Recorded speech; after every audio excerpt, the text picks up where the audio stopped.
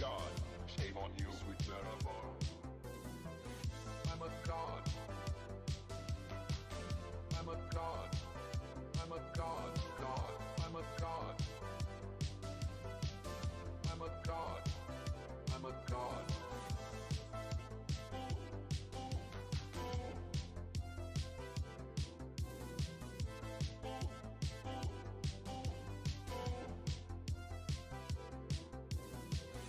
Well, the moon and star come to me through fire and war. Oh, oh, come Nerevar, come and look upon my heart, upon my heart. Oh, lay down your weapons, it is not too late for my mercy. Oh, oh, come and look upon my heart, upon my heart. Oh, oh, oh, I'm a god. How can you kill a god? What a grand and intoxicating innocence. I'm a god. How can you kill a god? Shame on you, sweet Nerevar. I'm a god. I'm a god. I'm a god. God. I'm a god. I'm a god. I'm a god. Well, the moon and star come to me through fire and war. Oh, oh, come Nerevar, come and look upon my heart, upon my heart. Oh, lay down your weapons, it is not too late for my mercy. Oh, oh, come and look upon my heart, upon my heart. Oh, oh, oh, I'm a god. How can you kill a god? What a grand and intoxicating innocence. I'm a god. How can you kill a god? Shame on you, sweet Nerevar. I'm a god. I'm a god. I'm a god. God. I'm a god.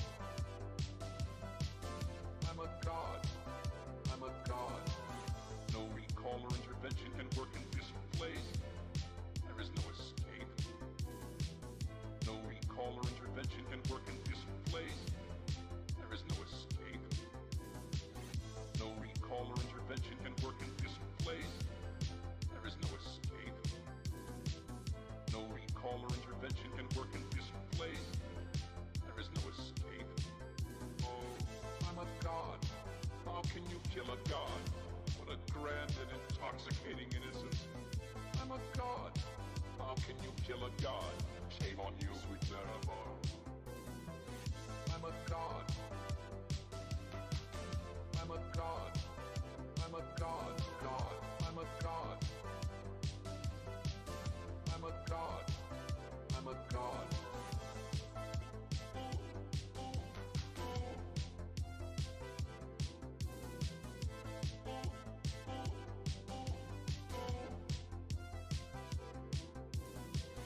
Well, the moon and star come to me through fire and war. Oh, oh, come Nerevar, come and look upon my heart, upon my heart. Oh, lay down your weapons, it is not too late for my mercy.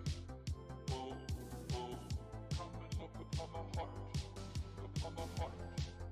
Oh, oh, oh, I'm a god. How can you kill a god? What a grand and intoxicating innocence. I'm a god. How can you kill a god? Shame on you, sweet Nerevar. I'm a god. I'm a god. I'm a god. God. I'm a god. I'm a god. I'm a god. Well, the moon and star. Hello, hello. Fire and war. Warsack Fang, hello, hello, welcome, welcome. Nerevar, Don't mind me, I'm just setting up. upon my heart. Still setting up the stream and all that. Lay down I'll be with you in a bit. It is not too late for my mercy. It never ends, the setting up. Come and look Well, it will actually. Just give me a few moments. upon my heart. Oh, oh, I'm a god. How can you kill a god? What a grand and intoxicating innocence. Hope you all are doing a lovely day. I know I am. Shame on you, sweet Because Nerevar. why? You know why? Because I'm here streaming. That's why. That's why I'm having a lovely day. I'm a god. God. I'm a god. Okay. so set that up, I'm a god. I'm a god. Audio check. No recall or intervention can work in this place. There is no Audio escape. check. Let's change the scene, why don't we? Intervention can work in this place. There you go. There is no escape. Let's get Daggett or a little bit of rest and go back to Skyrim music. There you go. Okay, I'm gonna do a quick audio check. Give me a few moments. Ah, fuck off! Get away! So many notifications, damn it. Every time I open my phone.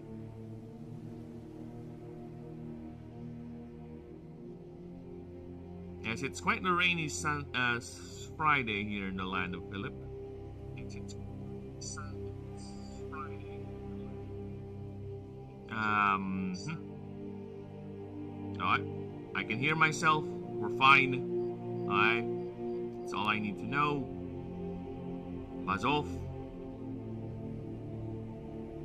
Thank you. Alright. Country roads take me home to the place I belong.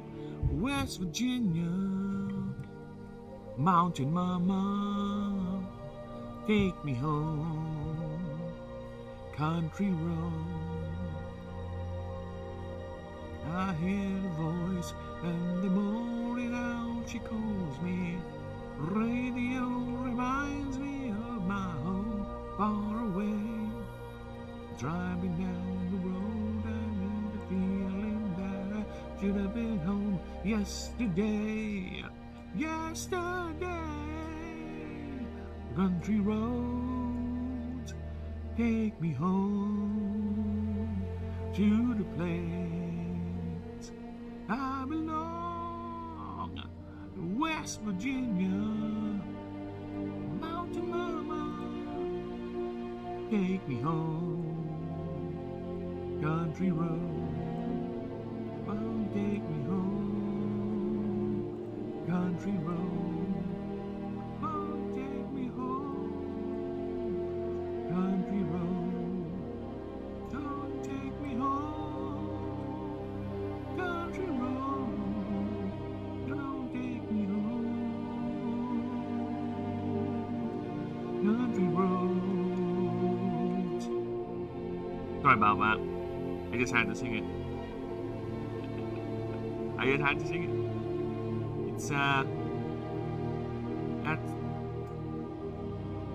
It's a music that I have somehow attached a certain affinity towards, and I can't help but sing the bloody thing whenever it plays on my playlist. In fact, I haven't heard that song in quite a while, so here I am. Yeah, for some reason the playlist I have doesn't have much love for it. It rarely plays it, so whenever it does, here I go. Here I go off singing it. And you know what? I don't even care if I didn't sing it properly. If I did a horrible job doing it. You know why? Because the important thing is that I have enjoyed that song.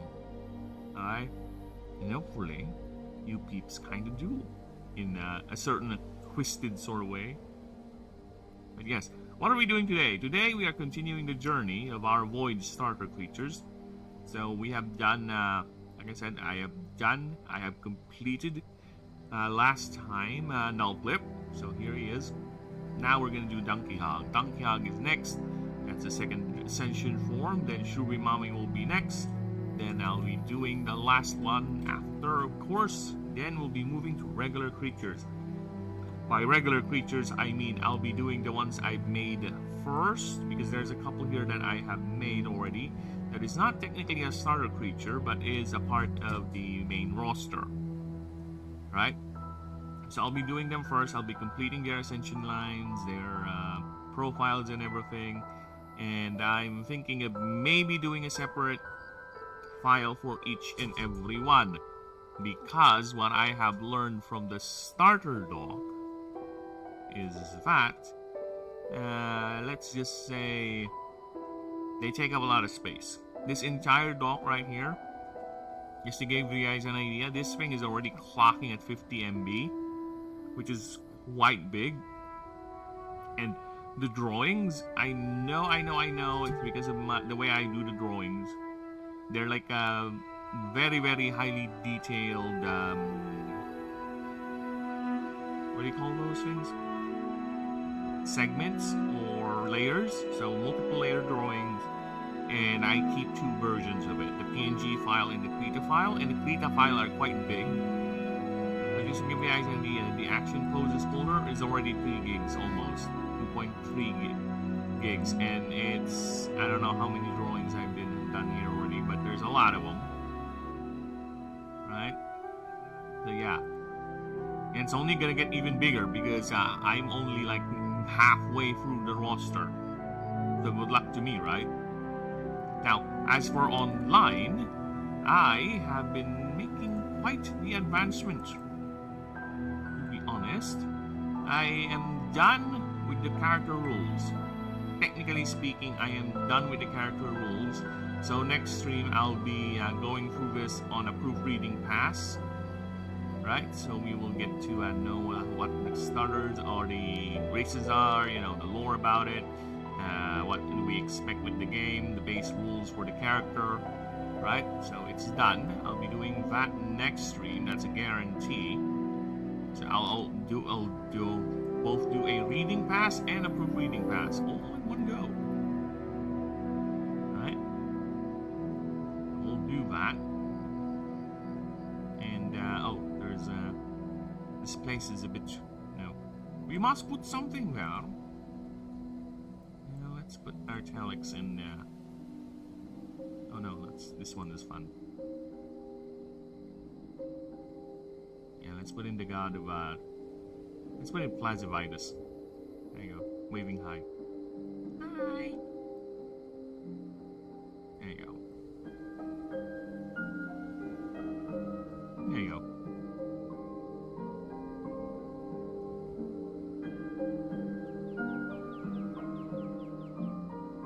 Okay.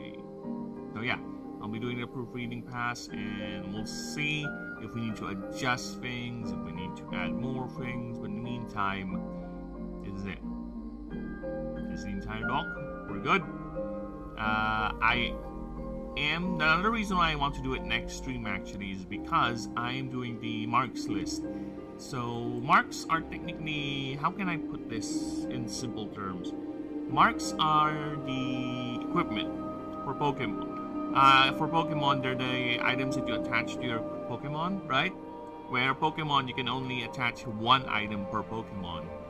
Mine, you can attach more, but they do occupy a slot. So it's gonna eat up that slot. It's gonna, let's just say, deny upgrades to your creature because it's gonna eat up the upgrade slot. So if you want more marks in your creature, you need to have more upgrade capacity, or you can just put one and just upgrade the rest.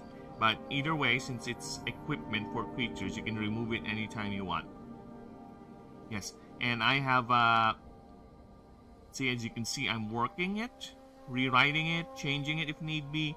I've gotten here.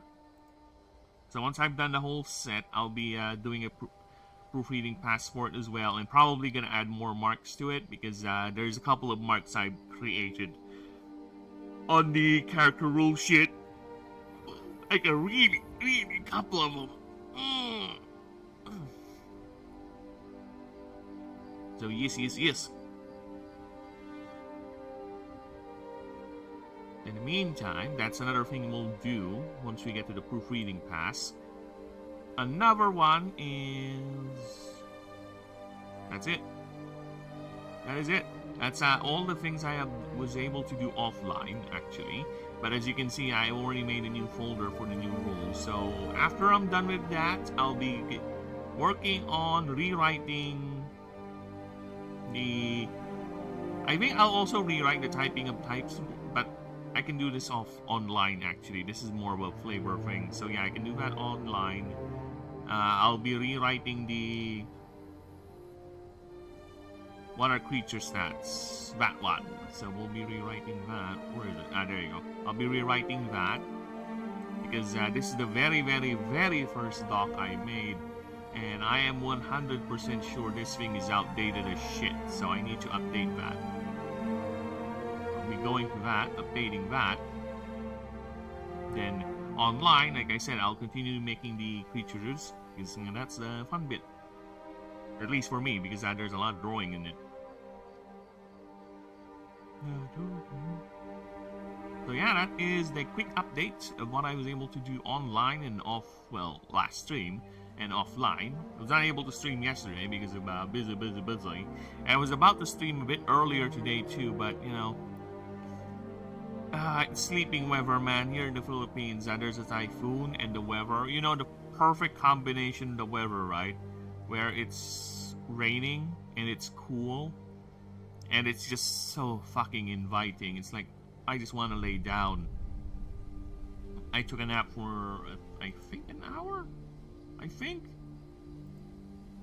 So yeah. Unfortunately, I could have started earlier, but no. Time. Yet.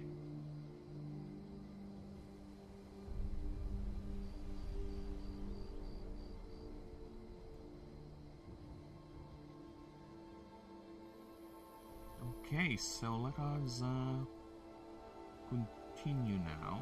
Give me a few moments, just making sure everything is in order.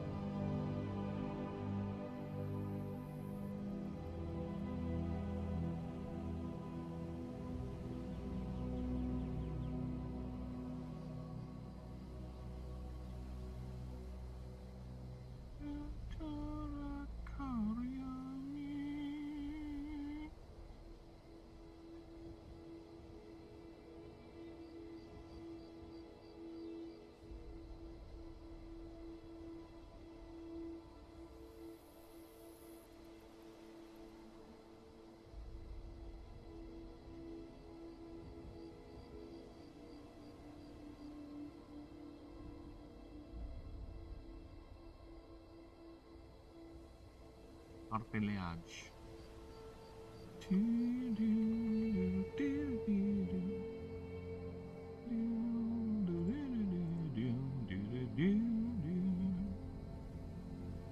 Okay, nice. Put that in there. Okay.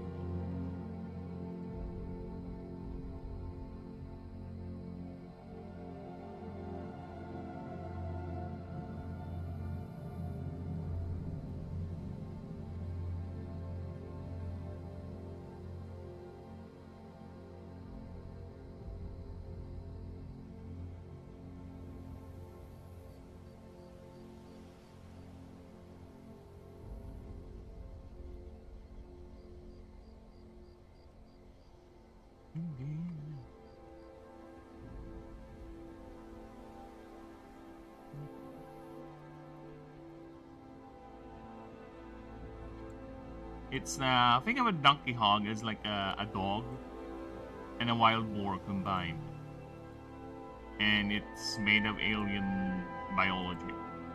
Like literally, it doesn't have a stomach. It just chews its prey.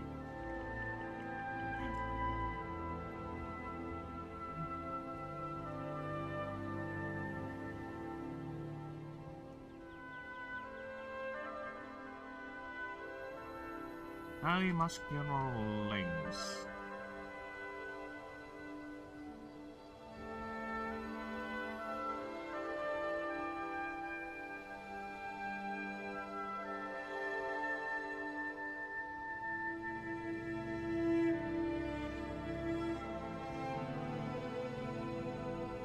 How fast is a dog?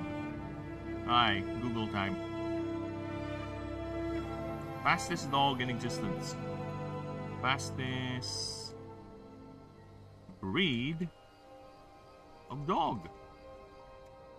What is the fastest breed of dog in existence? One way to find out. A greyhound is 45. Okay, so let's give this guy 42.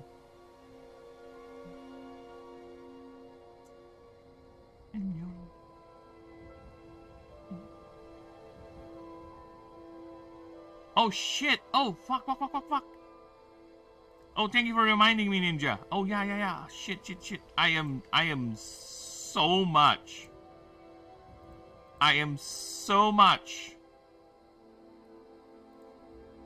In the sleeping mode, dude. I am not 100% thinking right now. My brain is like on one. It's like 99%. I want to sleep. No, I am. This is not a paid endorsement. No, there's none. I haven't even updated the tags and everything on the stream. God damn it! Oh, thank you for reminding me, Ninja. That's how much my brain is not working right now, man. Believe it or not. Yeah, fucking hell. You need to change that real quick. Dude, I wish I had a sponsor, to be honest. But no, it's not. It's just me being an idiot.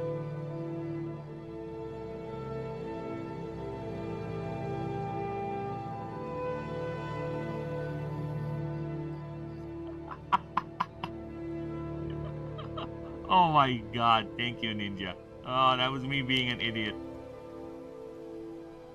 No, it's not nothing sponsor wise or anything like that. There you go, I changed it.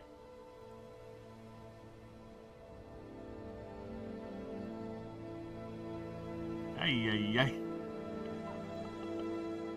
No, I am not sponsored in any way whatsoever.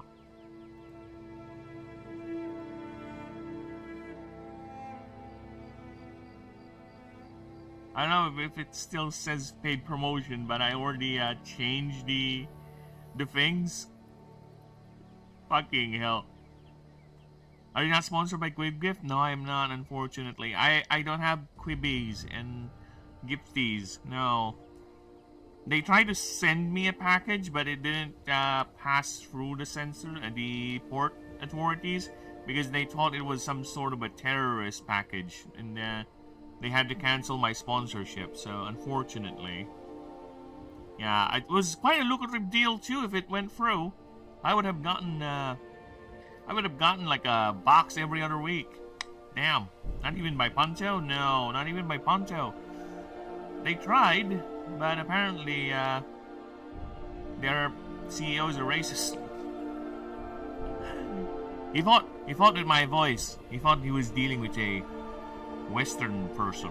He thought I was in Spain or something. But no, when he found out I'm in an Asian country, he was like, nah, I don't want to deal with you anymore. You're a lot of stealing our germs. You germ stealers. Yeah, that's what he said to me. Like, oh, hey, whatever, man. Your problem.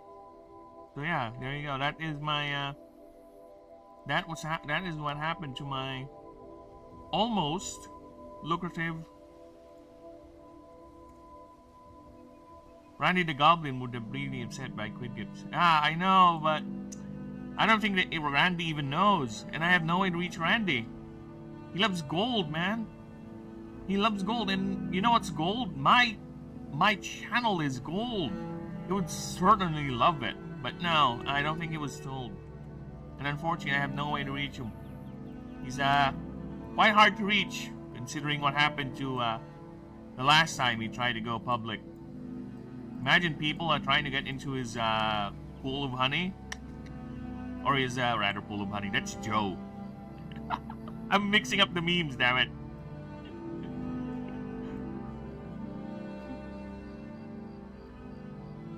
I am Randy the Goblin.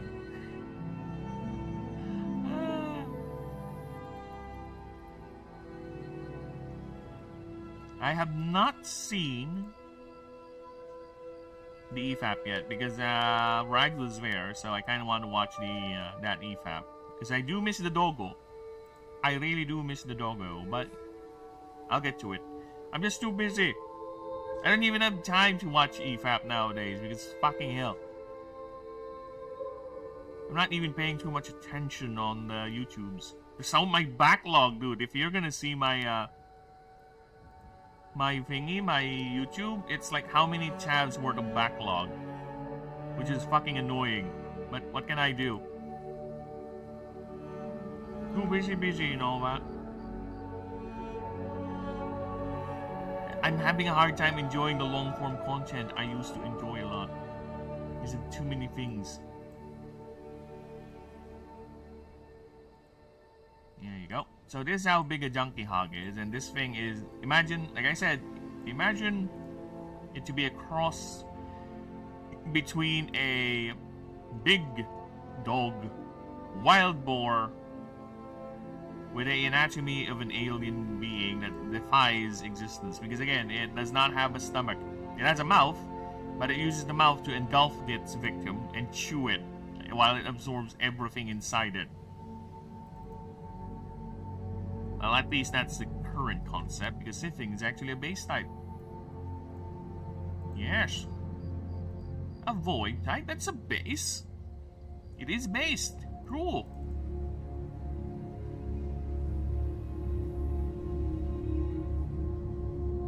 And like I said, the game is fascinating. Because I prefer. Actually, all void types need to have the void colony. That's the one passive not gonna remove from any one of them. Everyone will have that same passive because that is the flavor of void. Alright, I saw this guy again, look at that. Oh my god, I'm getting too good at this. I'm getting too good, dude. I'm getting too good. My confidence is brimming. I think I can try making humanoid drawings now, like actual elven human characters. It's getting there. I'm getting too confident now with my capacity to draw. We shall see, but one thing is for sure, it's gonna be a bit too cartoony. And it's not really the thing I want, to be honest, when it comes to the sentient signs. But we'll see. I could be wrong.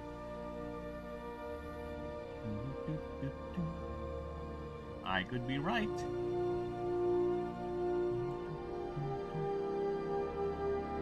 Yay. Will I be able to complete the whole set today? I don't know. One way to find out. One way to find out. It depends. It depends. Okay, remove that. Remove that. Remove that.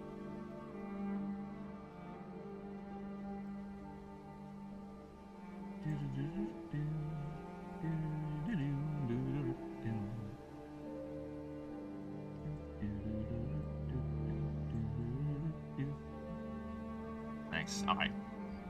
So what are the passives for passives? Oh my god! I just fucking woke up, man.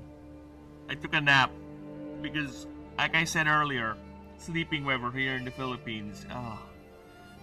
We have a typhoon going around, ravaging the country. And the weather is so perfect to just lay down and just fucking sleep for the whole day.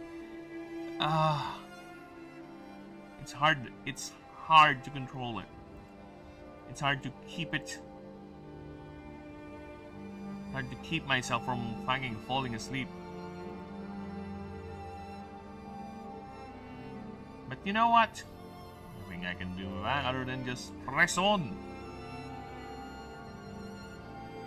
If I really am too sleepy-tisms, there's no choice but to go ahead and do the sleepy-tisms. But for now, I will power through.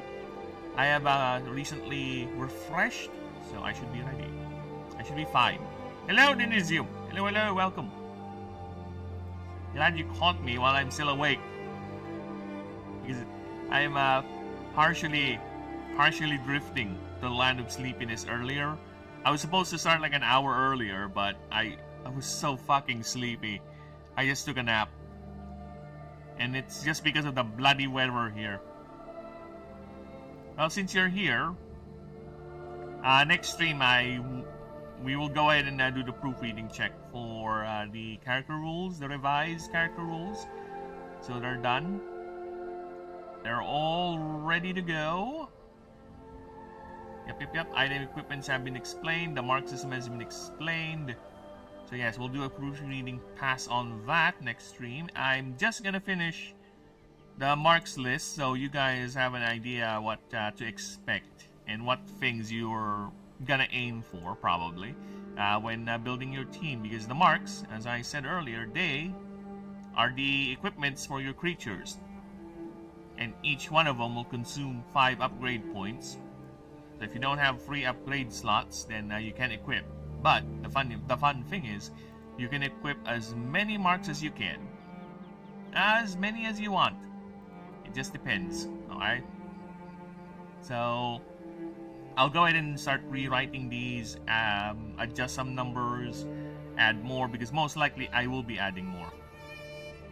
There is no doubt about it. I'll be adding more marks to it because I made like 15 marks just for the ranger order, so I'll put them all here.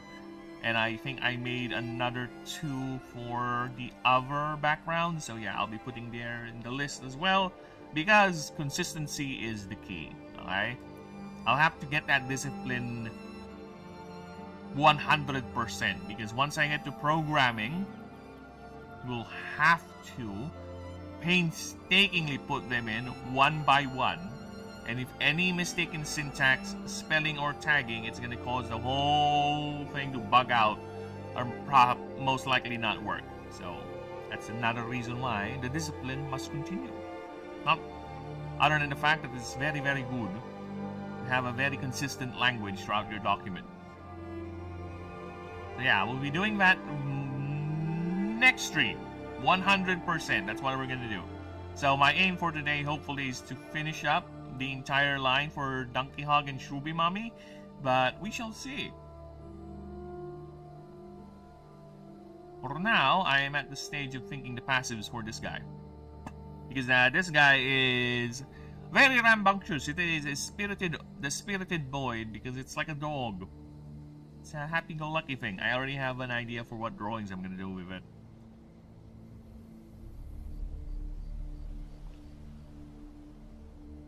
Yeah, you want a pet? You want to own a dog that's a void creature? Why not? Have one of these.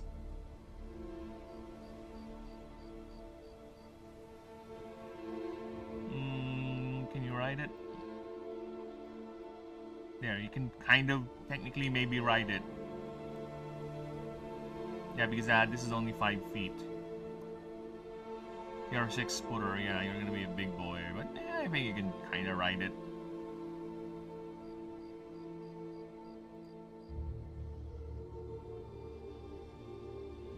That's the average size anyway, so the creature can theoretically be bigger. That's the average size. Alright. Now, what are we gonna do?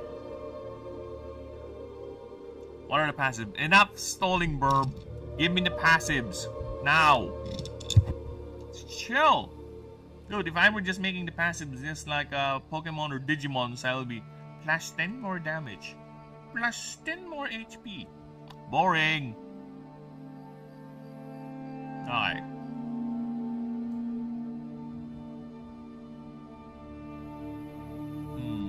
I need dog terms. Give me dog terms.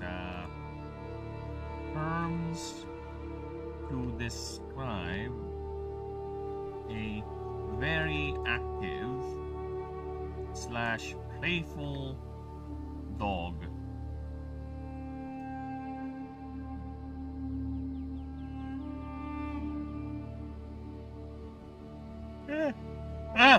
See, I told you.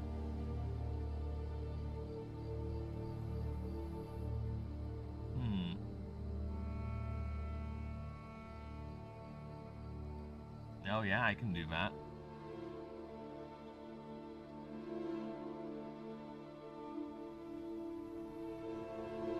Hyperactive thermal plating.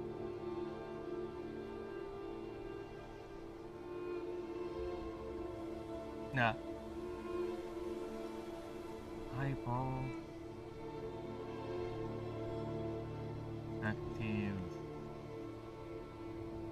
thermal plating.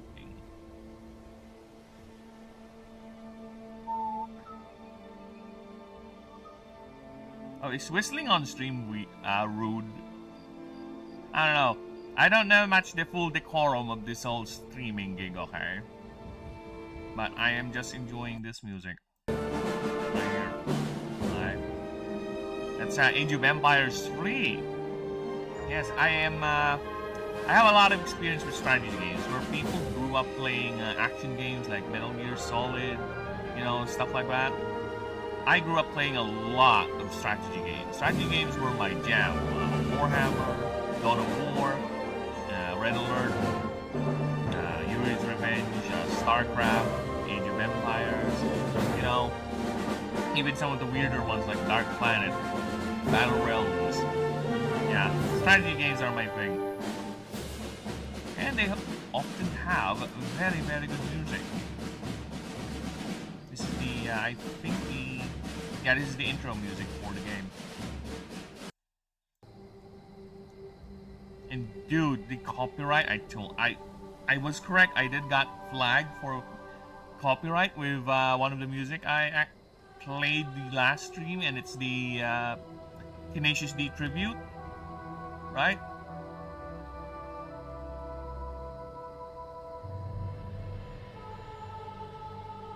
The only thing rude is singing the song you didn't put on while you are listening to elevator music. I wish I can. I really wish I can. Dude, you have no idea how it annoys me that I am enjoying a song and you guys can't hear the song I'm singing. Oh, okay. Let me just reduce the music. Give me a few moments. There you go. I have reduced the music. I hope that's okay for you.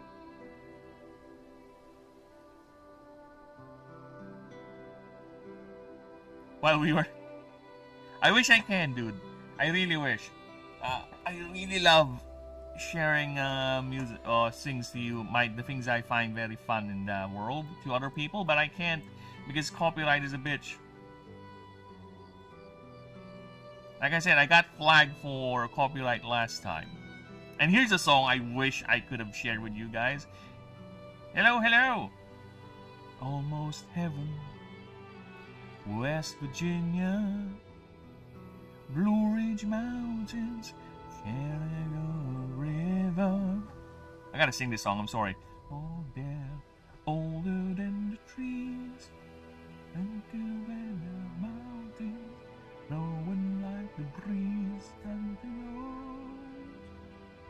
Take me home, the place I belong. Yeah, I'm gonna get copyright. Dude, it's annoying, but yeah. I wish I can. I really wish I can.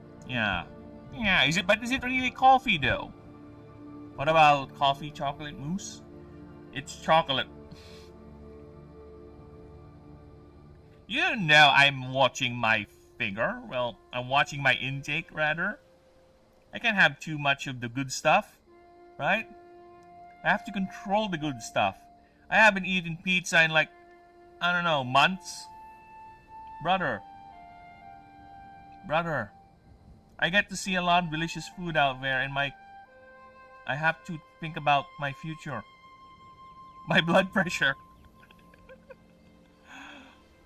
My bloody blood pressure, okay? I hate being old.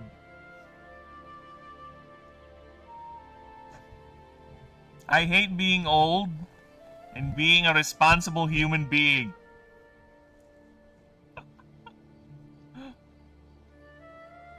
Because I have to deal with chisms like, oh, your blood pressure might cause your heart to go boom boom.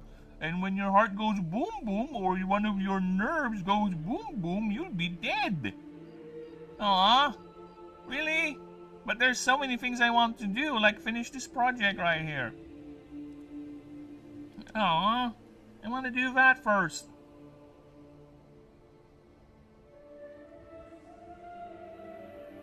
So yeah, unfortunately, I have to control the intake. The last thing I want is to have another scare, okay? I already have too many things to deal with, and I don't want to deal with my stupid body giving way and being annoying. Maybe once to get to the part where we can upload our brains into computers, maybe I'll do that. But you know, to be honest, I'm okay with my body. Because I prefer to have the feeling of being horny.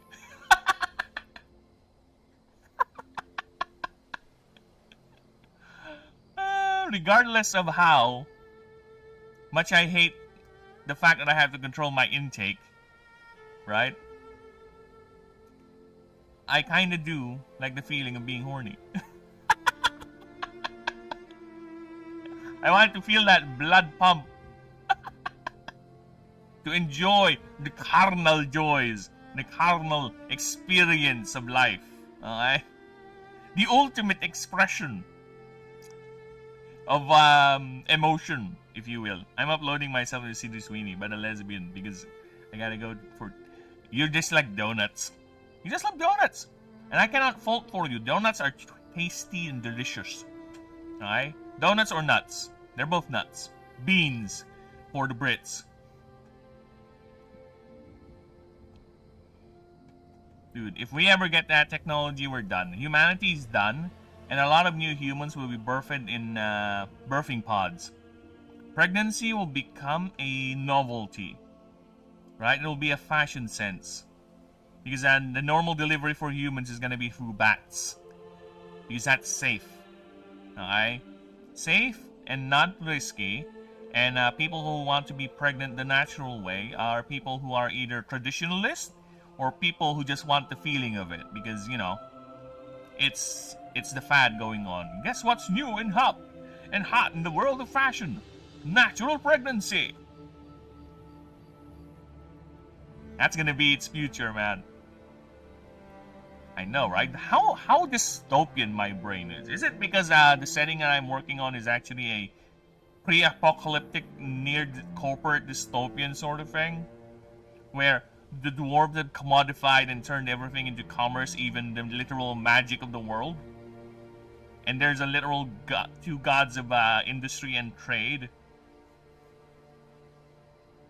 that actually deal in cutthroat politics and the other one in contracts. Maybe that's it. Maybe that's why I'm thinking. Dude, the current song playing right now is just Star Wars music. I can't even play this. I can't even... If this were old YouTube, old internet, it's fine. It's fine. To be honest with you, old YouTube, old internet, you can play a lot of music that are considered copyrighted.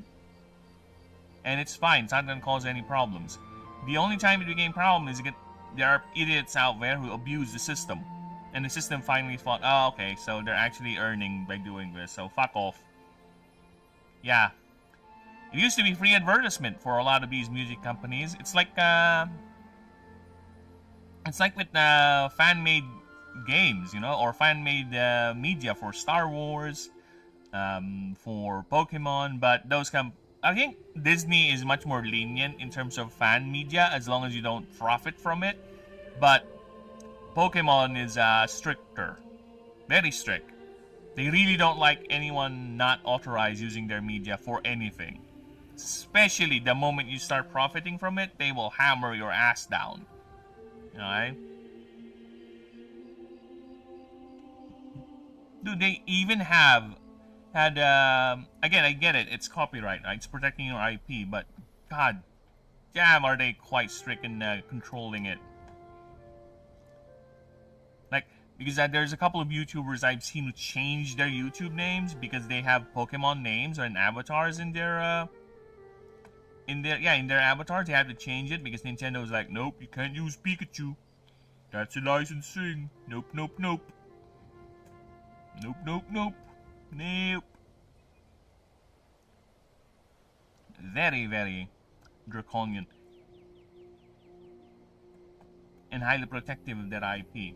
And again, I understand why. Because there's a lot of people who would abuse that sort of thing. Just go and watch the ADHD riddled content for young children. They're literally using avatars of popular cartoon media, Mario, whatever is trending right now that's fit for kids, Spider-Man, whatever. They're using 3D animations of those characters, and 100% sure none of them are authorized by Disney. It's gonna be some Chinese-made slop, right? So yeah, unfortunate. We have to deal with that. But what are we gonna do? What are we gonna do? That is life. Okay, now back to the passive. Actually, I'll be back. I need to pee. All that talking has made me go wee-wees. It won't be quick. It won't be quick. Just give me a few moments. I'll be right back. I don't even need the earpiece.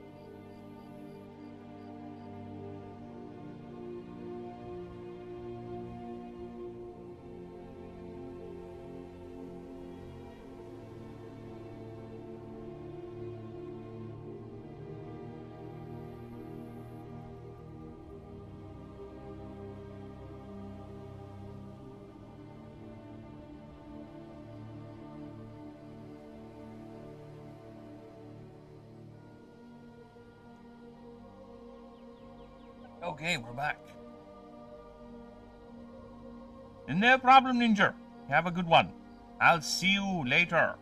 Assuming you'll stream, of course. Assuming I'll see it. But I will see you regardless. Alright, hypodermal... thermal plating. Okay. Whenever... Oh, shit. Control B. Whenever... this creature is damaged by any source, you may pay 1 mana. Yeah, it's so annoying, man. Dude, this music right here, it's the Battle for Coruscant. And as much as I don't like Star Wars anymore, seeing this one scene here, I'm gonna show you guys that scene. Seeing that scene, that opening, right? Still makes me go, oh, fuck, that's so cool.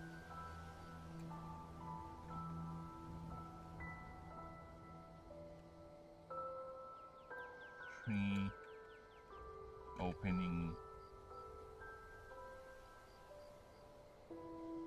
This one, this scene right here.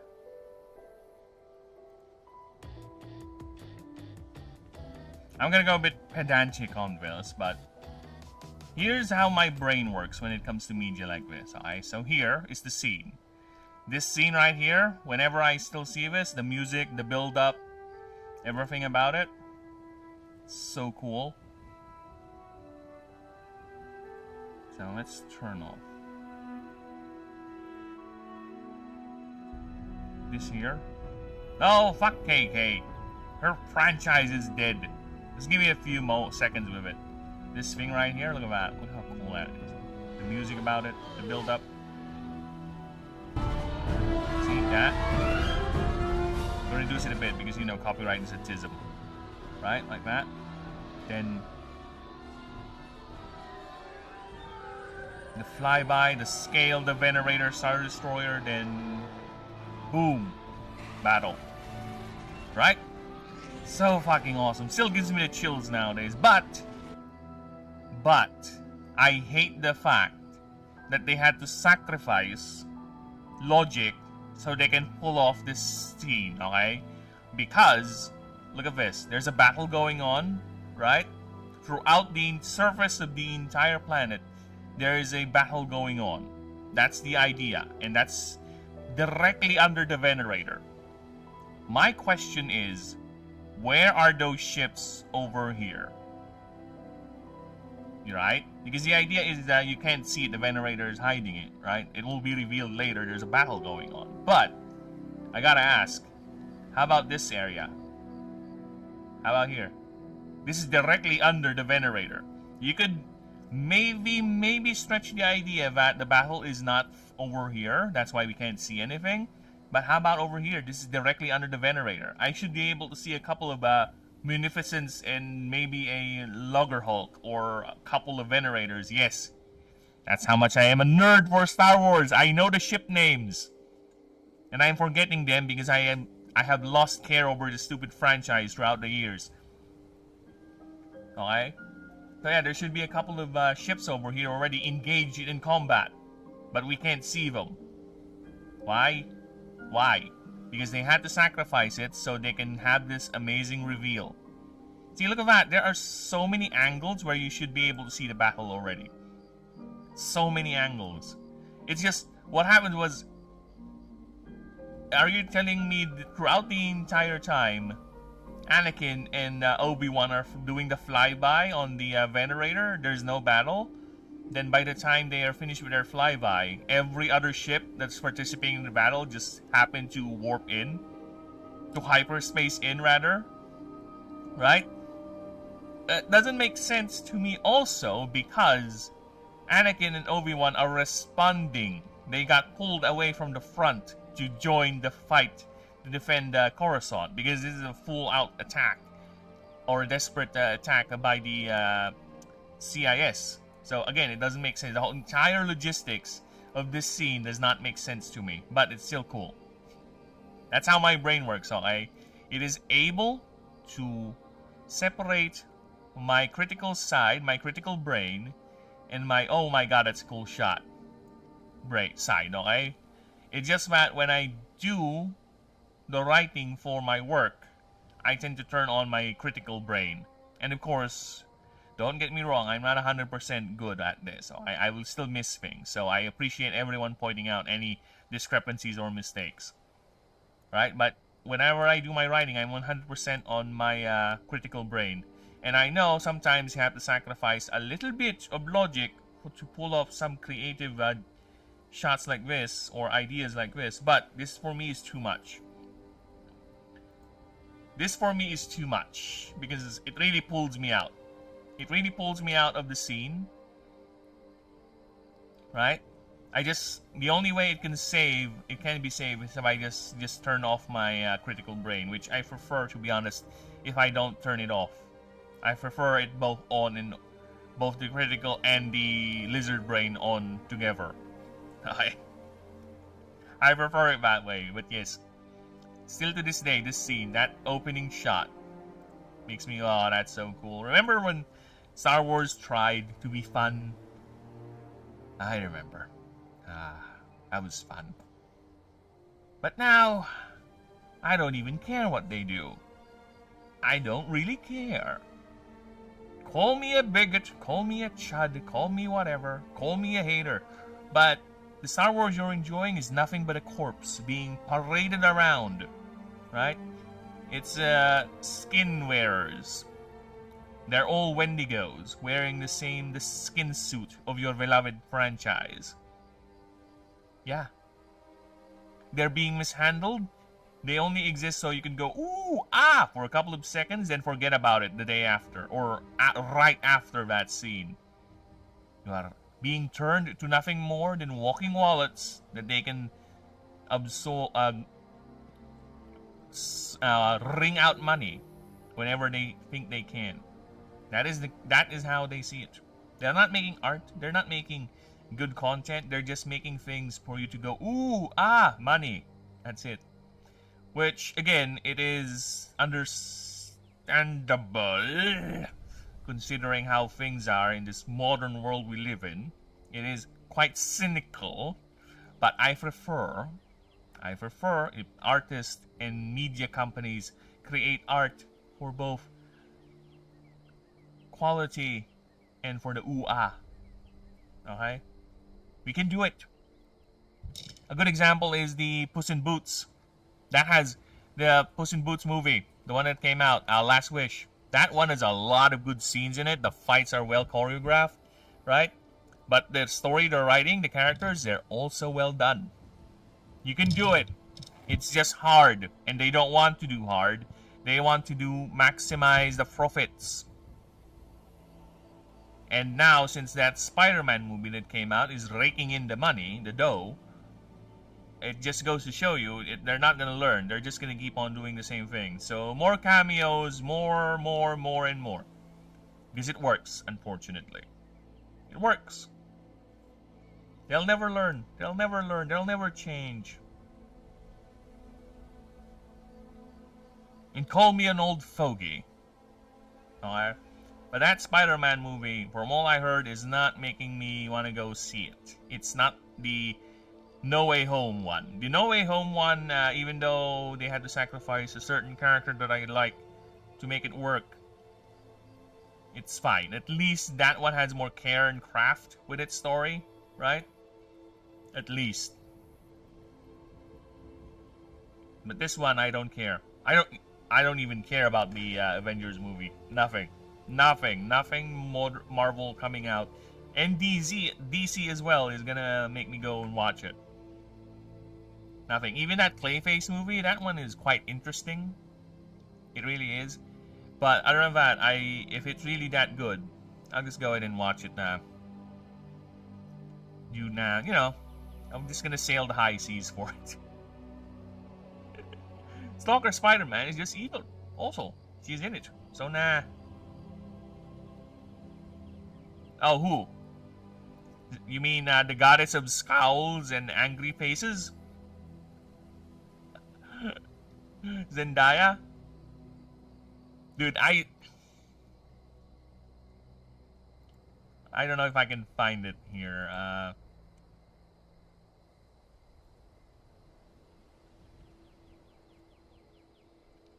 There's something Drinker showed the other day on Open Bar, which is quite funny. Let's see if I can. Oh, there it is. I found it. Alright. This is Zendaya's acting.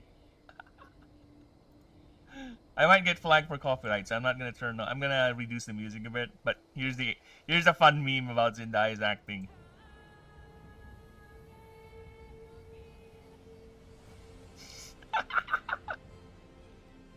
They just turned on the filter.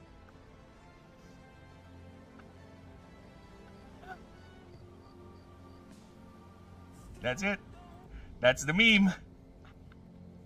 And it's a meme for a reason, people. It's a meme for a reason.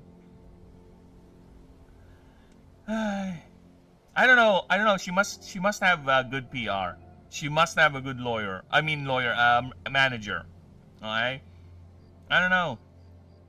Back in the day, for an actress to be in all those films, she has to suck dick real good. But nowadays, I don't know how they do it. Probably she has a very, very good agent. Right? Or probably she has a certain appeal. Or probably she is still sucking dick. Tom Holland kind of looks like a cock.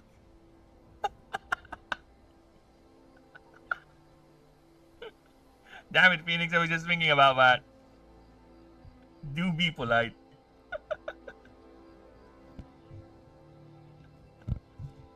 Hey, it's called reality, okay? If we're gonna run away from reality, I might as well just go ahead and end the stream right now. And just talk about it offline. But no, jokes aside, of course. There's always a limit, but I don't think that's bad. It's fine. It's fine we talk about that. Right, a lot of those dick sucking has been done by white men, and the white men are bad. You know, have you not heard? Oh yeah, white men are bad. They're evil. They're the source of all evil in the world. Yeah, it's fine to talk about them. It's fine to berate them. It's fine to make fun of them. Poor Tom Holland, I feel bad for him. Yep, for all we know, okay, Zendaya might actually be a very loving and sweet wife off camera, right? There's gotta be a reason why Tom Holland fell for that girl, okay? Maybe it's her agent. Maybe it's her agent.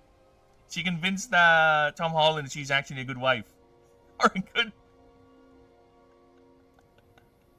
I don't know. Maybe that's it.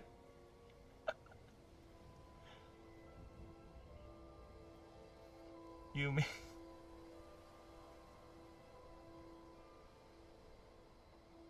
Alright, back to my...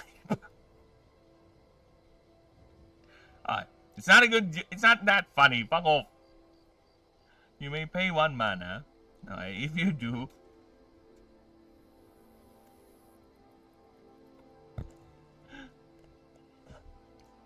This creature applies 3 stacks of either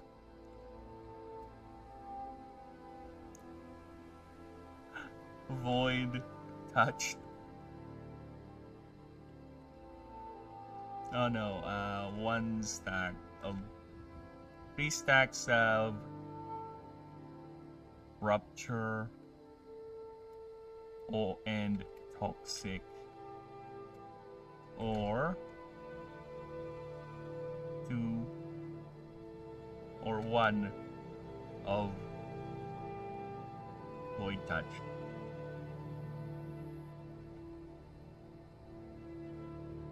Okay. I must cook dinner and take meds. No problem, Alia. You go ahead and do that. Grab that dinner, devour it whole. Make sure the meds are properly administered. You don't want to be missing one. Alright.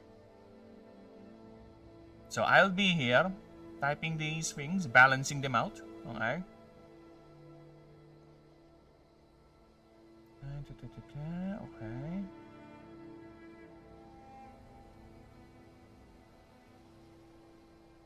Should I put in like plus DR or something?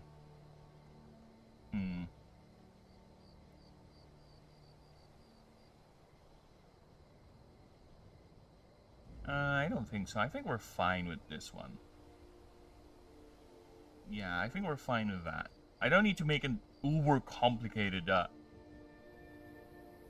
think we're fine. I think this captures the idea of the thing.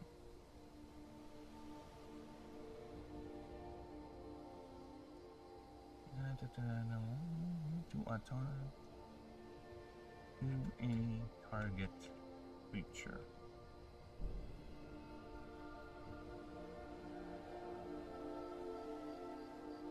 Okay. Yes, from any source. This is... Dude. This is intentional. From any source. Okay? From any source.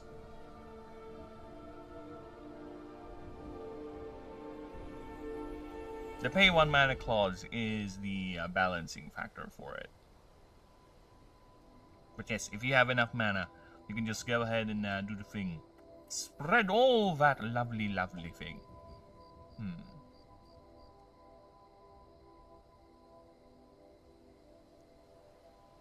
Yeah, pay 1 mana. Yep. I think that's fine. I don't want it to be free. Because here's the idea. It's from any source, right? It doesn't need to be an attack. It doesn't even need to be an opposing opponent's attack. Opposing opponent, redundant rare, boy. It doesn't need to be an opposing creature's attack. It's any damage. You can apply poison or toxic to this guy, and every time toxic or scorch takes damage, it will activate the passive. So yeah, I think we're fine. With that. That's why it has the mana cost, because it's so easy to trigger, to be honest. It is so easy to trigger, and if you're gonna rule lawyer this, read it carefully. I said target creature. I didn't say other creature. I didn't say opposing creature. I said target creature. You can technically poison him if you want. So you can have a rolling feedback loop of forever this thing is being triggered every time the poison ticks. You can do that. Again, this is why many of my descriptions are for rule lawyers, and I need to be 100% sure of the intent. And if there's anything that goes beyond my idea, that's truly broken, I will change the wording on it. But when you read the passive abilities or whatever descriptions I have for the ability, I would say if you find, oh, I can target my own, oh, I can target my ally, yeah, it's intended. Again, I told Pao about this. If you're gonna read a lot of my attack descriptions, it says target creature. It doesn't say opposing creature. Because I will allow friendly fire. If someone in your party, if we can get more than one people playing or testing the game, if someone in your party doesn't like your ass, they have every bit of capacity to attack you with a regular move. Sure, the passive effects for the domains is not gonna target you or affect you unless stated otherwise, right? But they can hit you. They can hit you back. You can fucking sabotage the party and just fucking annihilate each other. Whatever, it's your game. I'm just there to DM. I'm just there to provide you the playground to play in. You do you, alright? So yeah, you can definitely do it.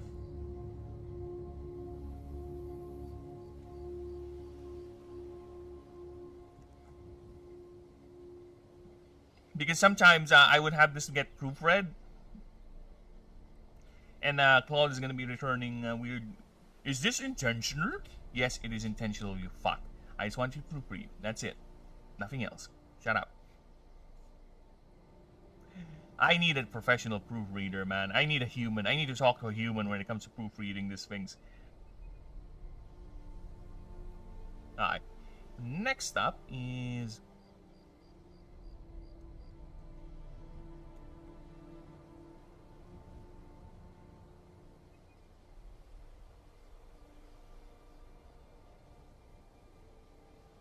Gory Hog. Thank you. Okay.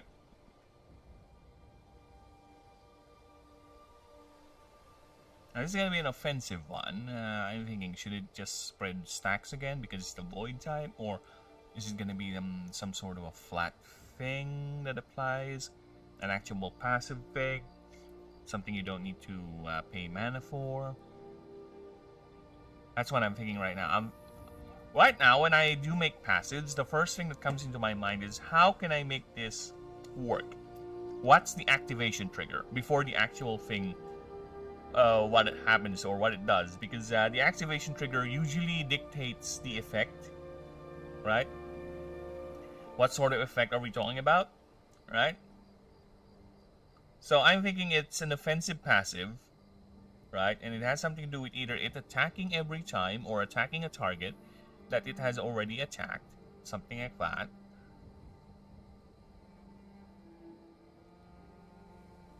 So that's what I'm thinking. Oh, hello AI! Fuck off! Yeah, my own bot is not working right now. This bot right here, the one I'm using for the automated messages, is kind of weird. It's kind of busted, actually. Where, like I said, I took a nap before I started the stream, so everything is set up already. And this thing runs to play one of these random messages every 3,000 seconds.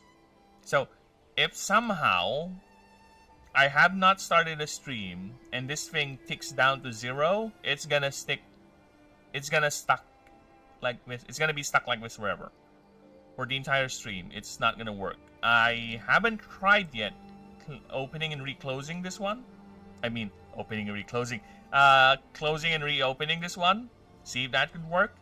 I'm just don't think that's a good idea doing it live on stream because it might fuck up the stream. And the last thing I want is to miss chat from you folks. Alright? Okay, we barely get enough people chatting, so the last thing I want is to miss chat from people. So I don't want to do it. So I'll just have to endure this stupid bot not working for the rest of the stream, which is fine. It's not really that big of a deal. Speaking of that, I've been going on for an hour. How are you doing, guys? We doing good? We alive? We alive! Everyone's alive! Yes, hello, welcome. Hello, hello, hello. How about Twitch? Twitch is doing good. Nice. Finally, even Twitch is going good. Alright.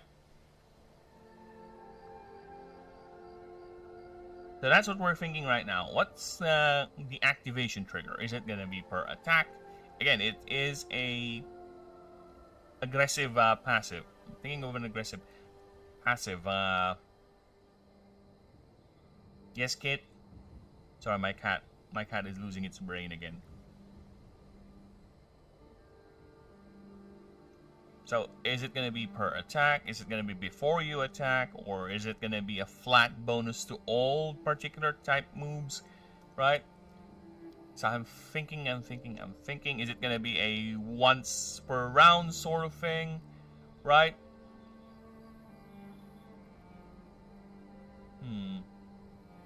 Is it gonna be like a very specific trigger mechanism where I'm thinking it's gonna be based on the target's HP? Like, if the target is like on 80 HP and above, it has this effect. If it's on this HP level, it's going to be this effect. But I don't think so, because that's more of a Grim Reaper sort of thing, right? I think I would see that in a Nyx type or Essence type sort of activation, right? For a base Void type, Void is primarily playing around the idea of status effects, particularly Void, Rupture, and Toxic. So that's the main status effects of Void types. And oh shit, what is this? Sorry. And the main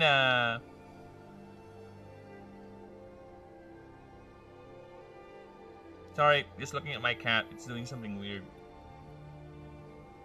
And the main thing, the main gimmick for Void types is they're resilient, right? And mana extensive. So they have a very high MD cost. Okay. But they are very resilient creatures, so they either have primary HP or DR, right? Of course, that's the baseline. There will be outliers, always. There will be outliers for that, right? So yes, this one's primary stat, I should have not removed it, is still HP. Even though it's a much more offensive variant of it. And I think I now have an idea. Yes, I now have an idea. Okay. Oh my god, yes, I love my brain. Dude, my brain is so amazing when it comes to this. It's like the inspirations just boom, come out of nowhere. And I have to type it before it goes away. Alright. If this creature is above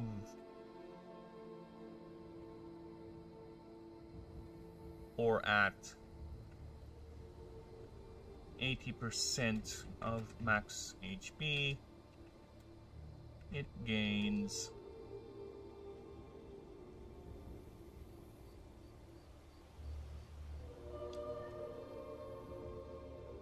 is it percentage or flat? Is it percentage or flat? Are we gonna go with flat additional power or percentage? Because percentage is actually better in the long run. In late game, percentage is actually better than flat. Because flat, especially +5, once you get to the higher levels, +5 is not really that big. Right? So, I think...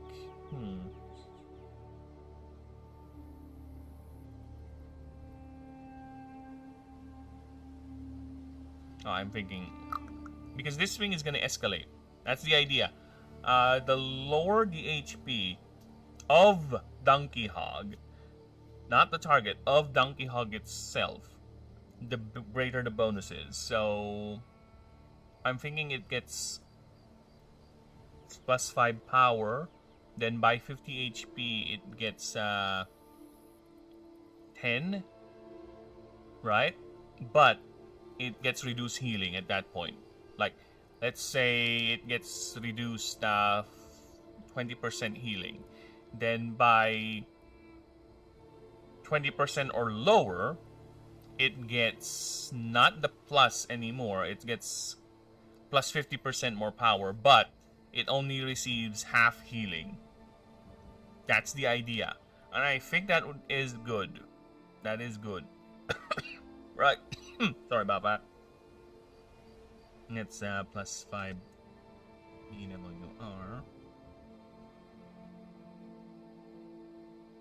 +5? That's a lot, especially for level 1. +2.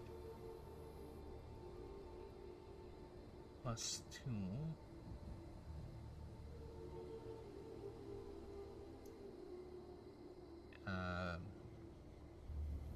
But if okay,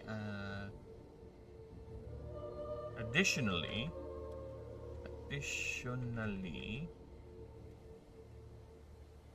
once it gets and updates on the Discord, yeah, updates on the Discord.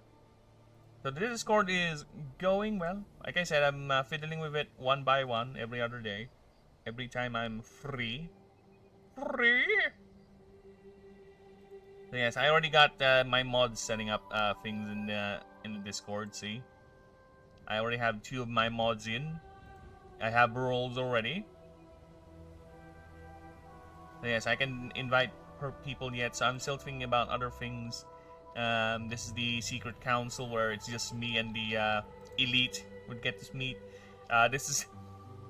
I'll have to change this into something in world, but yeah, I'm gonna put more flavor into the channels, but it's there. It's slowly there. I'm just trying to figure out how a way to post the rules without it being too easily be nickable. Nickable. I don't know if that's an English word, but yeah. Does the ability work anytime it is damaged or even if it's a multi-attack? Yes, yes, yes, and yes. Yes. That's a perfect name, don't change it. Yes. That's a perfect name, don't change it. You mean the edging? It's for risque content, alright? Because I'm not gonna allow kids on Discord, alright? We are not gonna deal with minors in any way whatsoever. Right? Edging corner is where the more risque, more edgy jokes You know? Yes. Any source, brother. Any source. That includes status effects. That includes multi-hit attacks. That includes your allies hitting you back. Yes, any damage. But you have to pay 1 mana for it. Right? So, remember, you only regenerate a specific number of mana every turn. So, it is quite the investment. If you really want to make this... If you really want to make this work consistently, you need to invest a lot on its energy stat. Or you'll just have to turn it into a passive stack battery, right? So every time it takes damage from any source, be it a multi-attack, for example, you got hit by a multi-attack move, and you got hit 3 times. You have 3 activation windows, right? That's 3 mana for you to apply.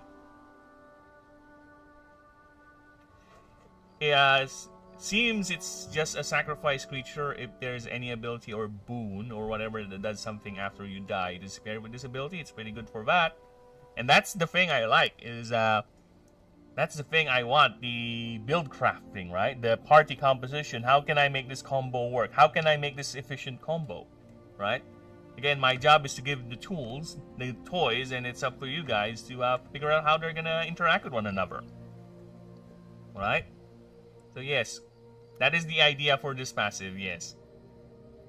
So yeah, again, other ways you can play it is just during its turns, you can just have it regain energy and just consistently compound its source damage, whether you have a creature that applies toxic, give it toxic, or whenever this thing triggers, apply toxic to its first. So when because it works like this. So if this guy, to give you an example, if this guy has both Scorch and Toxic in it, those two are 2 different activation windows for the passive. So if you get the Scorch Burn, you get 1 mana paid, you apply more stacks. You get the Toxic Tick, you get another mana paid, you apply more. So yeah, there's ways you can play with this guy. You can invest a lot of its upgrades going to the energy stat and just have it stand there, right? Like a cute little dog. It's just, you know, lounging there like a dog and constantly generating status effects for the opponent. Right. You can do that. Why not? It's up to you. Yeah, because it's fun. It's fun. It's fun to come up with passives that matches the flavor of the creature that I'm going for. Right? And again, this thing is a void dog. It is a void creature that behaves more like a playful dog, but can actually eat its prey whole without a stomach. Okay, it doesn't swallow you, but it will just chew the prey constantly in its big mouth, absorbing everything in it, absorbing everything the prey is.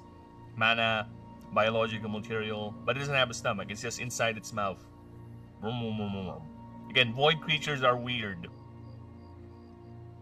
It may act like a dog. It may look like a dog. It may be a base type, but it's still a void primary type. It's like Nullflip. Nullflip is actually a very passive little creature, right? See, it got kicked by a Kamiku, and it's like, whatever. See, no expression there, just same look. And people actually hunt these things to eat because they're that tasty. But it's still a void creature, and some of its passives reflect that idea. Okay? Elastic Corruption is a fun little passive I have for it. Whenever this creature applies a status effect to a target, you may have another creature gain half, rounded up, of the applied half the applied status on the first target. You may choose other targets, pay 1 mana per extra target. So yeah, it still is a void creature, but it's a tasty little void creature. Then it ascends to a dog, a literal dog.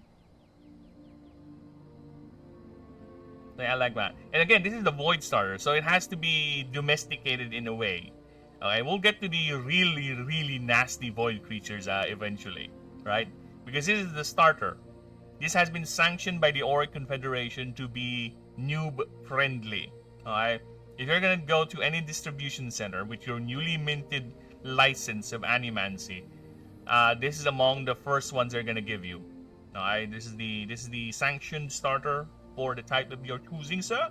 Please go right ahead, fill up the paper packs. Thank you. There you go. Enjoy your new null flip.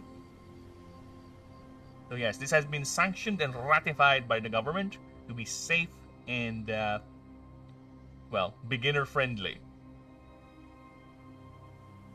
But it is still an inherent void creature. Additionally, once it is at or below 50% of max HP, it gains plus don't 7 plus 5 PWR, and if the creature plus 5 PWR. Oh, should I put in the healing debuff as early as 50%? I don't think so. We'll put in the healing debuff here. If the creature is or at 20% of max HP,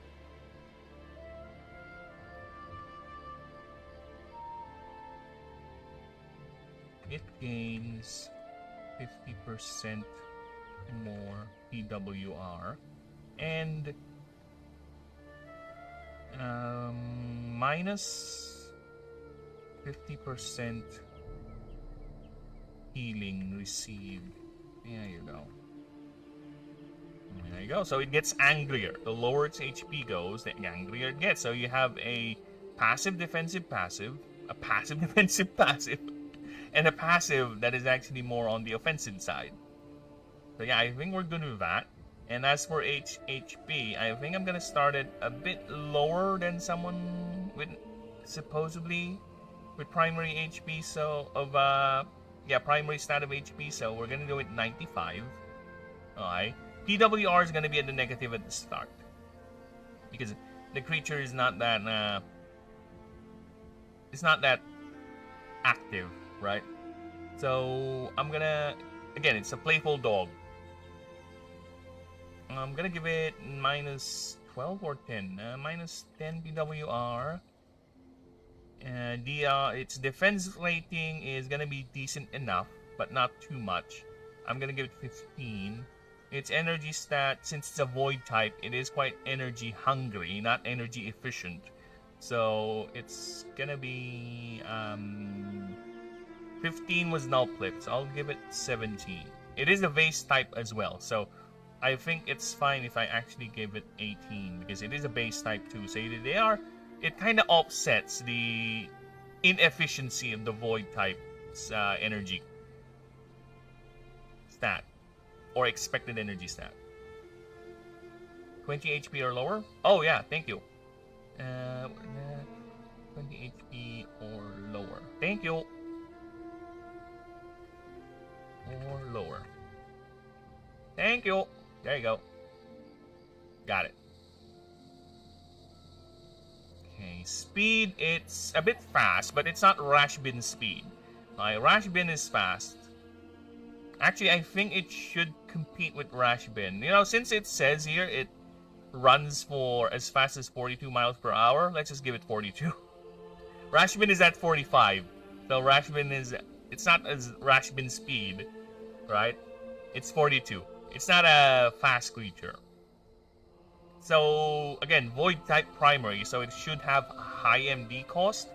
And normally the second forms should revolve around 10, 12, I think.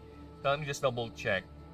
With the non-ethereal and arcane types, because these things are indeed mana hogs, okay? Just look at that. Tushishim is at, wow, 16. Okay. Yeah, these things are hogs for mana, okay? Because they are very rare and very powerful So let's go with the more base types. I don't want the normal creatures per se.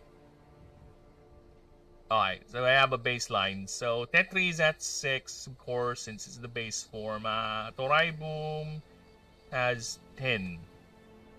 10 for Torai Boom. Oh, that's SO Blaster, rather, the second form. Let's see for Mad Rider. Mad Rider has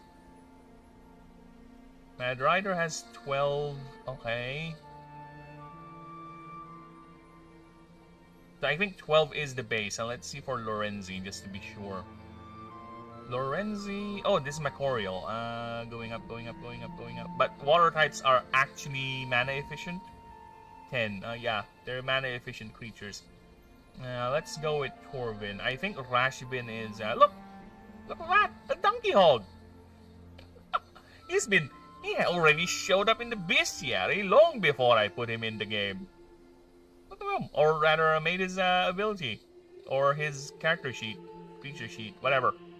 Look at him. There he is. He's about to eat this little pixie pears. Because again, they're dogs. Let's see. Pixie pears is at 10. So yeah, I think I'll give it at least, since it's a base type, it's gonna counter the void type's demand a bit.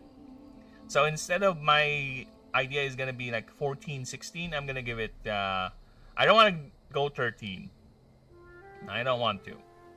So I, 14, 12. Let's go 12. Alright. It's a bit easier to field since the base type is offsetting the void. In terms of its mana draw. Okay, and the glyph, how many upgrades? 15 for Rashvin, that's the base. That's the baseline, and it's, let's make it 16. Alright, so I need my annoying little calculator for this. It's one of the few things I can depend you on. Okay, level 50 plays.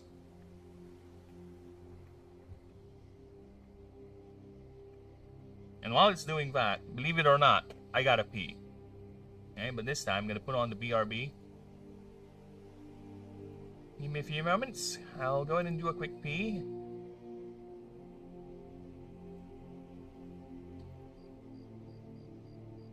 There you go. I'll be right back. And hopefully by then my annoying little secretary is done computing.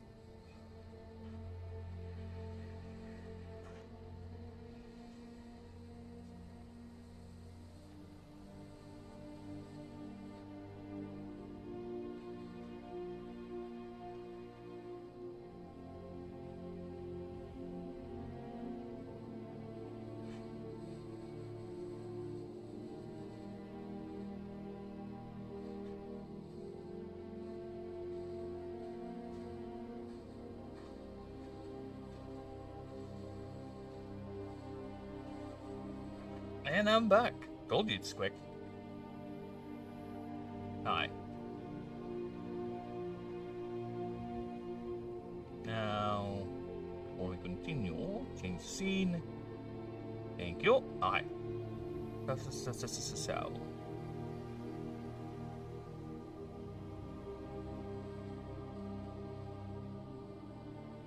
Where's my handy dandy, not so handy, not so dandy? Ah, there you go. 1565. Power is at 14. Actually, I am thinking of putting in the computations here as well for the character sheet or the creature sheet, like +1 every 3 levels or every 1 level, something like that, right? Plus 25 per. So yeah, I think that's actually very helpful if I do that. I think that is a good idea. Like moving forward, I can do that where... Oh shit, it's an ethereal type. +2, so 16. 32. Yeah, I think I'm gonna do that where it's just like this, right? What do you mean by computation? I mean, not complication, a computation. Sorry about that. So it's like this. Like, for example, here, plus... Let's do that, and it's gonna be plus 30 per level. Yeah, something like that. Right? So it's gonna be like that, and it's, I think power is +1 per level. There you go. So that way, people have an idea of the curve, you know, the growth, right? It's +1 for 3 levels, and this is +1 for 2 levels, something like that.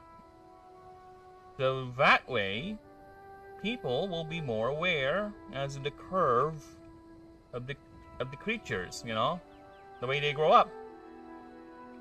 I think it's the same with speed. Okay, I need to get the math right on this. Level growth per stat. If you don't give me a good answer, I'll just pull up the document. Yeah, if I recall correctly, this is the computation for it. And this one is +2 per.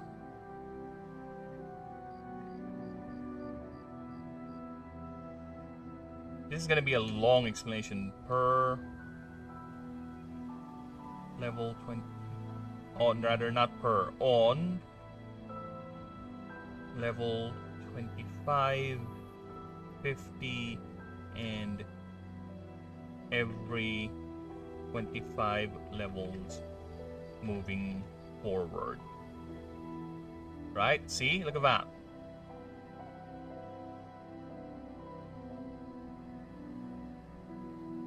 Oh, +1 DR every 3 levels, actually. Okay. Power is +1 every 2. Okay, sorry about that. Speed is +1 every 2. Energy is +1 per 4, actually.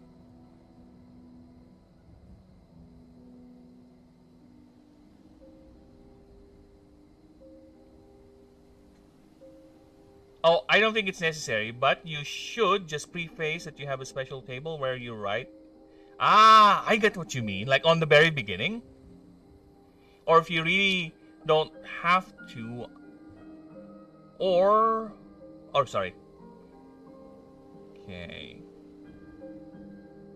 I don't think it's that necessary. I think you should just preface that you have a special table where you write what stat goes up by when and where. Yeah, I think I might just do that because it is in the creature rules. But what I can do is, yeah, preface it over here at the very beginning, because I will make a. It's not gonna be straight Torvin. There's gonna be like a. What do you call that? A table of contents for the creatures, so you can just do a hyperlink and go to the creature immediately. So I can do that, and most likely it's gonna occupy more than one page. I'm gonna go and put one here, right, the very bottom of it. I can do something like that, yeah. Also, a quick description about the asterisk, that it's the primary stat. Oh, dude, oh, fuck. Okay, I have been inspired. Alright, so what we're gonna do, I'm gonna make a very, very short first page description of all the stats. That's it. It's just a quick blurb, nothing deep. It's just power is flat damage added to this. Speed determines how many turns or the turn order of a creature is per round. And the mana draw is the cost of the creature versus your arcane. Something like that. Right? So we'll do that. Yeah, we're gonna preface it on the front. And I'm gonna do that after I'm done with the entire set. So that way I know how much space is the entire table of doc contents is gonna take. Because it's gonna be like with the God doc. Right? You guys have seen the God doc. The Pantheon doc has this. Yeah, look at that. So it's a hyperlink. If I want to go to Arcan, there you go. I go to Arcan. So I can do that, and just over here there will be like an explanation. Actually, I will do it here as well with the God doc right here. Just one page explaining the creature stats. Yes, I'm gonna do that. It's a very quick, very, very quick, very good explanation as to what do these things mean. Alright, so we're gonna do that. I'm gonna do it after I'm done with the entire the starter set. So we're gonna do that.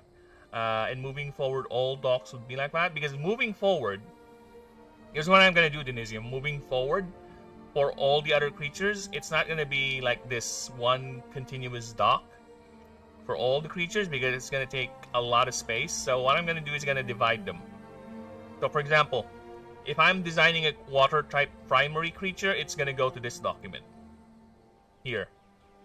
So all the starter primary creatures all go through this document, right? And all the water primary creatures go to that document. And I'm gonna go ahead and create a master file, just put them all together, right? And turn that into a PDF file. So yeah, I don't know. It's gonna be a lot. It's gonna be a lot. This is big. The entire creature doc is fucking big. Dude, just to give you guys an idea, you know how big this is? I cannot even upload it to my notebooks. I use Claude, right? Claude for me is much more reliable than Notebook. This one is good, very good with specifics. But I use Claude as a secretary as well when it comes to proofreading, right? And also for checking for mistakes and inconsistencies that I may have missed, because I really need a person to speak to with this. But Claude has this thing too where you can actually upload your documents, just like with what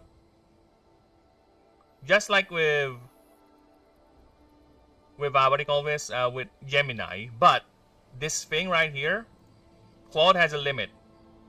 You can only upload a maximum of 30 MB per document. And I cannot even upload the starter doc anymore, because that's how big it is. Alright, the starter doc is now around 52 MB. Last time I checked. That's how big the fucking thing is now. See, look at that. 52,000 KB rather, not MB. So Claude only has a limit of 30. So I cannot upload this anymore to Claude. Even if I compress it into a PDF file, because that's how I usually did it, is compress it down to a PDF file. Look at that. 31. It's way beyond. It's so big. And imagine, this is only the starters. I am technically halfway through. Well, not really halfway. I still need to make 200 more creatures after this. Because the gods are a separate category. Then the starters are around 60-ish. So let's pull up a calculator here real quick. Sorry, bad at math. I'm horrible at math. Okay. So 16 times 3. So that's 48 starters. So that covers the 50 of the 250 that I'm aiming for. So I still need to create 200 more creatures after this. If 48 creatures is already consuming that much data, right? We need to compartmentalize this. So I'm also thinking I could reduce some of the load because this for me is a bit redundant. You know why? Because it's the entire line. So I can just put this ascension line on Umifin and that's it. However, the thing is, once I put in the what you call that, the table of contents, right? Actually, I am curious. Let me just pull up the God doc. Is the hyperlink still working in the PDF file? Let me just check. Yeah, wait, whatever. Just get out of my way. Are the hyperlinks still working on the PDF file? Yes, they do. It just opens a different... so yeah, it still works. See, look at that. So yeah, that's the only justification I have. That's why the ascension line is in every creature profile, because at first I just put it on the first form, the base form, then just leave it there. But then I realized, oh shit, what if someone just looks at the second form or the third form? They don't know it actually came from this line. So I have to do that. Yeah, that's adding a lot of bloat to the file, to be honest. Because imagine, out of how many pages? So you have the main page, the passive page, and the stat page, the move page, the resistance page, the ascension page, then the creature profile page. So that's 6 pages per creature, right? And if I remove the passive one for at least the second and third form, that's going to bring me down to 5 pages. Now, I can even be more economical with this if I can somehow put the status and the level up page into one page. Put it alongside the creature page, right? But I think having a detailed resistance table is very important as well for someone who is looking to use the creature, you know? So that's why I hesitated on doing that. The resist table is very important, especially if you're looking for, oh, I want to see where this creature is weak at, sort of thing. So yeah, I can't just remove that.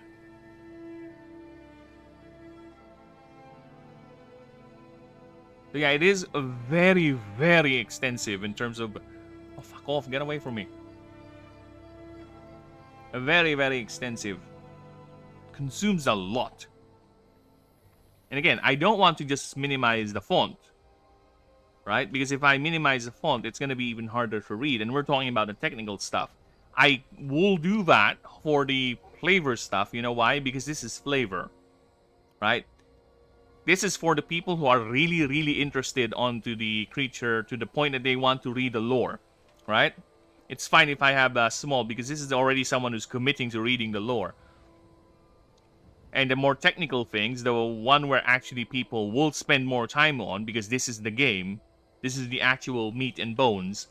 The lore is just flavor. Unfortunately, as much as I love writing the lore, it is flavor. This is the meat and potatoes right here, technical stuff. So this has to be at least readable to a point that the minimizing of the font has to be at a certain level. Like, I have passive abilities here that are way too complicated, and I think a good example of that is either Illumiwand or Almagosi. So just look at Illumiwand's passive listing, okay? See, look at this. Just the move alone, how much I have to scrunch it down. To the point where its move tutor list has to be drastically reduced, because otherwise this thing is going to be illegible. And look at this as well. Yeah. I had to rearrange the stat block because of how much space the passive ability of Illumiwand takes. That is the price of me going all out with making every creature unique to their flavor. I just had to figure out a way to make sure they all stay in one page. And sometimes that also affects the creature profile. there are some creature profiles here that are too long that I was not able to put in everything that I have thought of the creature's biology. That could change once we get to the proofreading pass, where I can just go and add and deduct sentences, words to it, hopefully. But other than that, I am 100% locked on 1 page per creature profile. Any creature that goes beyond that has to be fucking Lucerius, a god. Okay, other than that, no. All creatures had to be locked in 1 page for, of course, well, convenient reasons. But other than that, the only exception will be the gods, or if I can somehow find a way where I can further reduce this down, right? The space it takes. Because, yeah, this is hefty, which I think is fine. People do love, especially people who are into these type of things, people do love these massive compendiums. Dude, Warhammer 40k, the rule books alone are quite thick. Oh, I like going through those rule books, just looking at the art, reading the lore, and seeing the stat pages, the stat sheets. So yeah, I think it's fine, but I'll try to save as much space as where I can. And for now, I am thinking, or rather the main victim of that, is the creature profile.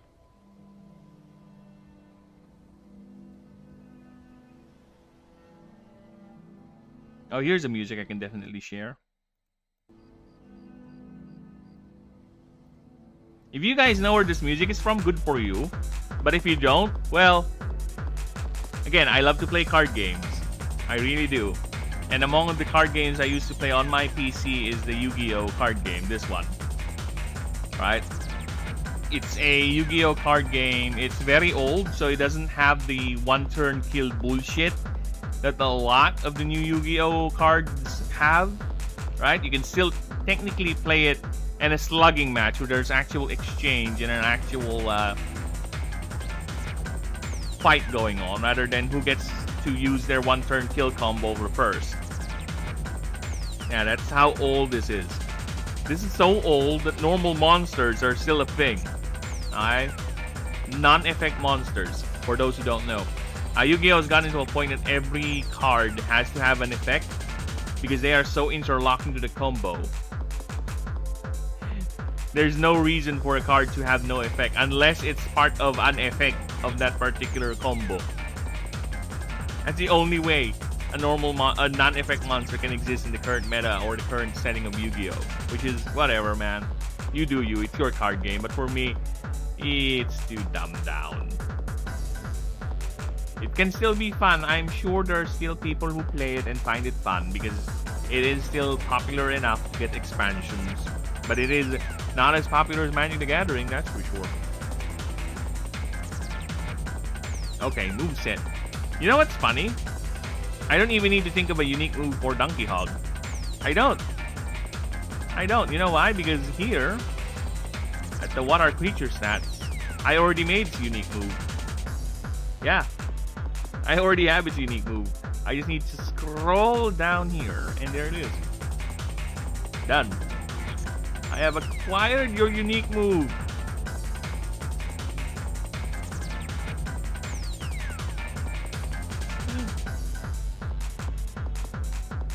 There you go. That is unique move. Got it. Next.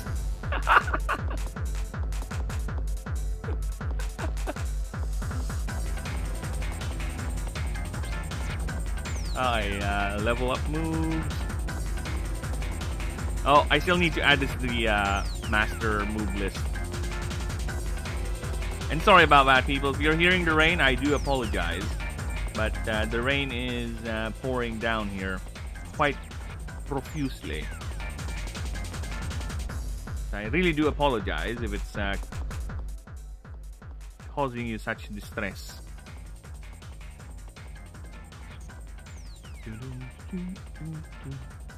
The base type move, interesting. Yeah, I can still change it, but you know what? It's fine. So yeah, I'll start rewriting this once I'm done with the marks. I might even do a I might become even ambitious and do a UI sort of thing, like a, what do you call that? A alpha UI. It's my vision for what the UI will look like eventually for the game.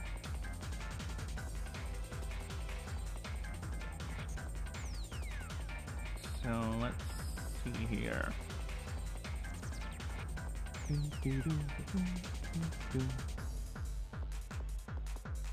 Unique. No, all the new moves are void types. Damn. Base. How much damage are we talking about here? 40.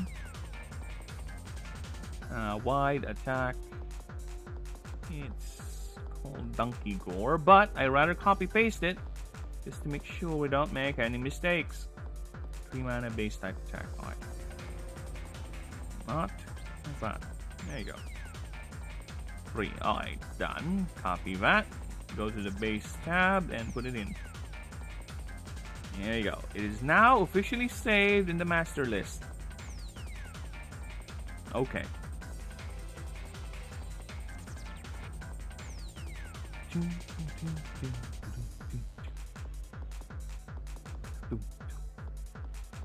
Alright.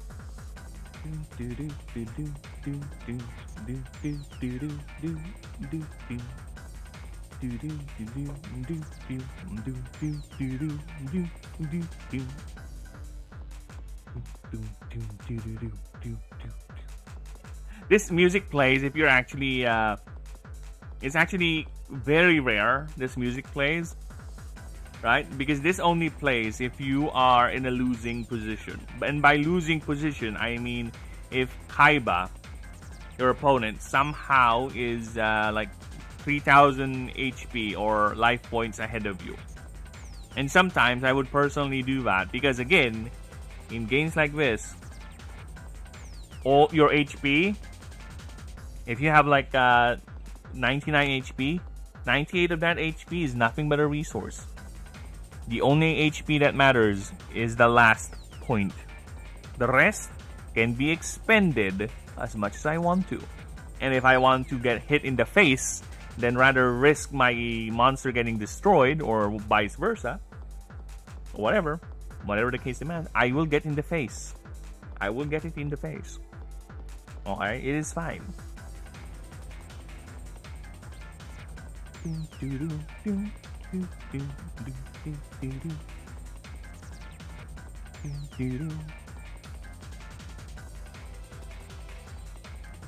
Alright, so let's see what moves we can give you.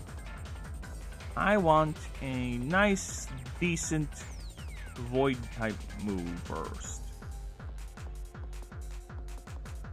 This is a unique move. Null Spit. There you go.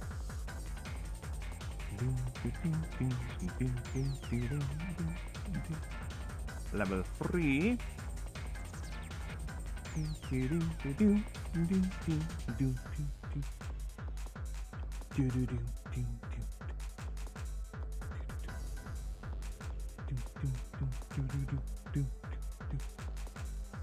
I'm gonna give it an essence move actually.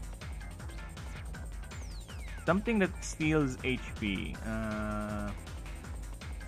Soul Tap does not decrepify. No. Essence Drain is the lowest HP drain move you have, Essence? Because if not, I think I might go for Swarmer. Swarmer has a drain move here somewhere. Nibbling Drain, yeah, this one.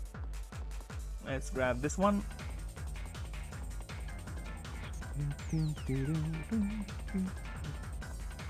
Actually, it does match his Donkey Hog real well.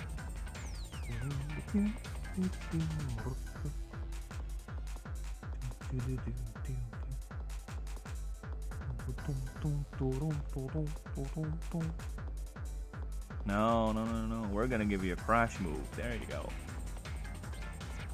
Crash.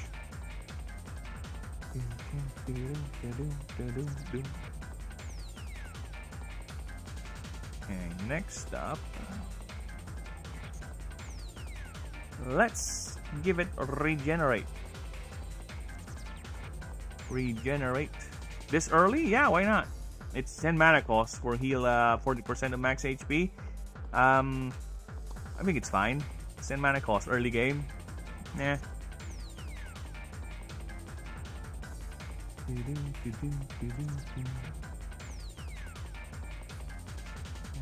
What else we can get? Oh, I know what to do. I know what we can do. Okay, it's a bite move.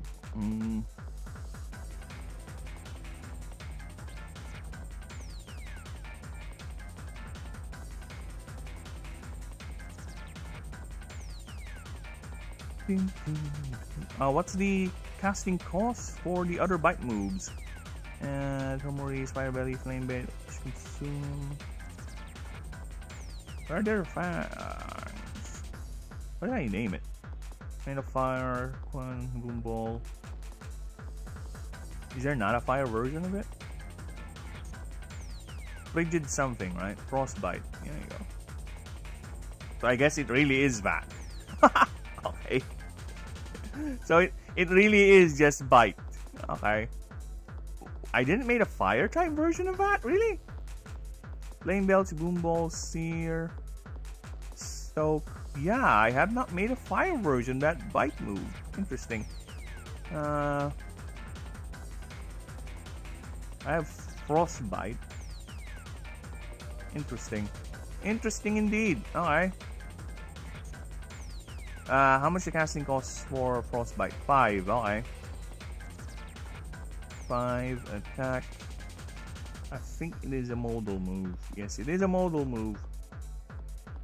Okay. Okay, let's do that. Modal. And how much damage does it do? 40. Alright, 40 still. No problem there. It is a void type move.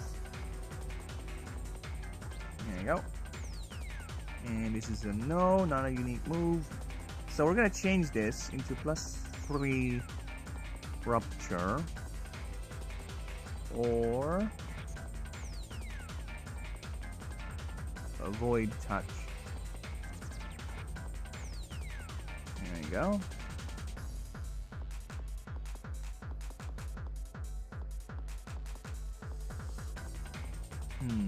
No.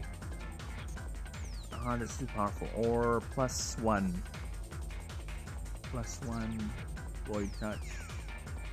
Alright, there you go. Copy that. Put that in the void listings. Oh, fuck off. I hate it when Excel does that. Oh, you clicked somewhere. No longer. You can't copy this anymore. Well, fuck you then. Alright, no jump. There you go. Next up is level 10. Level 10 move. Let's give it a level 10 move, people. Okay, so what we got here? Incursion. I don't see it using any elemental moves. A martial type move? Not really. Probably crit boost. That's the best martial type move I can see it use. Yeah. Crit boost. There you go. Next, gonna learn at level 16. Okay, dog. An earth type move, I can see it learn a couple of earth type moves, to be honest. But I'm gonna put it in the move tutor list, not in this one. Yeah, I'm gonna put it on the move tutor list, but I'm gonna give it Sculpt. It is a void type, so no problem there. It's sculpting its tusk. Next up is level 22. No, that's a big beat. That's a big leap. Level 20 even. Okay. What else we can give it? Sloth, grab, crush, or crush. No, let's give it a ramming move. Yes, let us give it a crushing ram. Should I? Sun and rattle. Yeah, let's give it. Pushing around. Okay, and level 25. I want to give it some sort of a status effect that plays around its status effect. Oh, gaping drowsiness is fun. Let's do that. Gaping drowsiness. Yeah, it's a fun little thing. Again, it's the idea. It's a playful dog sort of thing. All right, it's not a. That's how you spell drowsiness? No. We're gonna do this. All right, we're gonna take this instead and fuck off. There you go. Apparently, there's a wrong spelling. It's S. Okay, so I'll have to change that. Ah, fuck. No, I think I should be consistent. It's fine. It's fine. Because that's the name of the move on the rest of the docs. I can change it, actually. Not really a bigger deal.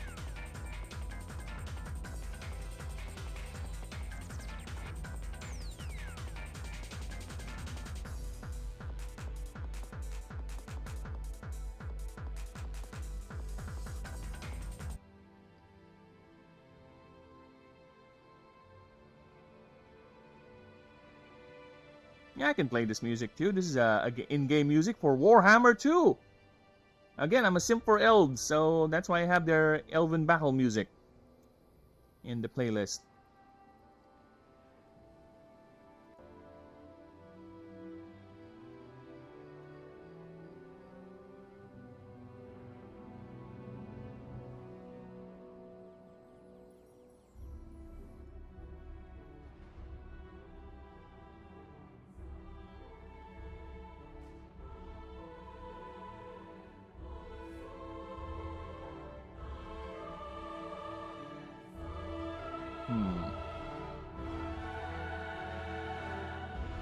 Play dead. I kind of want to give it that move too. Play dead. Why not? It looks fun. Again, it's a playful dog. Okay, play dead. Let's give it that. Why not? Fuck off. Alright. Then I'll give it a more powerful crash. Great crash. Level 36.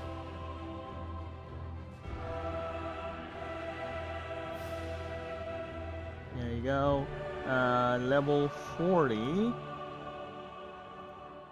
I'm gonna give it a powerful drain move. Yeah. Vitality Drain is a good one. Vitality Drain. Then Bleed Out. 45.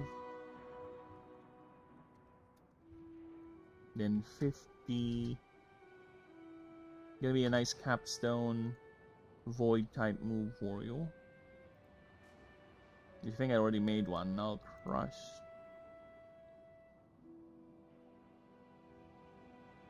Yes. Now crush it is.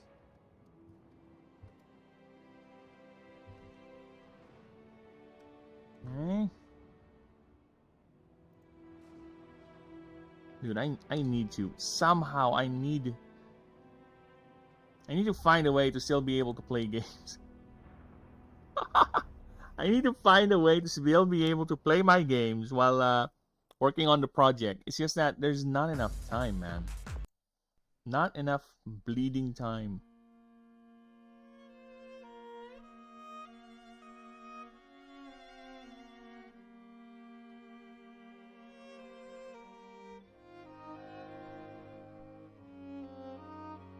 Oh well. Maybe one day I will be able to get back to playing games. Not right now. This is from Warframe, by the way. That's another fun little game I used to play a lot. I have like 3,000 hours on Warframe. Tutor moves.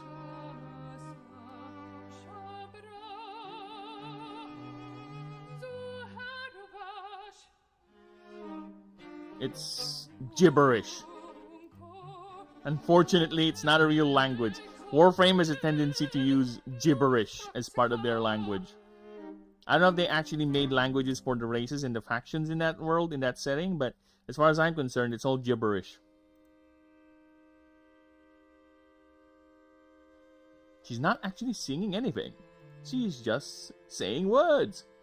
Imagine how weird that would be. Right? If you were asked to sing a song and it's not no real words. No real words. It's just random bits of words, letters, and everything. Just, I guess I just need to follow the tune. That's it, right? Yeah, that's it. Just follow the tune. You don't need to think about it. Okay, then. I guess I'll do that.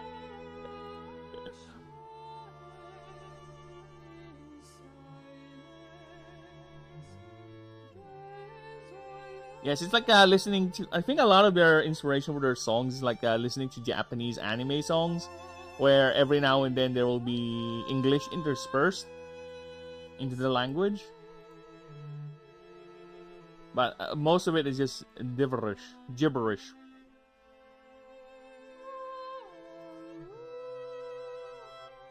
Yes, I think I'm gonna go ahead and go back. You guys listening to this kind of background music, because that is already running the risk. It's a lyric song, so any songs with actual lyrics on it is actually running that risk. Again, it is quite unfortunate. Now, okay, move tutor moves. Let's see. Like I said, I kind of want to give it a nice earth move.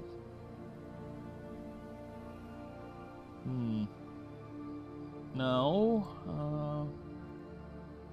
I want to give it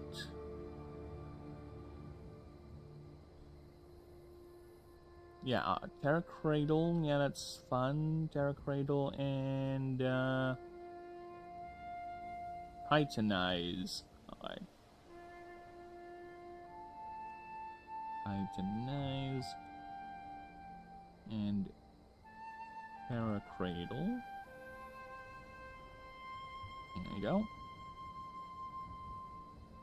Okay. Martial move? I don't see it using any martial moves, to be honest. Pumped up is something. Yeah, we can do that. Pump up.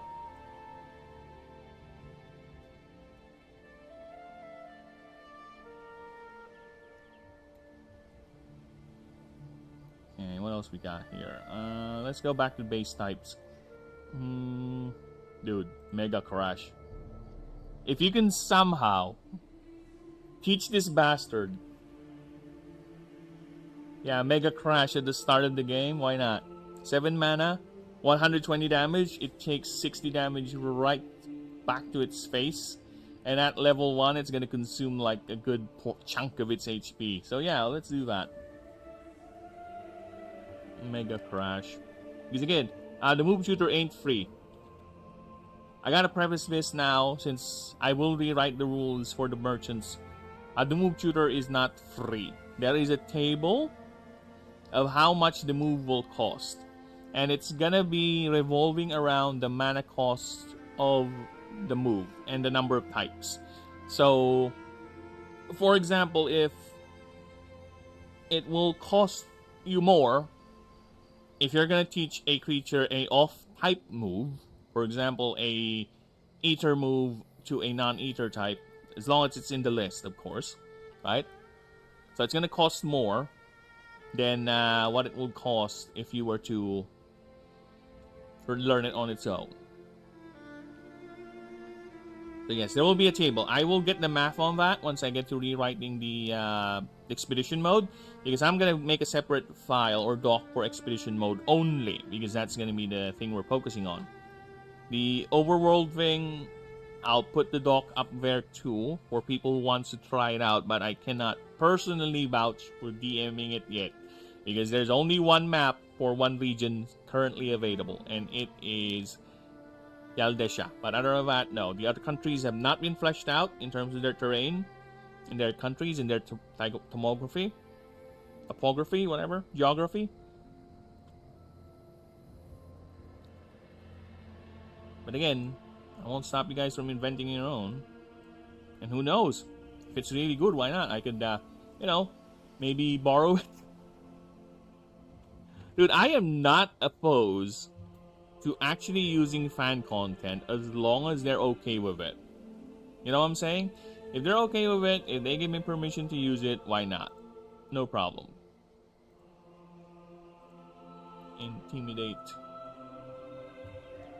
I'll credit them. That is the main thing. I'll credit them, and if I have money, I'll even pay them.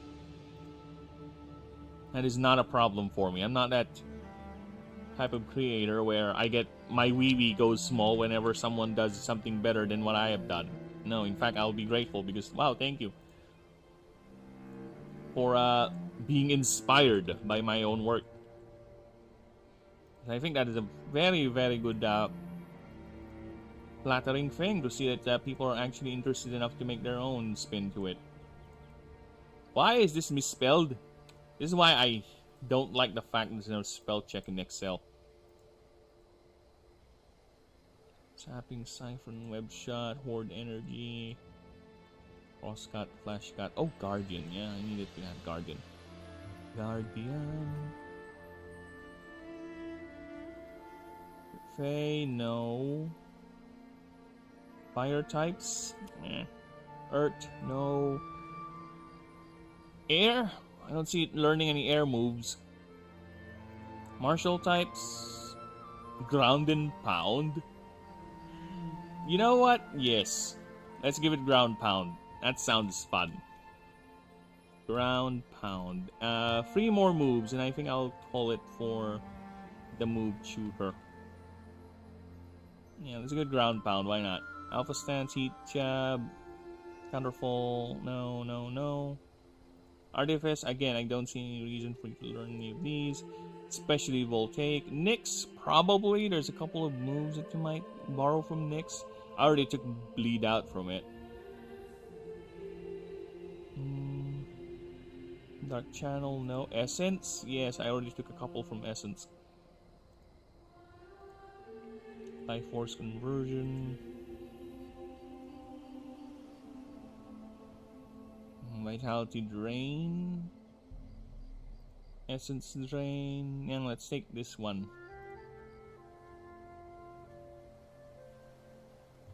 Here we go. Oh yeah, let's...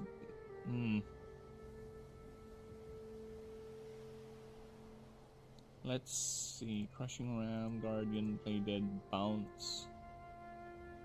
Frenzied Claw, that is a unique move. I think that's it. How about for Void? Shifting Mass? Yeah, let's give it Shifting Mass. Shifting Mass. And one more. Destabilize, Incursion. Oh, Engorging Void, yeah, of course. Engorging Void. That is not a unique move, right? I don't... wait. Oh, shit. Is that a unique move? I think it is. Oh, shit. Yes, it is a unique move. It's Van Voider's unique move. So, no, you can't learn that, boy. That's Van Voider's unique move. So, no, you can't. If that's the case, let's make a new move. Devour. It's gonna be... I'm born to be princess of the universe. Now I stand.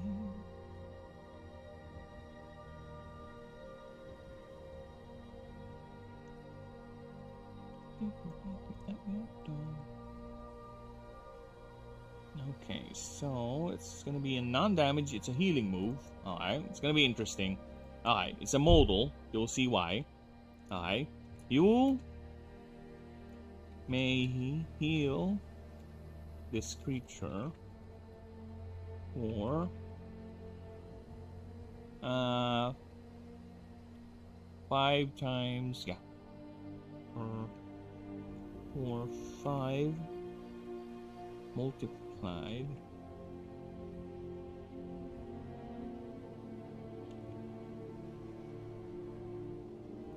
Oh, no. 5% of max HP per mana paid.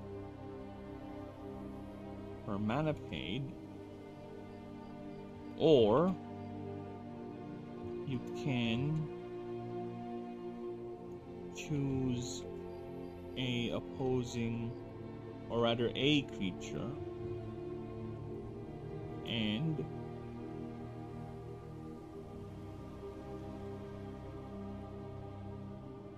is it gonna be deal or lose? It's gonna basically devour it whole.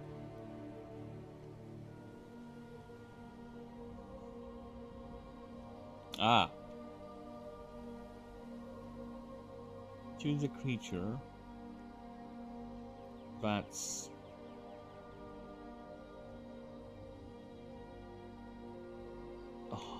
I don't want to put that. I don't want to overcomplicate the system with that.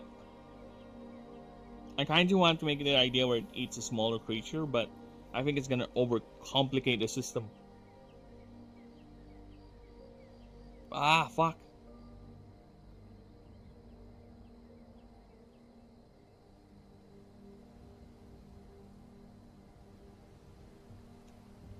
This move deals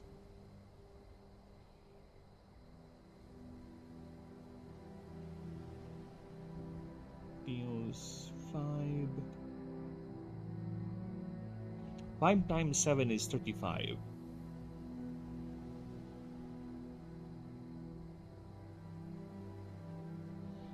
Okay, I'll be right back. I'm gonna pee. I need to think about this move.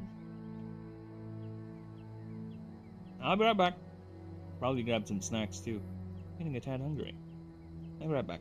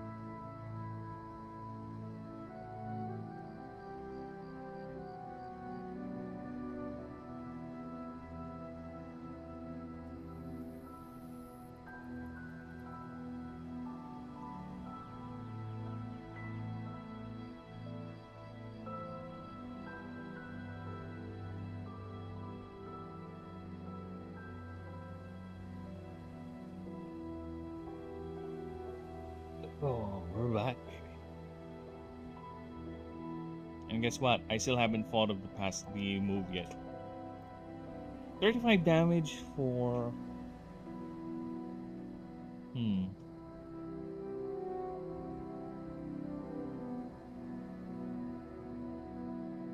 Oh, wait, never mind. Or choose a creature. This creature and target creature.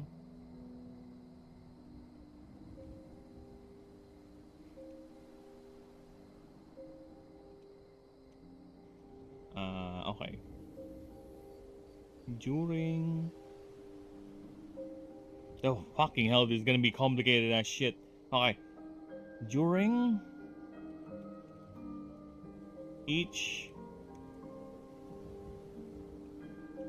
this creature and target creature's turns, They roll.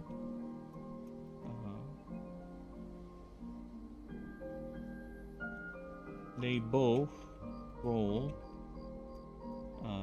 1d20 if this creature has the higher result, it heals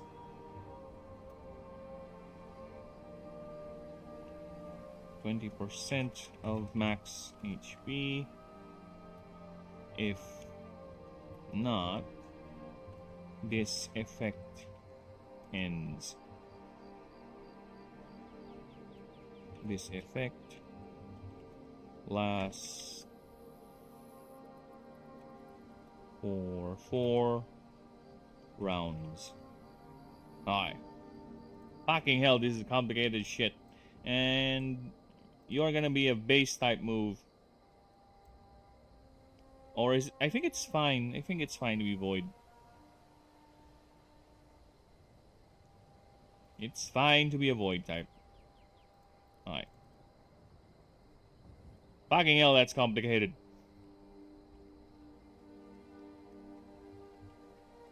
Alright. Enough of that complicated shit. Alright. Experience table. I think we're gonna copy Hat Slice's experience table on this one. Hat Slice. I need your XP table. 120. Yeah, not bad.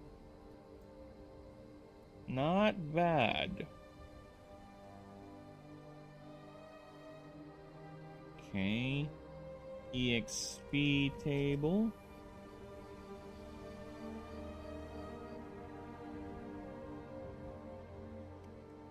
Okay.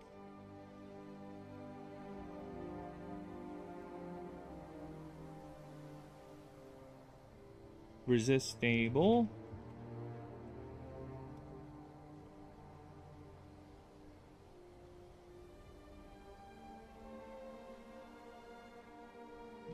Okay, now I don't think we have a voice bait type yet, so I need to go back to my annoying little secretary and have that stupid bastard make a table for me. You better not fuck up. Resist table for void base. This is an easy one. You should not get confused, because base is neutral all throughout.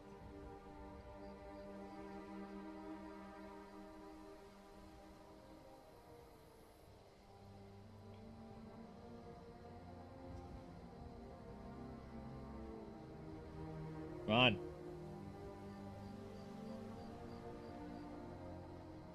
Oh my god, this is good. Ah, this song is copyrighted too. Is it? I don't think it is. Yeah, I don't think it is. So let's have fun with this one.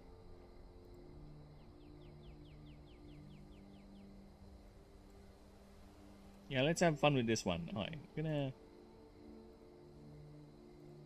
let's turn off Skyrim a bit. Let's have a little bit of fun. Here's a fun little track. If you guys know where this is from, well, good for you. If you don't, well, play with your free.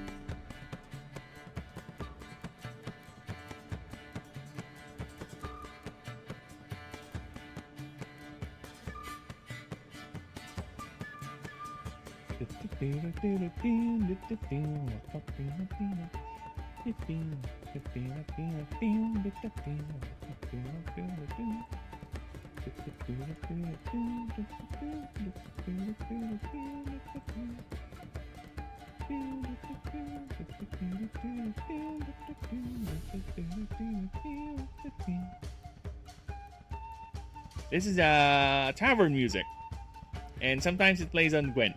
With Gwent, the addicting card game they have.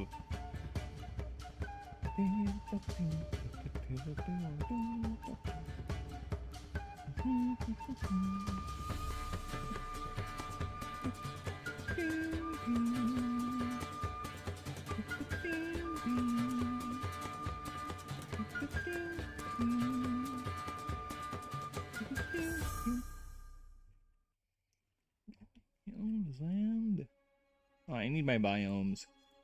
Hey, secretary, you annoying bint. Give me my biomes. Biomes. Okay, I'll also keep this in because it's actually non-copyrighted and it's also a fucking good song too. The next 3 songs are from anime and one is from Arcane, so those things are not gonna be playable. But this one, yes. Enjoy the awesome music. This is from Ori.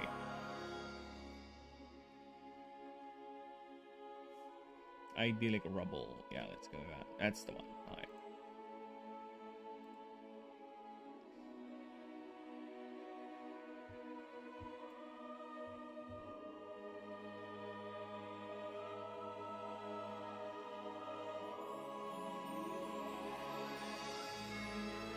I think that's... Oh, Ascension line.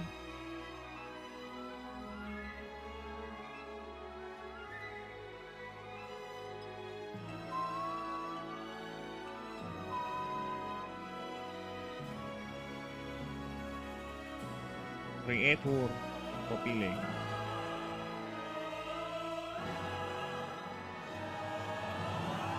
Oh my god, yes! Best part.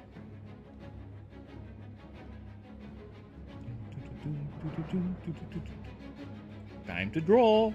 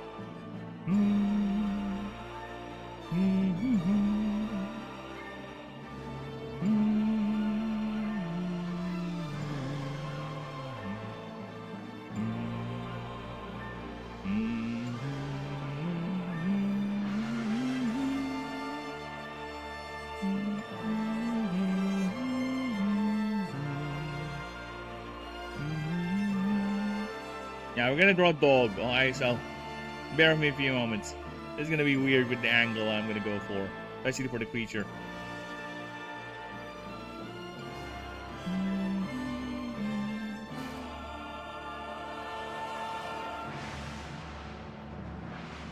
Oops, wrong color.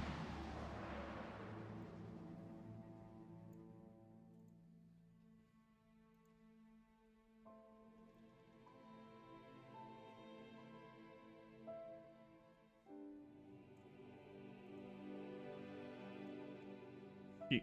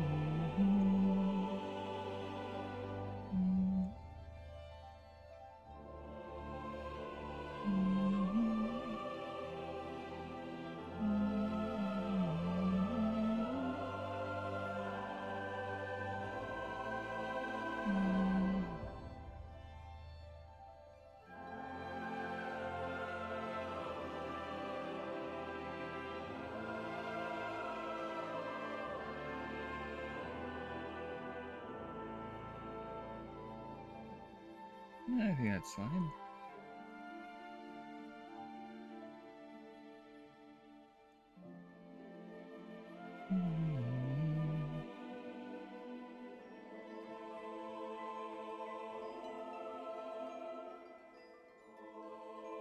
Oh, look at that lovable monstrous face. Look at that. That's a face only the void will love. It has a certain twisted cuteness about it.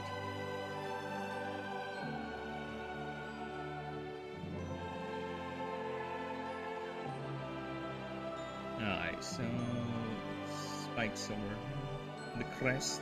Oh, fuck off!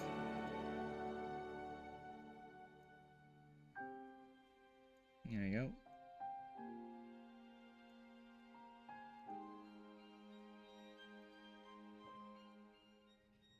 Alright, so let's grab lay colors.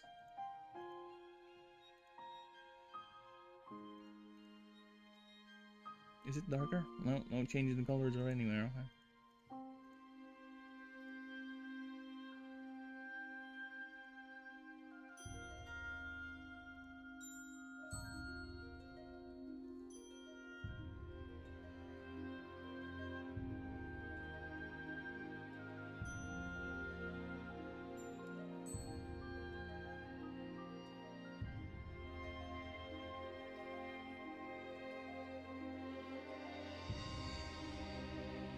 Are the tusks that big? Yes, they are. Actually, they are way bigger.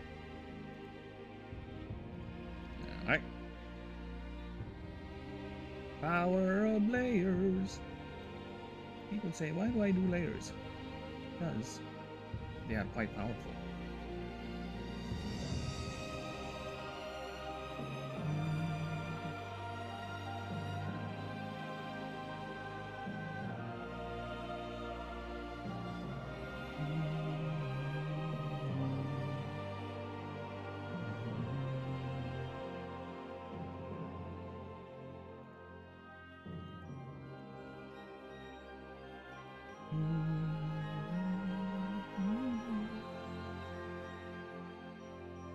Time for you guys to go back to Skyrim. Unfortunately, people, but the next few songs are going to be copyrighted and fuck. So, as much as I want to play them, I cannot. Now let's give this guy a nice little wagging tail. I mean, wagging tongue.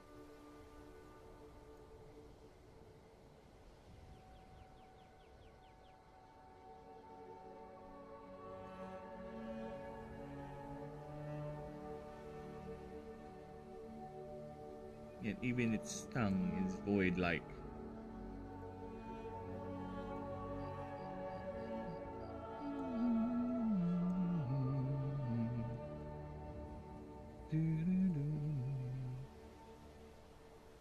Yeah, the art of gaming has gone through so much. In fact, it's not even just today. There are even game songs or game music that have done so well just with a simple few bits, right? A simple few tunes, and they're iconic to this day. It's quite fascinating. See, there's a lot of people who see gaming as a non-art. Like, are you sure? Are you sure you're demeaning it? Right? For me, gaming is much more of an art compared to the whatever pretentious shit you're trying to do.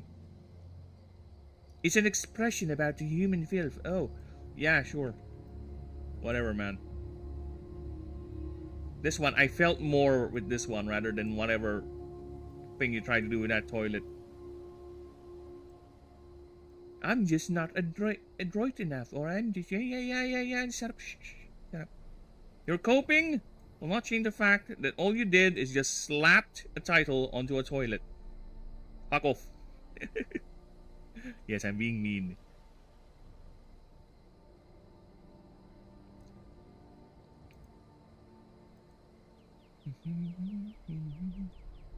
Alright, this is an angry donkey hog. We're gonna draw a happy donkey hog.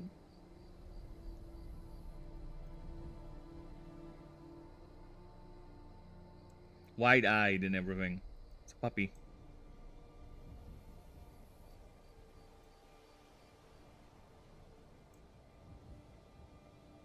Alright, there you go. That's a happy donkey hog.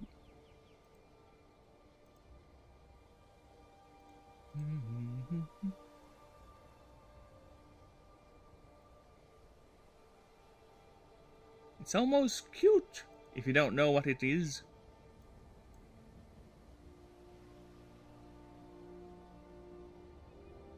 Now, question is, how about the other eye? Should I make another eye over here? Or I don't need to? I don't think I don't need to, right? It's gonna look weird if I do that. Something like that.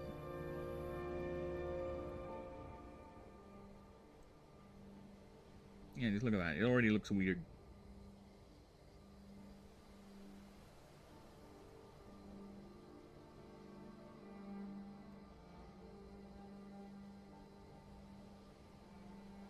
Let's see how it looks like.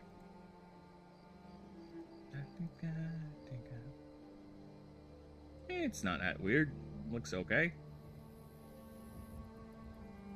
Yeah, look at that. I'll take it. I'll take it. I'll take it. I'll take it. I told you a donkey hog is like a dog barfing.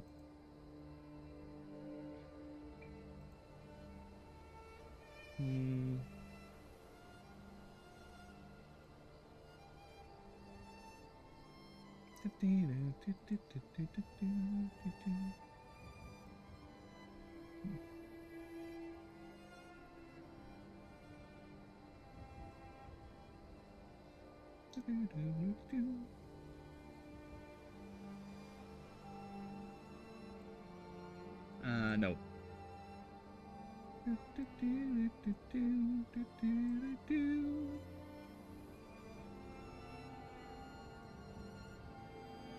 Like you own a literal world-ending void creature, and it behaves more like a dog than an actual threat.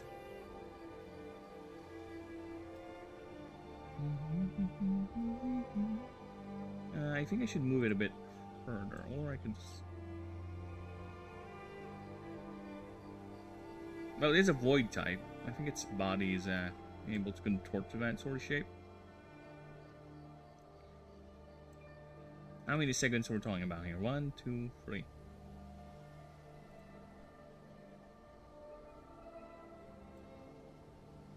One, 2,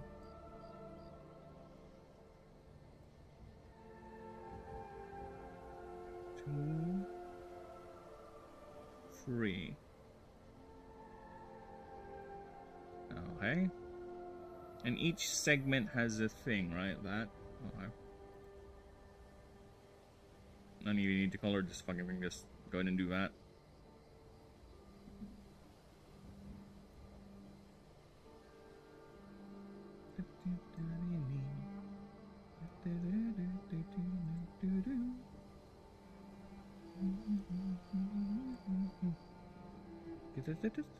There you go.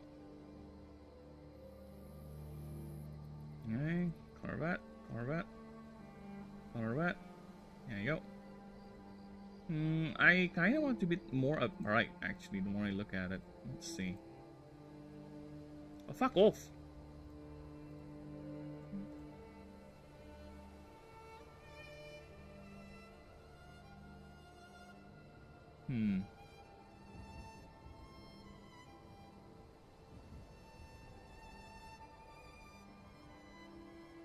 Okay. Is it? Let's see. Let's add the legs.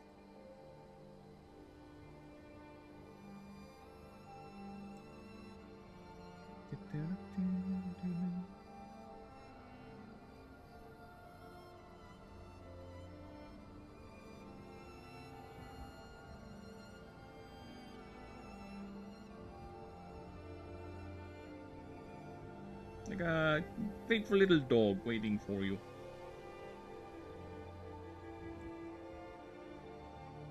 A dog that will be happy to oblige to devour your enemy's food. That.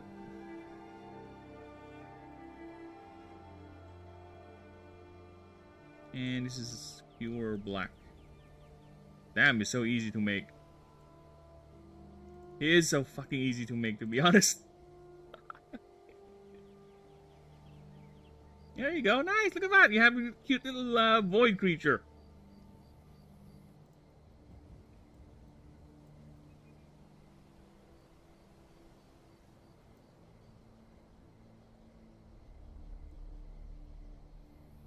Look at that.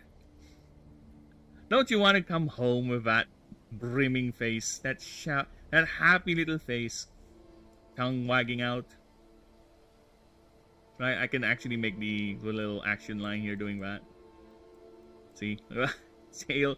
It's somehow its tail is wagging.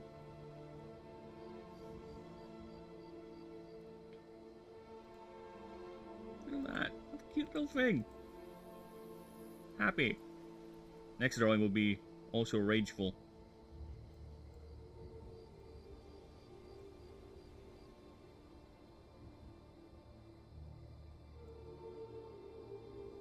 Where does this leg attach? Oh,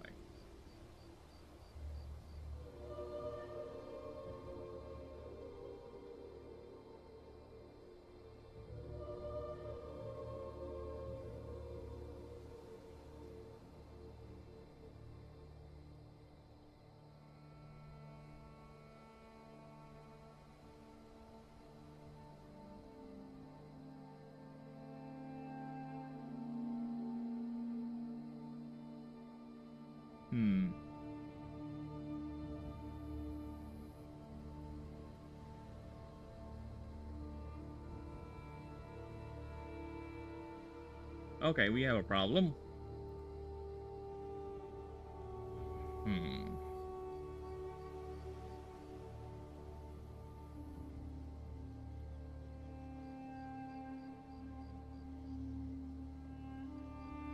Is the head a bit too big?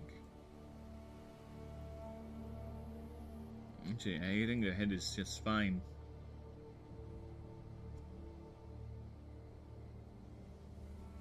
I think it's the body that's my problem. Because if I want to keep it consistent here, where the leg here, then it's already a segment. So if that were the case, if that were the logic of the design, then the... Right?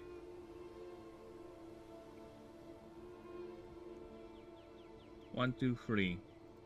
1, 2, 3. So this is 4 segments actually.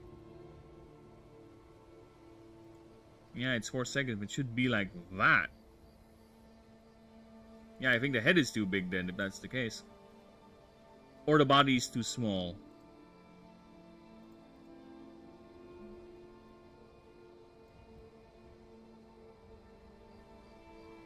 Alright.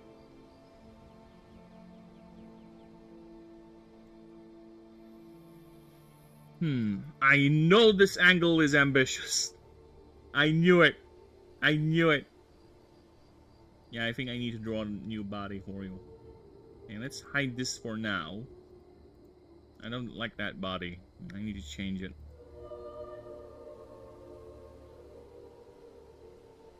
I knew it. I knew it. This angle is gonna be ambitious as fuck.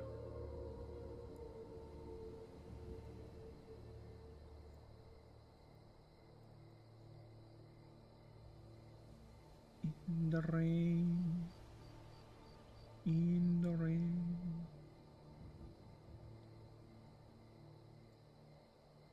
Walk in the rain.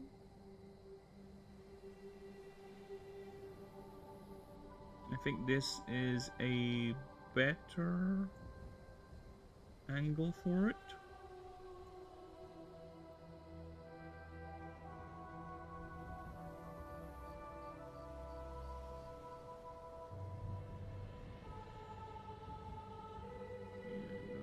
Fuck you. I think this is a better angle for it. It's the tail though that's making me want to go all angry and rageful.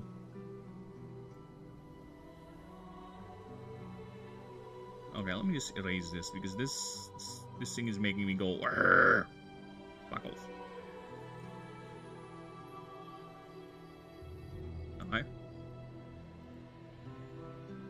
Let's try that again, shall we?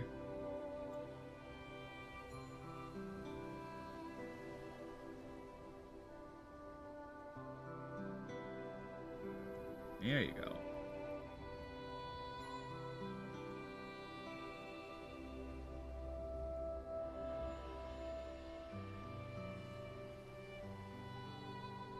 There you go. I think this is better. I just need to angle the slits where it's like this.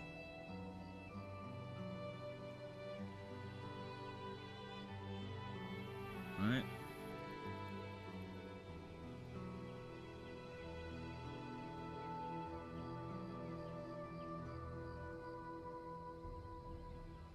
One, two, three.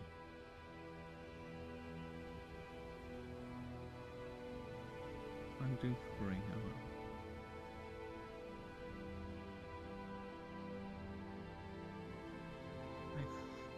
Oh, no problem, Nizium. Thank you for stopping by, brother. I'll continue on this next time. But yes, next stream will be just me proofreading the character background, so I guess stay tuned for that. But thank you for stopping by, brother. Have a good one. Might actually do a little bit of break too.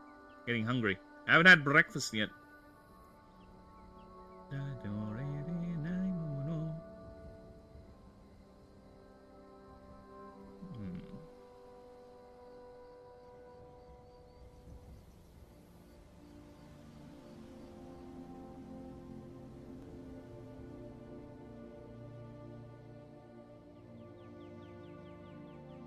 Yeah, I think this is better actually.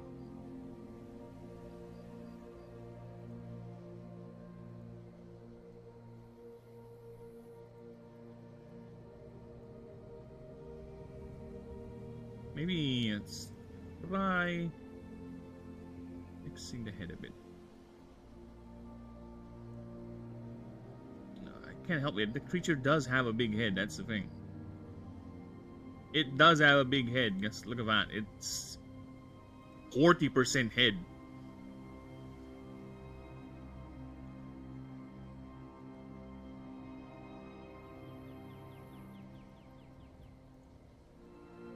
I think the problem is the body is too long.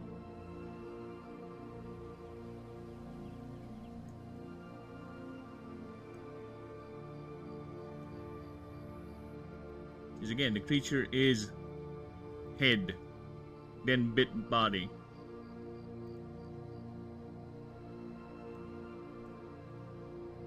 Yeah, let's try it now.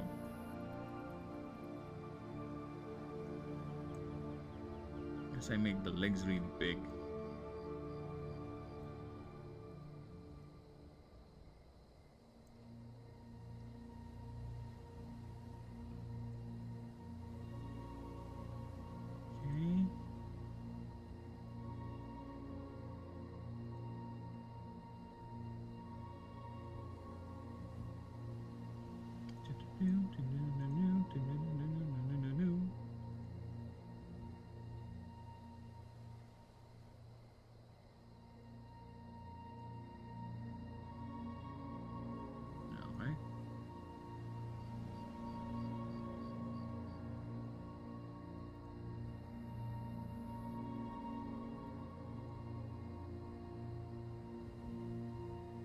Try that again. Oops.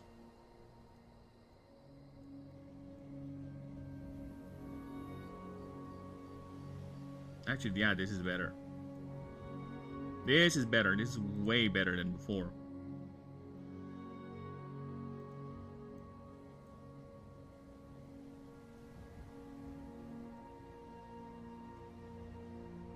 It's not what I want you to do. This is what I want you to do.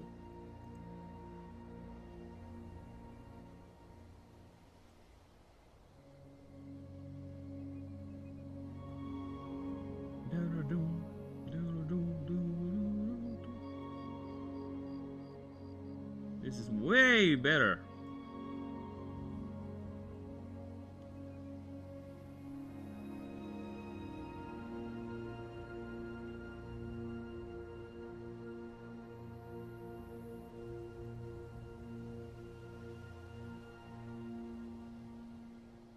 Actually fucking small. Let's delete that.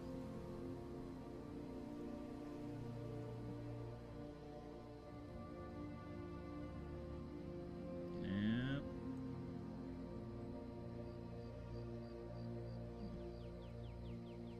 There you go. Cute little donkey.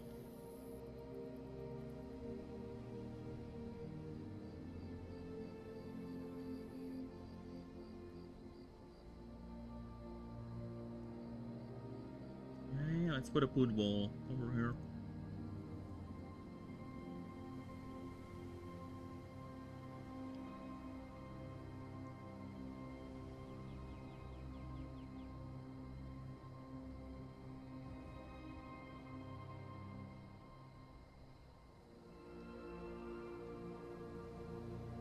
Yeah, little food bowl over here.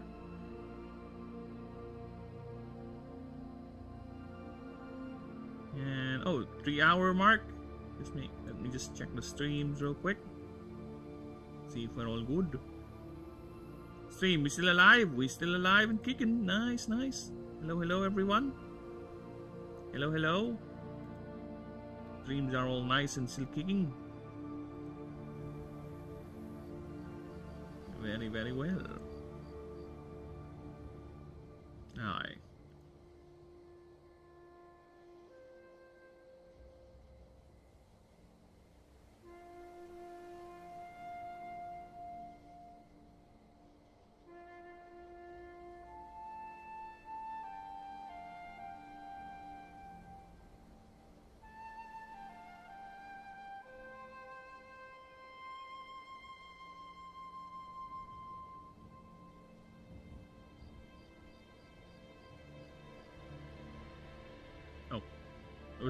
Where am I supposed to draw again? Oh yeah, now I remember.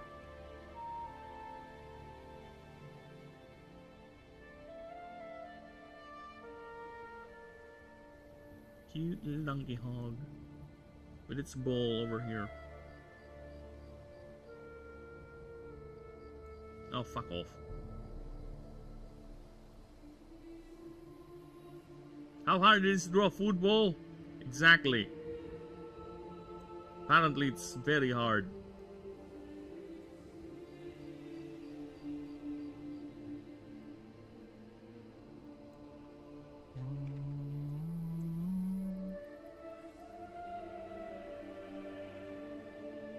There you go.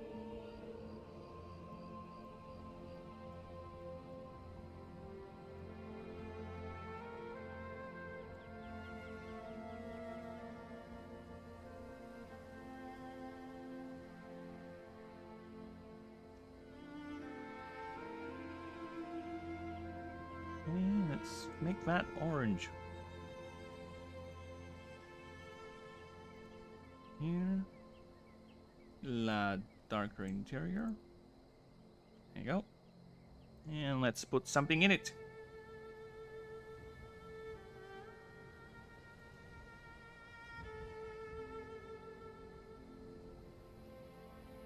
No, let's not put something in it.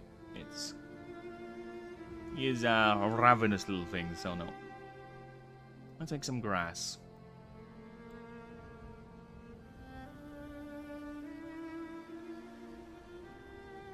He's in a yard.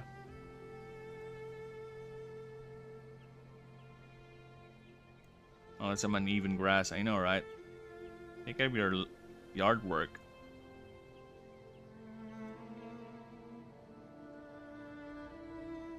Is there a grass brush? Oh, there is actually a grass brush. Okay. Yeah.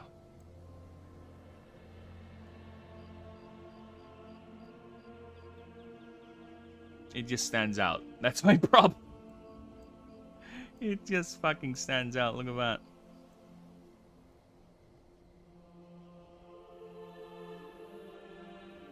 It just fucking stands out.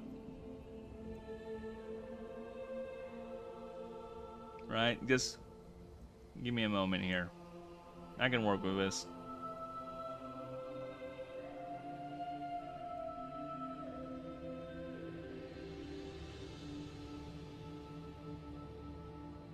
See, I told you I can work with it.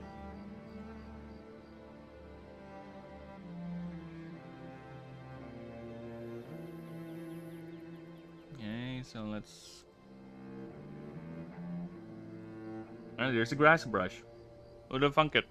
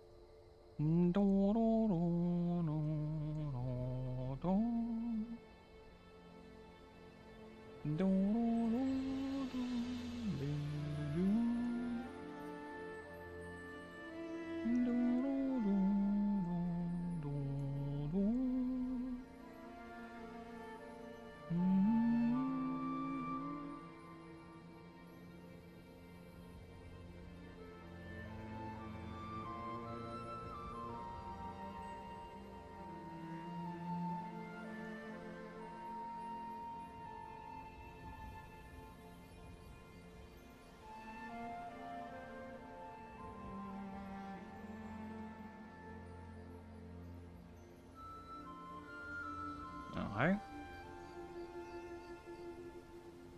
think I need more of the grass brush. Grass! Get back here.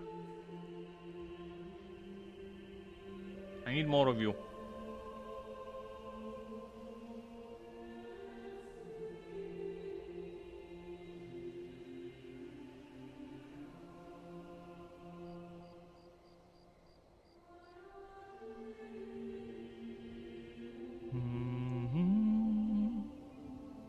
Now,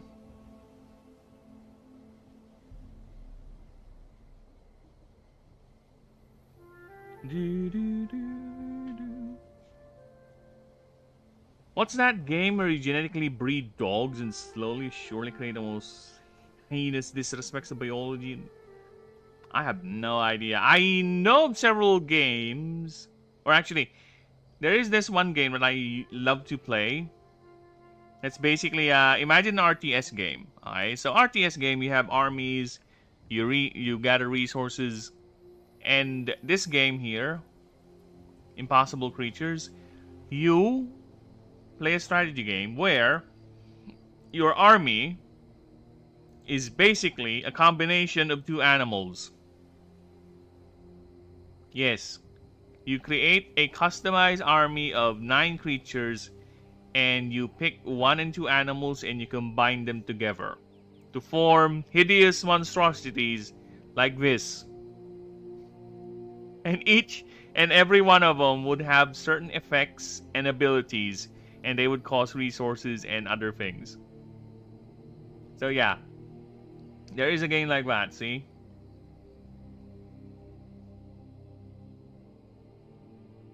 See, look at that. Spinning spider. Oh look, it's a xenomorph. It's a face hugger.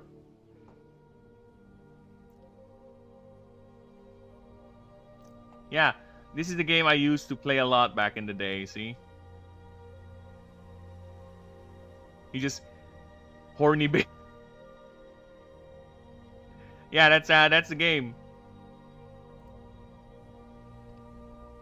I used to play this a lot back in the day, where I would just go ahead and create random armies of creatures in the game, and just have them fight amongst each other, right? I would just have the AI control both armies and have them fight each other. And I would create some sort of a tournament. I might do that. Probably. But not right now. Lobsters are the best king of the game. Every combo is a lobster. Regenerate. Ice. It's called Wobble Dogs. I don't know what that is, Snake. Pow, and knowing you, it's probably some degenerate bullshit. I saw a penis on my screen. Yes, it's a man of war. Combined with a armadillo or something. I saw a penis on my screen, and why are you mocking my V? We're getting her dick cut off. Well, it's because you are a weak person. How? You lack the fortitude to own a dick. That's why they cut it off. You don't deserve that dick. They transplanted it to someone who can use it better than you. You are dickless, formless, ageless, nameless. Be gone! That's actually a line from The Lord of the Rings. There you go. This is the door.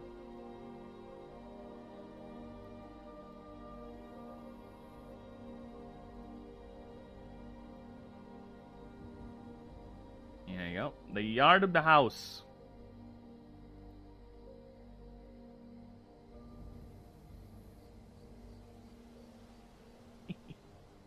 This is fun. Drawing Donkey Kong is fun.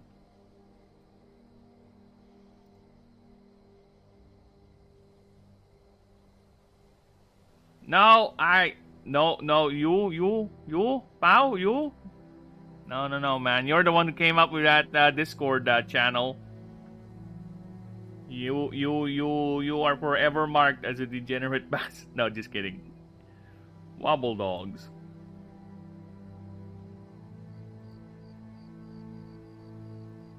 Wobble dogs. Well, we only have wobble wobble here. None of those doggy things that you say. Oh, there it is. Oh, it is cute. So cutesy cutesy. That's the name of the game. You just have them run around. That's it. Pet simulator where you raise your own personal mutating dogs. You simulate a way down their guts. Oh, it's just a yeah, it's a sandbox. It's a cute little game. Okay. Look at that. Okay. Okay, pal. Okay. But those dogs are surprisingly phallic. No, I'm stopping. Anyways, still quite a fucked up ending. I like it. Really did sell the disparity of it all. Like corpos win no matter what. Yes, pal. Exactly. You finally get the message of cyberpunk. There's no, or it's always the corpse who win. Nothing you do will change the system. That's the main, that is the crux of the idea of cyberpunk, where you think you're changing the system, but no, you're not. No one can fight the system. Even the system cannot change the system. That's how deep the rot has set. Even those in the system, even if they want to, they cannot change it. That is how deep the rot has gone in the world of cyberpunk. The only real evolution that will happen in that setting, there's an actually world-ending catastrophe. But other than that, no. The world is fucking fixed.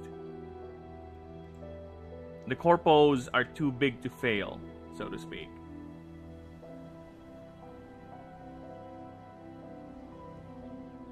And I finally died. Started the whole world living. And I've only seen. Oh, yeah. Was on me. We talked about how no countries would ever start a war, it would be unprofitable, remember? But there are so many countries that are warring in the world. No, dude. That's the thing, pal. I'm talking about global war. I'm not talking about those little border skirmishes that are happening right now. Those little conflicts in Africa. Of course that's going to happen because companies are indeed profiting from it. I'm talking about a world war. I'm talking about World War I, World War II levels of conflict, where literally borders are getting closed and people are getting thrown into concentration camps because they happen to be this nationality. That is what I'm talking about. That is the thing that's most likely it's not going to happen because there's so many things to risk. You're talking about some isolated country in the middle of ass end of nowhere that actually no one really cares about.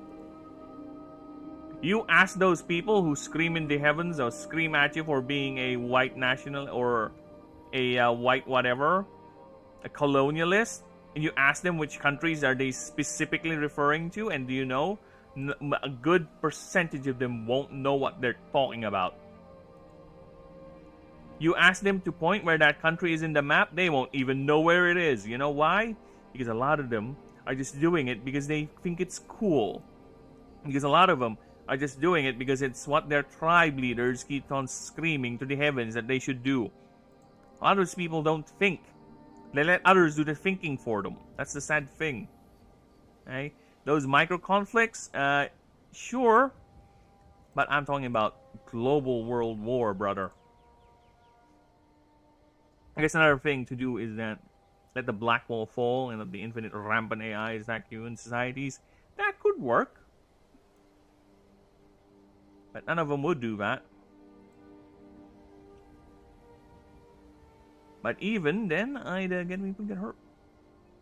Here's the thing, pal. A lot of these corpos, these massive corporations already have backups over backups over contingencies over contingencies over contingencies.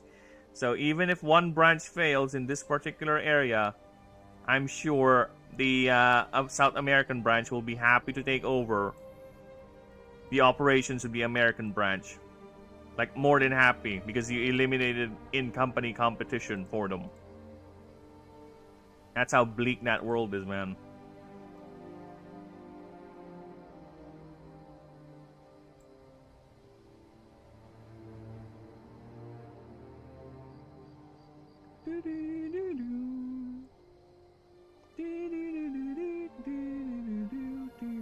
Sure, burn the whole world down. Let the entire world suffer. No problem. It's already suffering, right?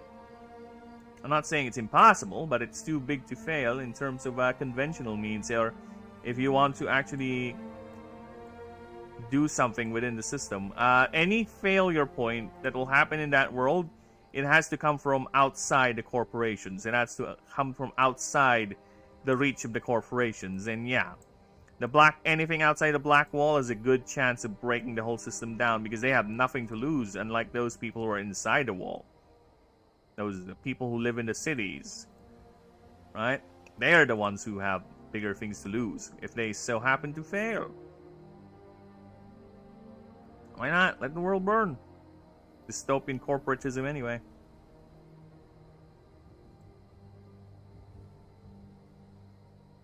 We dug the grave deep enough. What's deeper? Don't. You know, that's funny to me, that idea. That's a very, very good hypothetical to test. You know, how far are you willing to go just to prove your ideology, right? When the chips are actually down, when the world is actually burning around you, are you still gonna be okay with that, right? When you actually see the gravity of what you have, the gravity of what you have brought, you know, are you still gonna be, oh shit? Or are you being like, whatever, I don't care. Right? That is the real test. A lot of people say this, a lot of people say that. But until they get to that actual point, that's when I will start to believe whatever you're saying. Pal, jokes aside, I think that is the game that got confused. You know, let me burst your bubble. I know you're role-playing, but I think it's the game. I think the game mistook or misremembered your character. I think the game thought you're actually a female character without a dick. I think that's what happened. Because that's the game. The game probably most likely had a little bit of glitch, and it misremembered your character creation design. So yeah, the game is sexist. The game is sexist, pal. You should immediately uninstall that game. You should definitely uninstall the game for sexism. You should not allow such sexisms to be rampant, to allow it, you know. You should definitely uninstall the game. Pal, uninstall the game. Uninstall it. It's sexist. It doesn't allow to transgenderisms.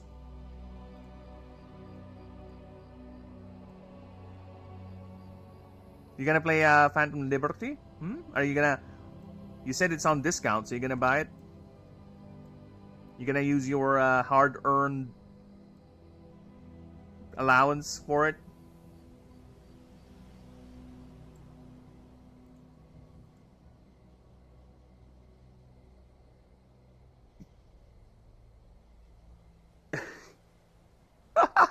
You know what? I would believe Arasaka is transphobic. You know why? Because they're a hardline Japanese company. They are quite draconian when it comes to their belief systems. So yeah, I would 100% Arasaka is transphobic. Someone comes up to me and says, you know Arasaka, that company? Yeah, I think they're transphobic. I would say, yeah, they are. I know someone who had who, because they look like a woman, they cut off his dick. Yeah, they are very transphobic. You are right. We should take down Arasaka. Or rather, you should do it, because you're the one who's very capable, not me. I'm just gonna watch in the sidelines while you do it. Oh no, don't mind me. I'm here to support you, brother. I'll send you all the good vibes. You go ahead and do it. Take down Arasaka. Come on. Go.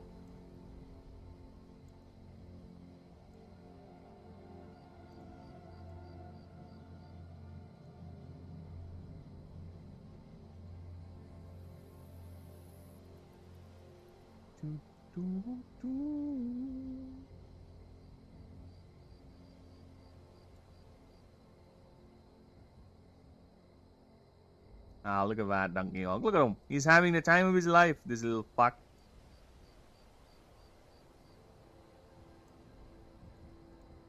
Oh, look at that. Look at him. Honestly, I'd respect. There's... Arasaka is, you're saving up your scratch? Yeah, just get yourself a gig. I'm sure there's someone out there who's looking for a talented young hacker. I'm sure there's plenty of work to go around.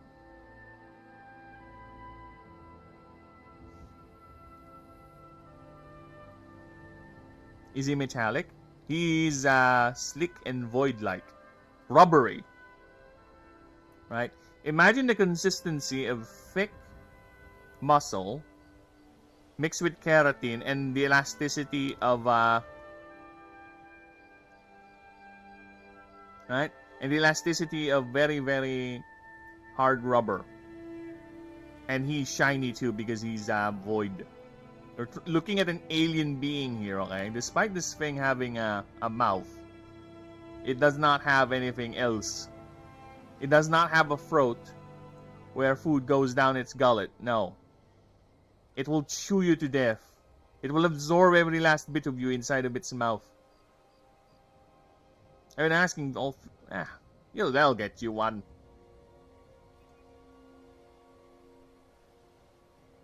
Oh, the kinky leather people wear. Exactly. There you go. Look at them. Don't you want to have something like that welcoming you every time you go home? Look at him. Look at that cute little doggo. He's a cute little alien doggo, is he not?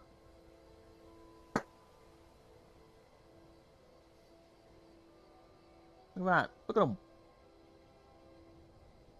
Hello, Gourmet. Hello, hello. Welcome, welcome. Just in time. I'm making the second ascension form for Nullflip. The dog. Look at him. Look at the little doggo. It's a void type dog.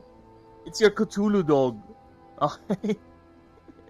I'm doing good. There's this typhoon going around here in the country. And actually, this is the first time the rains have stopped since, how long has it been raining? 5, 6, 7, 8, 9, 10, 11, 12, 1, 2, 3, 4, 5, 6, 7, 8. Yeah, close to 12 hours rains straight. Careful, dude. Hi, look at him. Look at him. He's a cute little doggo. A doggy void creature. I love typhoons because it means look at that. Look at that. The memories of youth. Cute little latex doggo. He is a cute little latex doggo. Sure, call it latex.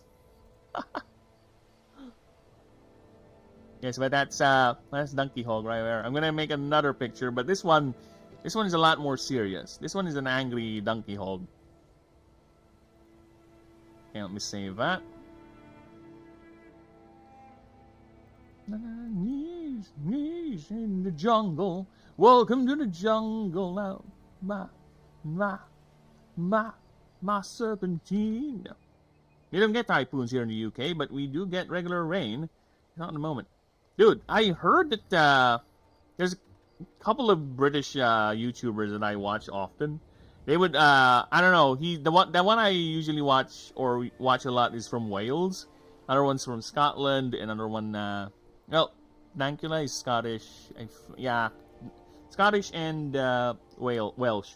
They always complain about the rains there. Like, it's constantly raining, everything's gloomy. Right? I guess that's how it is here right now. It's very gloomy to the point that I call it sleeping weather. Sleeping weather, man. Where I just want to lay down. Dude, I should have started earlier with my stream, but no, I was not. You know why? Because I took a nap. Because it's so good to sleep. The weather is just... I took I think an hour or 30-minute nap before I started the stream. Oh shit, crazy heat waves, 35°C. Dude. Here in the Philippines, I would tell you, we also have crazy heat waves. We live in a tropical country, okay? Let me show you the heat index here in the Philippines right now. And my friend Pao, I think he's in the cities. There you go. 45 degrees Celsius. That's how hot it is. It gets here in the Philippines lately. And that's why I'm celebrating of the rains. Because usually, we get very, very high. Look at that. This is the capital city right now. Oh, rather April last year. I said today. Blasted stupid bitch. There you go. Weather forecast. Give me a weather forecast. May 30? Really? Why these old... blasted Philippine weather?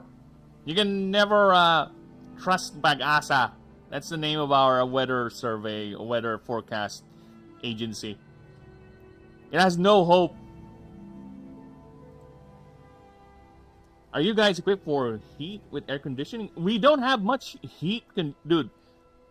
Americans love air conditioning. Here in the Philippines, not really. Unless you live in a city or in a condominium or in a office building, air conditioning is not really a big thing here. We have fans, okay? This is the only thing that I have here. This thing here. It's not specifically the type of fan, but this here, it's like 1-for-1 what I use. This is the only thing that is regulating the heat in this area. Okay? Dude, I am not in the city, pal. Listen to my words, okay? You live in the city. You live in a condominium. Okay? Air conditioning is more of a luxury here in the Philippines. Okay? For regular folks, they just rely on the fans. Okay? Pao is a rich kid. He lives in one of those fancy condominiums in those in the city, while I am here in the province. Are the Philippines friendly for Brits, dude? Why not? The Filipino people are quite friendly to any foreigner, right? As long as you're not an asshole, we won't be an asshole back. Okay? In fact, a lot of Filipinas would actually welcome your euro or pounds or whatever. Environmental wise, I don't know. To be fair, yeah, it gets really, really hot here in the Philippines. If you're not used to that type of heat, like I said, 45, right? Especially if you're gonna stay in the city, you're fucked. But social wise, yeah, we're actually very, very welcoming here. Just don't. If you're not a dick, we're not gonna be a dick back.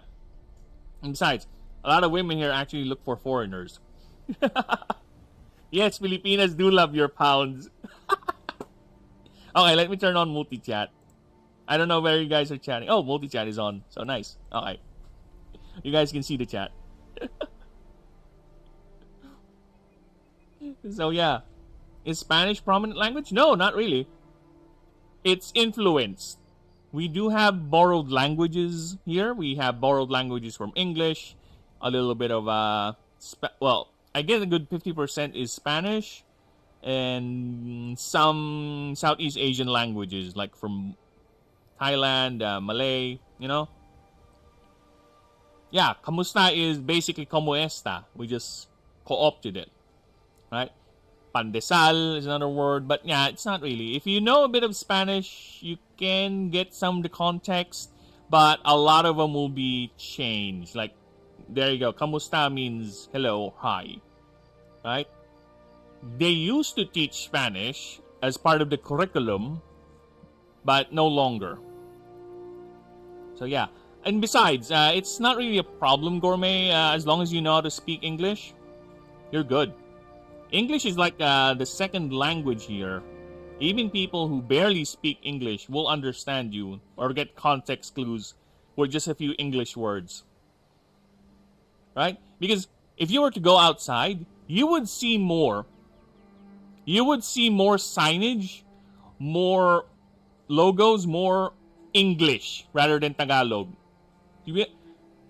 It's fascinating. That's why I always joke that the Philippines is an official, unofficial state of the United States. Because it's just go out English.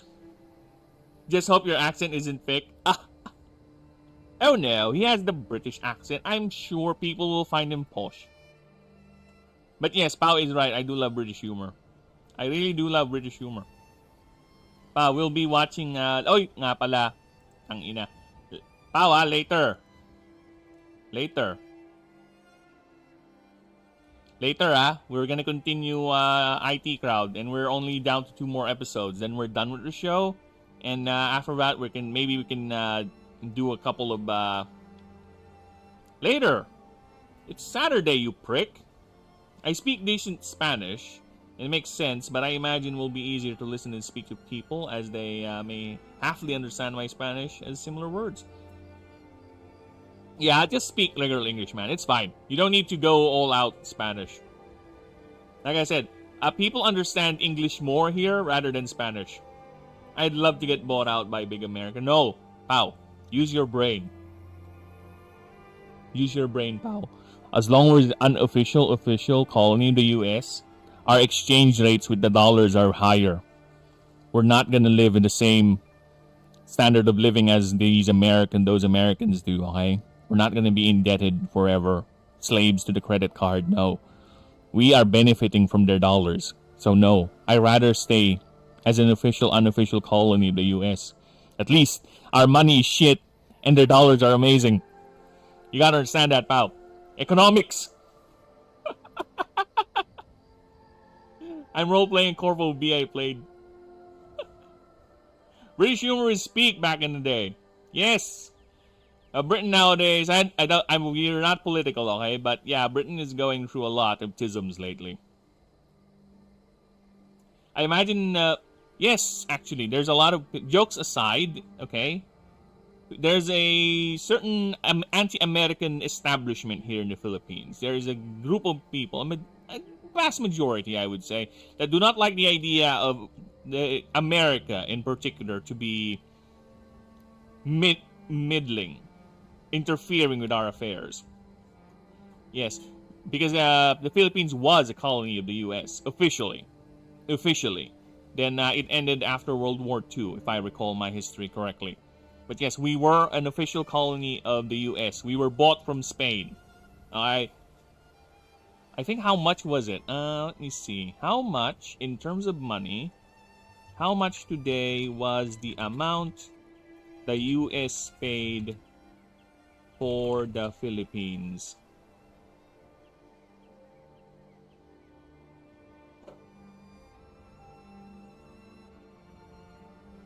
How much today was the amount the US paid for the Philippines? To the Spanish.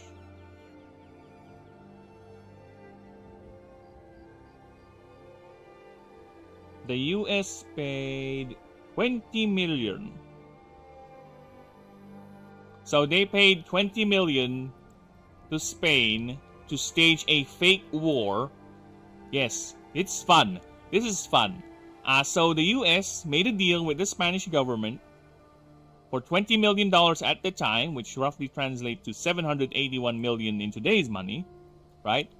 To have us, or have the colony of the Philippines, to be transferred over to them.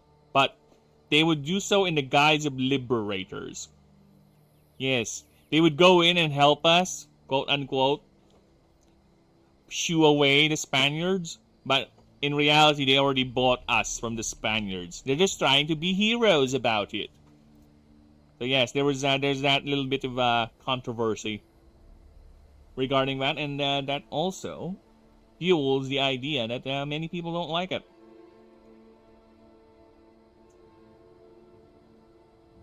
We won't get into, because Phoenix will get into it. Fuck off!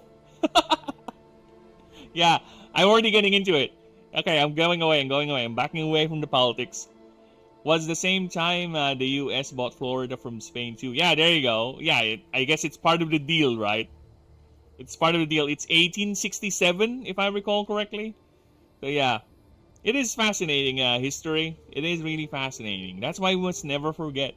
We must never forget. Otherwise, we are doomed to repeat it. Dude, how many? There's a lot of Filipinos. Is Florida where a lot of Filipinos migrate to, or is it California? I know there's this one state in the US, there's a lot of Filipino who migrate from the Philippines and live there. And you should, dude. The biggest empire to ever exist. Yes, you were literally the most powerful back in the day, okay? You spread culture and civilization to the very darkest corners of the world. And it's... I hate to be... I'm being dragged into it. But all I can say is I hate the fact that your modern government is very, very ashamed of your imperialist past. Like, what? Why? Why are you afraid? Why are you ashamed of it? You brought so much fringe societies and cultures into the light of civilization. You fuckers stopped slavery. It was not the Americans who stopped slavery. It was you guys. It was the fucking British Empire who said slavery bad. Okay? The Americans just followed suit. Yeah? Your backyard people just followed suit. But it was the British Empire who fucking first stopped the trade of slaves, okay? To the point they had to use guns to stop slave runners. You had to intercept them with your massive naval armada. Because some countries would still do it. Or smugglers would still do it. That's one thing you fuckers have done. Alright, that is being overlooked. Because people are very narrow-minded and they only see whatever their tribe leader screams at them nowadays. Right? That's why British humor speak. Exactly. UK was the most powerful empire, but when they're watching it... Yeah, it's very sad, man. It's very sad. Dude, and the fact that it's outlawed to dude, I don't know if is it still outlawed to show your flag out there? Because I remember reading an article where it's kind of outlawed to show the flag, the British flag. What the fuck? Why? What? Why is it outlawed to show off your flag? It's your fucking flag. It wasn't for us. As much as colonization was bad, African countries would have been... Exactly, that's what I said. You brought the light of civilization to many fringe cultures. Right? It's not your fault that whatever they done with it when you left, right? It's not your fault. You left, you gave them the foundation to be civilized or modern society, and whatever they done with it, once you guys left, it's not your problem. Why? Why is it? Why are you being guilty about that? You haven't done anything wrong. They're the ones who mishandled the gift of civilization. They're the ones who just wanted to go all out and fucking war with each other and turn their country into a war-torn state. It's not you. You just... I don't know, man. It's really weird. Oh, is it true that the Philippines cannot be waved outside because, cannot be waved outside because the upside-down version is the war flag? Yeah, if red is above, that means we're at war. If blue is below... Yeah, if blue is above, we're peace. That's the flag. But I don't recall any law about it not being allowed to be waved. It's just that you have to make sure you got the right orientation, right? So if the Philippines flag is at the top is the red, we're at war. If it's not, see, this is the default. You must, if you're gonna fly the flag, it has to be like that because we're not technically at war with anyone.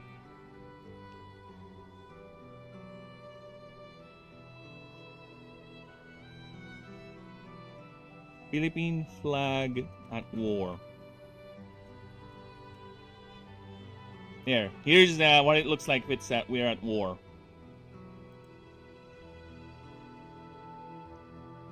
Yes, we do have that symbolism, but we don't. When has the country be at actual war right now, ever in its history since its conception? Aside from World War II, we are a peaceful lot here in the Philippines, okay? The only thing that I think the country is in active conflict with is the noisy neighbors out there in the east or in the west. The one that with the paper boats. Again, I won't say anything much, but you know that country over there, the one with the paper boats? Yeah. They're not active war, but they're the ones who are always constantly egging us on because they're bullies. That's it. They're just loud school bullies with nothing but paper boats and paper airplanes. That's it. That country, I cannot wait for that government to eat itself alive. It's a shame the people have to suffer, but that government deserves to fall. That's all I'm gonna say. We're done. Even if we were to starve to death before we could do it. Huh? Wow. I have no idea what you said there. What the fuck are you talking about? Clarify what you said, or otherwise I will show, that.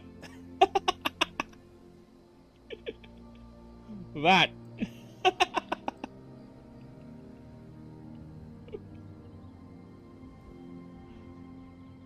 What country is that? I can get the reference. It's China. I'll say it now. It's China. China has been bullying the Philippines a lot. It hasn't been increasing as the years go by because they are so desperate for the rest of the world to believe that the South China Sea belongs to them.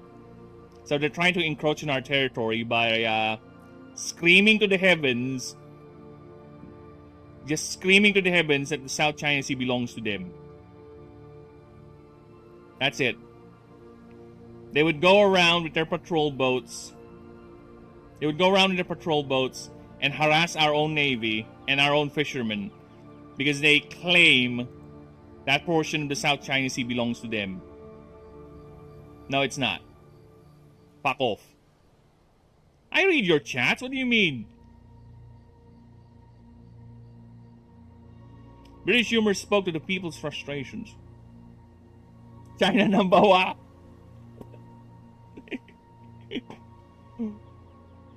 Don't make me do the something wrong, pal. Don't make me do the something wrong. We all know the better country. True. We have more taste. Alright. The Philippines is a high trust society.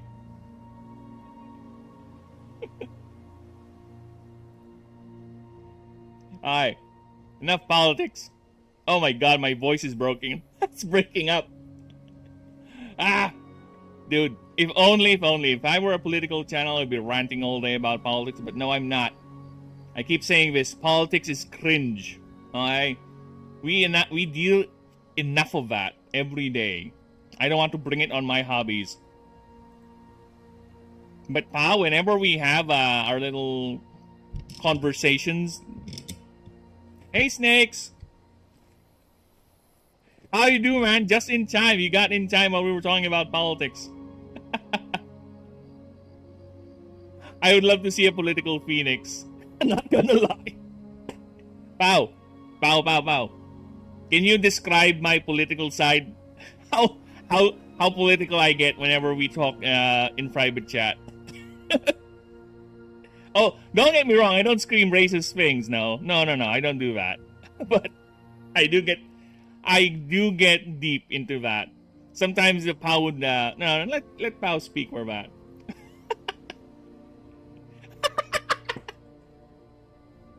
Dude, this channel will get cancelled if you hear him screaming about politics. Alright, I'm a political science student, studying to be a lawyer. Alright, just to give you guys an idea. So yeah, politics has always been a great interest to me, even when I was young. It's just lately I got bored with it. I got black-pilled with politics lately, and I just want to get away with it when I'm doing my hobbies now. But there was a time where I was so ingrained to it that I would follow every bit of political detail, both in the US, in any European major power, in any major power here in Asia, Middle East. I am so ingrained to that shit, the geopolitics and everything. But nowadays, now, fuck off. Don't get me started on gender pronouns. Oh my god, yes. Dude. Okay, I will say this. A lot of people, I will say this. You start off slow and it ramps up and it gets angrier and angrier. And we both really get depressed at the reality of it all. Yes, exactly. The best Yu-Gi-Oh game was Forbidden Memories for PS1. No, it's not. It's the actual card games, Snakes. The UK is listening. Okay, the only thing I would say, okay, about these gender pronoun people is that a lot of them are insecure. A lot of them are so insecure about themselves, they would just rather project their their deficiencies on other people. Wow, I'm not ignoring you, Snakes. I'm replying to you. I just replied to your Yu-Gi-Oh! Forbidden Memories chat. Alright? That's all I'm gonna say. They are so insecure that they would rather project, okay? They would rather project their insecurities for people to accept them rather than actually do the effort and be functional or improve themselves. Alright? They'd rather be stuck in that little delusion they have than actual aim for self-improvement. And that's all I'm gonna say for now. Unless I get baited again. Do I look like Andy Burnham to you? No, you're not, but yeah, these ears everywhere. They know. They know, man, they know. Dude, sometimes the internet just... Sorry, I was about to say something, then I looked at Donkey Hog right here. Look at him. He's so chill, right? It's like, isn't he a real cute little doggo hybrid monster thing? Look at him. As I was trying to evade the landmines of ranting, okay? He's just here listening at me with his tongue out, like doing that. Look at him. He's so cute. I sat on the toilet for too long. I can't stand up now. Snakes, it's Snake's fault. It's Snake's fault. He used his paralytic poison on you.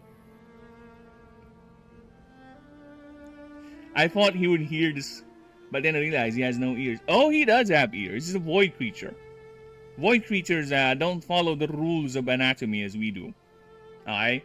A Donkey Hog right here, he has a mouth, right? He likes to eat and chew on things, but he does not have a throat to process or a gullet to bring it down. No. He just he just chews on you and absorb every little bit of energy on you. He does. Again, when we're dealing with void creatures, we have to throw away the convention of biology, because they are beyond that. A donkey hog does not have a gullet, but he will chew and absorb every last bit of you. He has eyes, he has a spherical brain, and that's about it. The rest of his body is pure armor and muscle. Whatever, I'm going to watch a streamer appreciate his audience. See you in Dark Side. Snakes, wait, come back. I'm gonna snort for you. Snakes, I'm gonna snort. How's that? You like that? You like the snorting? I hope I snorted well for you, Snakes. I could try to play a game, but I'm not good with games. Or actually no, it's not that I'm not good with games. That a lot of games are bad now. I'm just that good of a gamer that whenever I play a game, it just doesn't match my my standards anymore. You know? No, it's always the game's fault. Yeah, he's an easy to snowball into ranting load. Fuck you. Can you make his eyes bigger for it, Nest? What do you mean? How big? Let's see. Let's see about making his eyes go biggie. Where's his other eye? Alright, let's see about making it big. Keep aspect ratio. How's that? Actually, no joke, I kinda like it. Dude, I kinda like it. I kinda like it. It looks more cute. Fuck! I might keep this. I was about to start the other drawing. Like, no, I think I'm gonna keep this. Look at him. He's so innocent on this one. I like it. I like it. That is actually a good call. I'm gonna keep that. Look at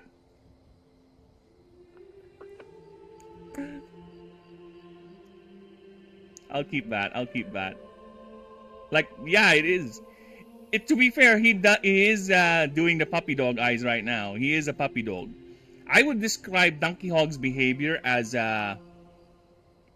he is more like a warthog mixed with a dog and also a void creature. So, yeah. He behaves like that. Okay? He's a dog. He's a cute little doggo creature. Okay, so let's save that. I'm gonna keep that. I like that. I like the big eyes.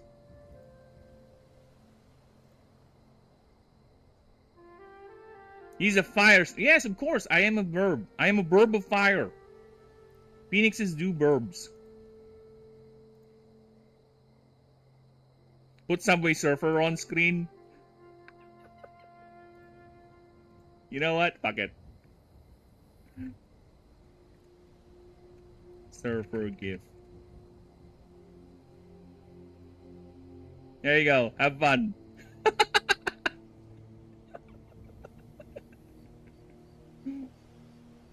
I don't mind saying. I don't mind what Gourmet is singing. Like a jumping spider roll. I meant his pupils bigger. Oh, yeah, I can do that. Let's see about. Imagine ignoring the only person who gives you money. This is Lady Burb, who is the bread. Oh, snakes. Yes, love. Sorry, be right back.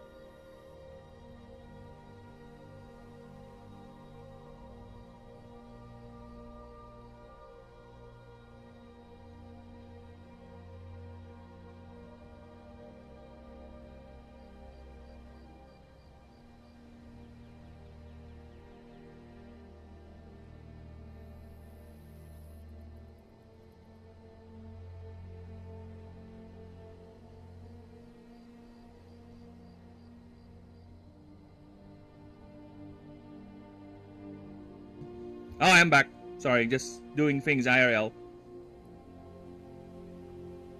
Snakes? What? How am I not? How am I ignoring you? Do you see the Subway servers on screen? Right? That's me acknowledging you because you are a good friendo, you bastard. True, Snakes can't believe he's ignoring his biggest financial supporter. How do I invest? Invest on what?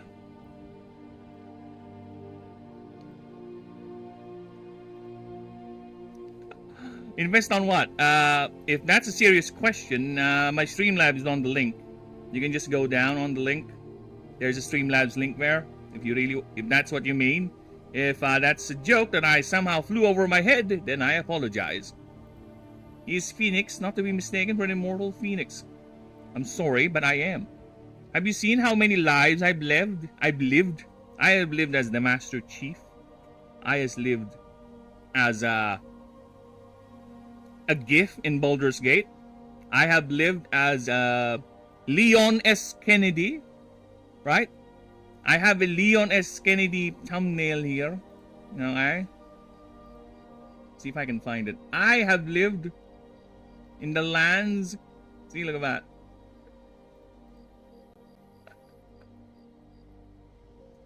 Look at that. See? This is me. This is me. This is me in Expedition 33, y'all.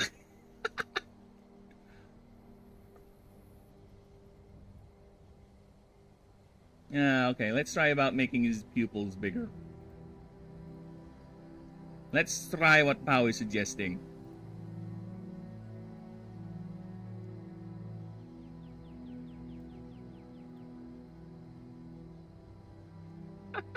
Dude, I like it too. Hi. He's being too puppy dog, but you know what? It's fine. We're gonna make him the puppiest of puppy dogs. Hearts of Iron? Dude, I have not played Hearts of Iron, but I have played similar games of the Paradox variety, right? I have played a lot of Stellaris. That's among my favorite games. And the other one is Age of Wonders. That's another one I love playing. That is of the same variety or same dev. But I don't have Hearts of Iron though.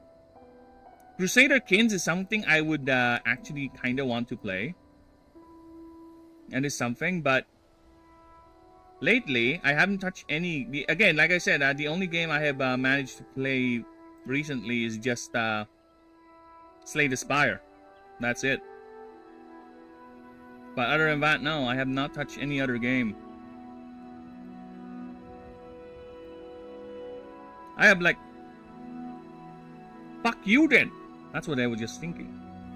Well, think of it this way, Snakes. I was also thinking about that too. Yes, I was thinking, what if I decided to go ahead and fornicate under the consent of the king? Good old Snakes here. Hey, come back here. Come back here. I want to fornicate with you.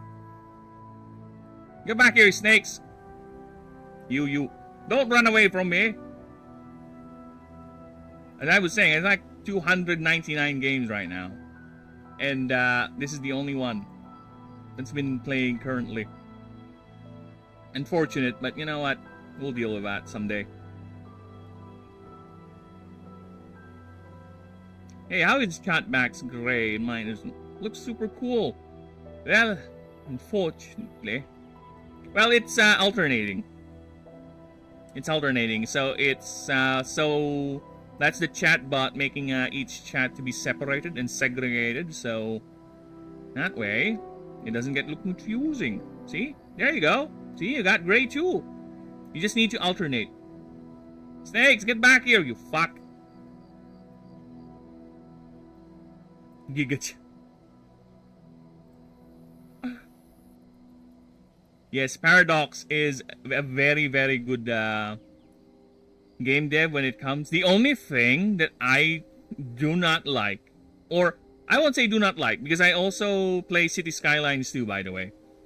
The only thing that I find a bit annoying, I guess, for Paradox is their DLC practice. Because look at this. I have Stellaris right now, hey? Stellaris. Since my income has been significantly impacted, I was not able to catch up with the game. Right? But look at how many DLCs this fucking game has. Okay, if we're gonna go to its store page, okay, just to show you guys who have no idea, this is DLC list.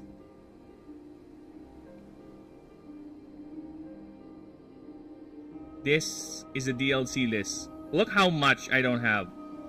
I stopped. I was not able to buy anything Overlord. So look at that. Oh my god. Just for me to get the whole DLC list is 5,000 my money. I don't know how much that is in the euros or whatever, but that is a lot. Alright, that is half. I would say half, a good 40% of the minimum wage here in the Philippines. Okay? That is someone's salary. One DLC for new alien avatar. Oh yeah, Stellaris 2026, exactly. That's how. It's the one thing that's making me annoyed with Paradox practice. But I do love their games. Again, City Skylines, dude. How many hours I have in City Skylines? Cities. See, I have 200 hours playing this, and this is just the non-pirated version because I first played this pirated. Bye, snakes. No, snakes, come back. Don't leave me. So yeah, look at this guy. Oh, look at that. All these 70 pounds. Dude. Yeah, not too bad. Well, that's the thing. It's regional. It's your money, right? For me, that's a lot. That's a lot. That's a lot of money we're talking about here. Just to give you an idea, of that amount of money is like 80% of what we spend for a month's worth of groceries. Right? Yeah, that is not money I'm going to throw around into buying a game. No, and that's something I would do. But yes, and the only good thing about the DLC practice for City Skylines, which I kind of prefer, right, is that a lot of these are cosmetic. So I can go and play the game without them. That's the one thing I am okay with, the DLC practice for City Skylines. I'm fine with this cosmetics. How much is a loaf of bread cost fair? Okay, so we are gonna go for the most common brand of bread here in the Philippines. I'd say Gardenia. Gardenia bread, wheat bread, is around 96 pesos. Right? So 96 pesos, that is the current price. So you want to convert that, I guess. What do you use there in the UK? Pounds? 96 PHP to, yeah, about $1.50. Yep. Pounds sterling, I guess. So yeah, that's a $1.18. GDP.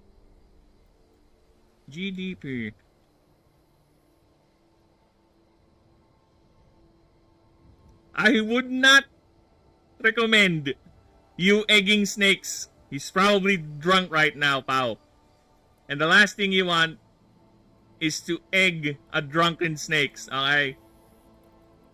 He's been known to do things. Okay? I would recommend not to egg him on.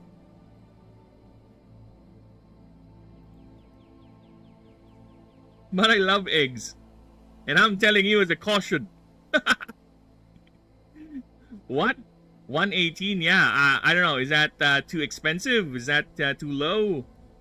I think that's too low. Because see how much is 1 PHP to your money? See? This is how low. 1 peso is worth not even 1 cent of your money. Alright?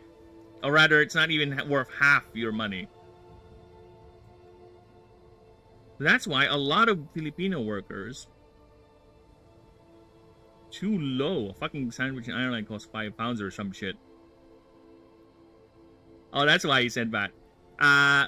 Hey Gourmet, you want to ask how much the gas here?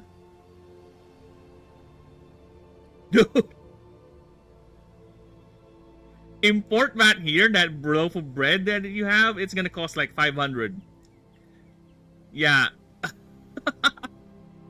You wanna know how much a gallon of gas here cost? Gallon of gas. And this is considered expensive already, by the way. Of gas. PHP. This is already expensive. People are already protesting for the price here. Alright? So roughly 300 is a gallon. 4 liters, basically. So yeah, 3-ish pounds around that. Yeah, pal. To GDP. So yeah, roughly 3 to 4 pounds. So yeah, that is how much gas here. And I think this is... I had this conversation ago with someone from Estonia. If I recall correctly, he's from Estonia. Denisium. He was like... He too was like, fuck. How much for a liter? Liter of gas. Liter of gas. PHP. Liter of gas costs 79 to 91 pesos. And here's the breakdown. So diesel, that's the cheapest, is around 76 to 90. As per premium, this is for idiots. This is unleaded.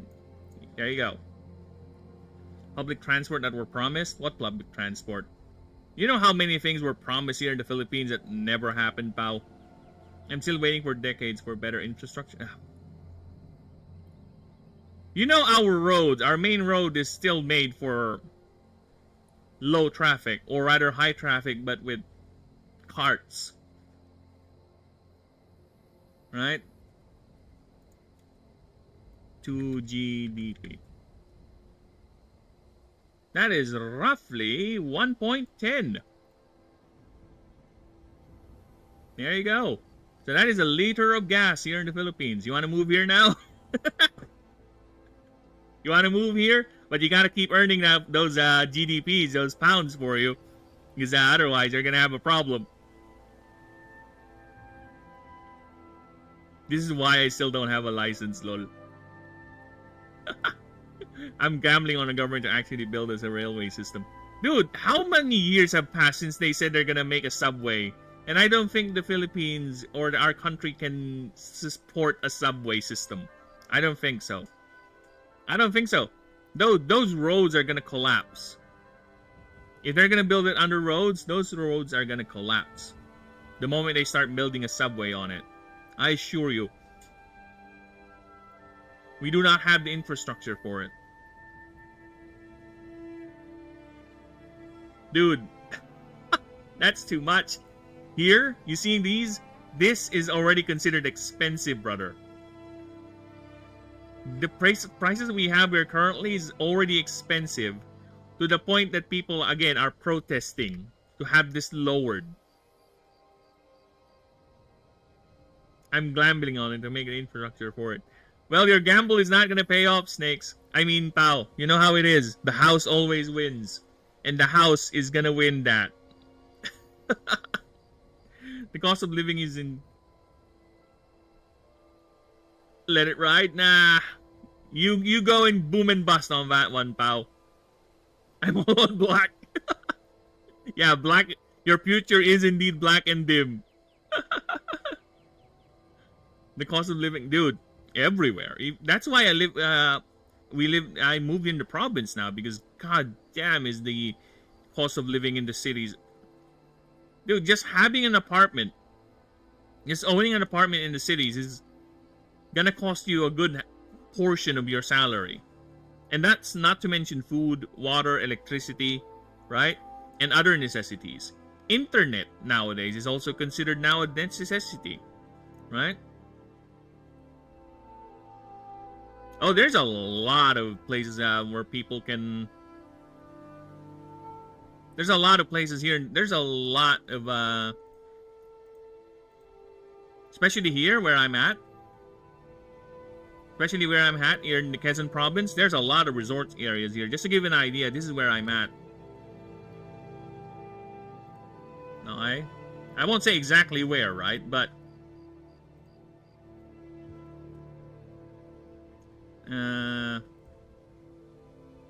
okay. So here...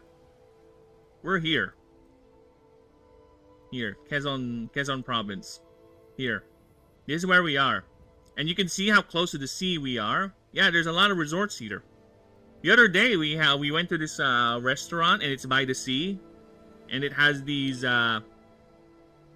piers where you can actually eat your food, your ordered food there. And they would deliver the food by a pulley system. Like, the food is being rappelled down towards your little hut in the pier.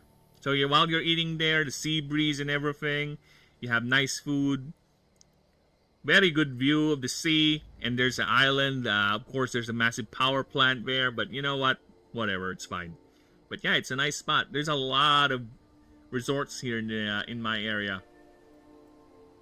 Very nice, and this is the largest lake in the Philippines. Phoenix is south of me, but I ain't going to him because you're fat and lazy, pal. Don't live in the cities. Yes, I would highly recommend not living in the cities. Unless you want to burn a lot of money in air conditioning and...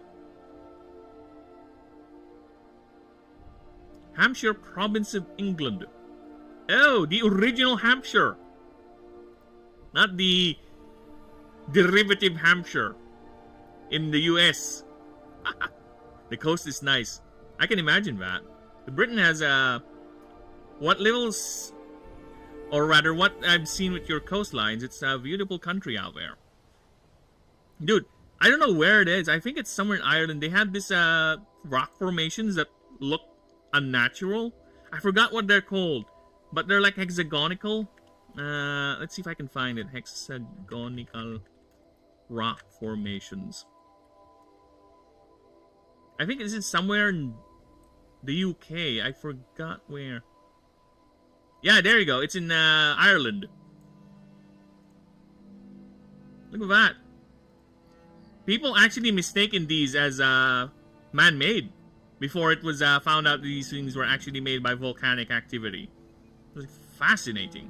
Look at that. Perfect. Not really perfect, but hexagonal to the point that it can even be... that people are getting fooled these things were man-made, or rather, yeah, man-made. Look at that.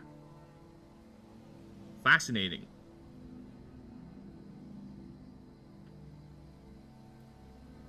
Imagine Philippines had a railway station like Japan's, like you live in northern Luzon and just... No, we don't. We don't have that. We will never have that. Call me pessimistic. Yes, very cool rock formation. Yeah, they are.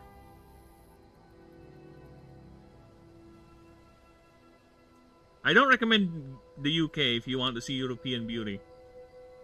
Well, you do have a lot of hot women there. European beauty is not just, you know, the geography. There's also the more carnal aspect of it. The more physical aspect of it, you know. The one thing that I am still grateful I still have a biological body for it. Quezon province, I mean. Oh, yeah.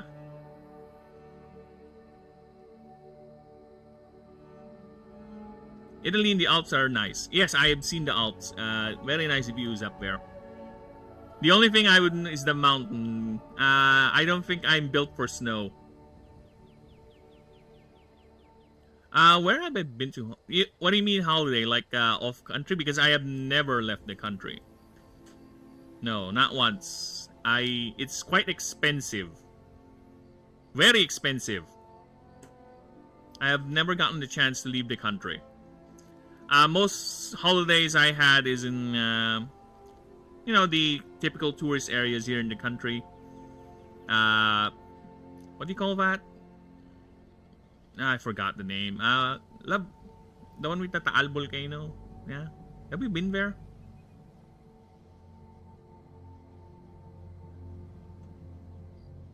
Yeah, because most of my holidays are just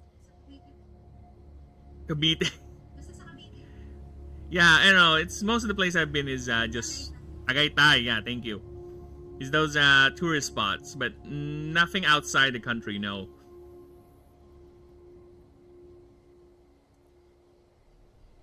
Yeah, I never went out or plan to. If I were to choose right now, dude, actually I would want to go to a European country.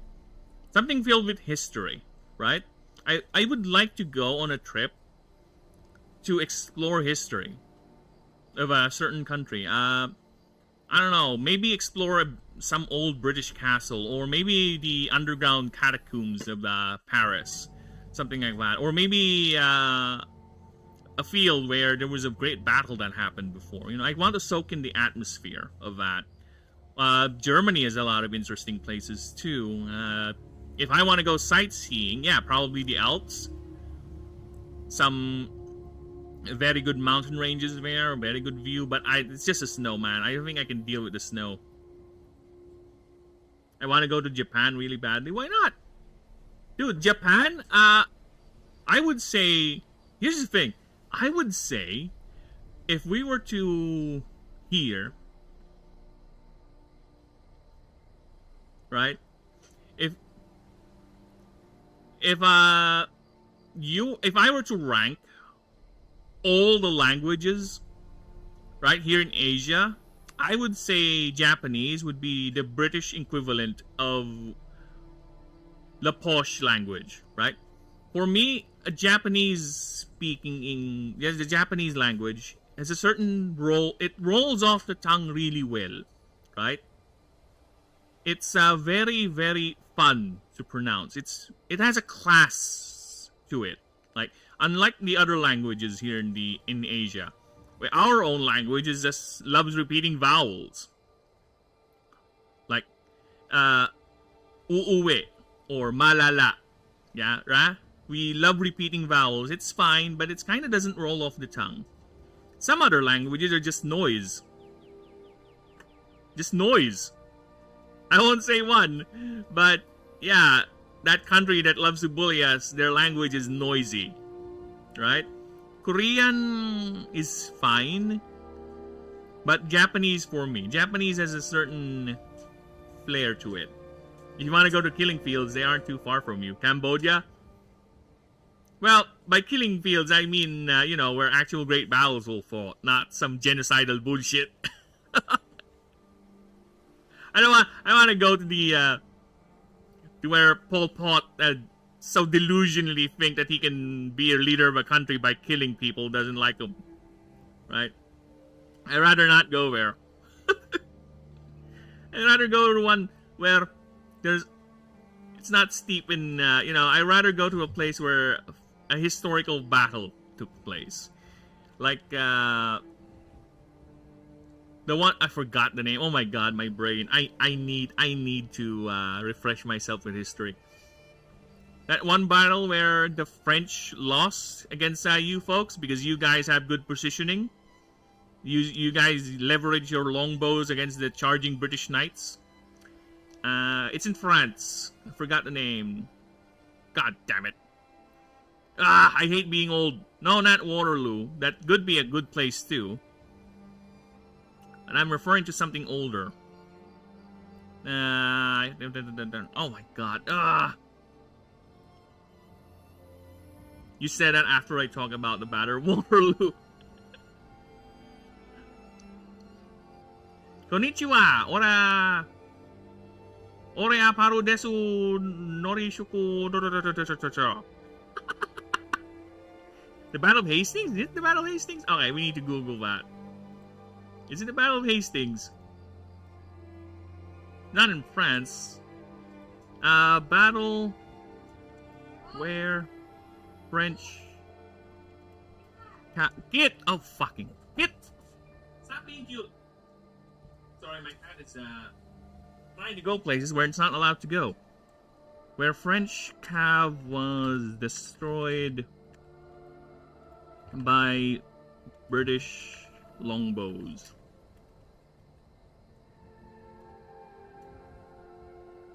Come on, Google. Agincourt. Was it Agincourt?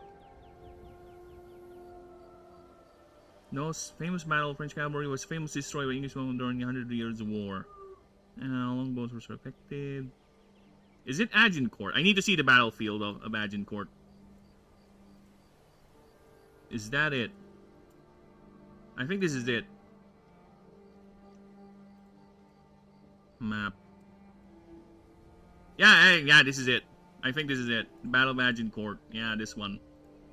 Dude, the British are so outnumbered, but they took good positioning in between. So they created a corridor, right, within the forest, and in here, I think this is a muddy area. So they have longbowmen and a couple of men of arms over here, while the French has fuck ton of knights.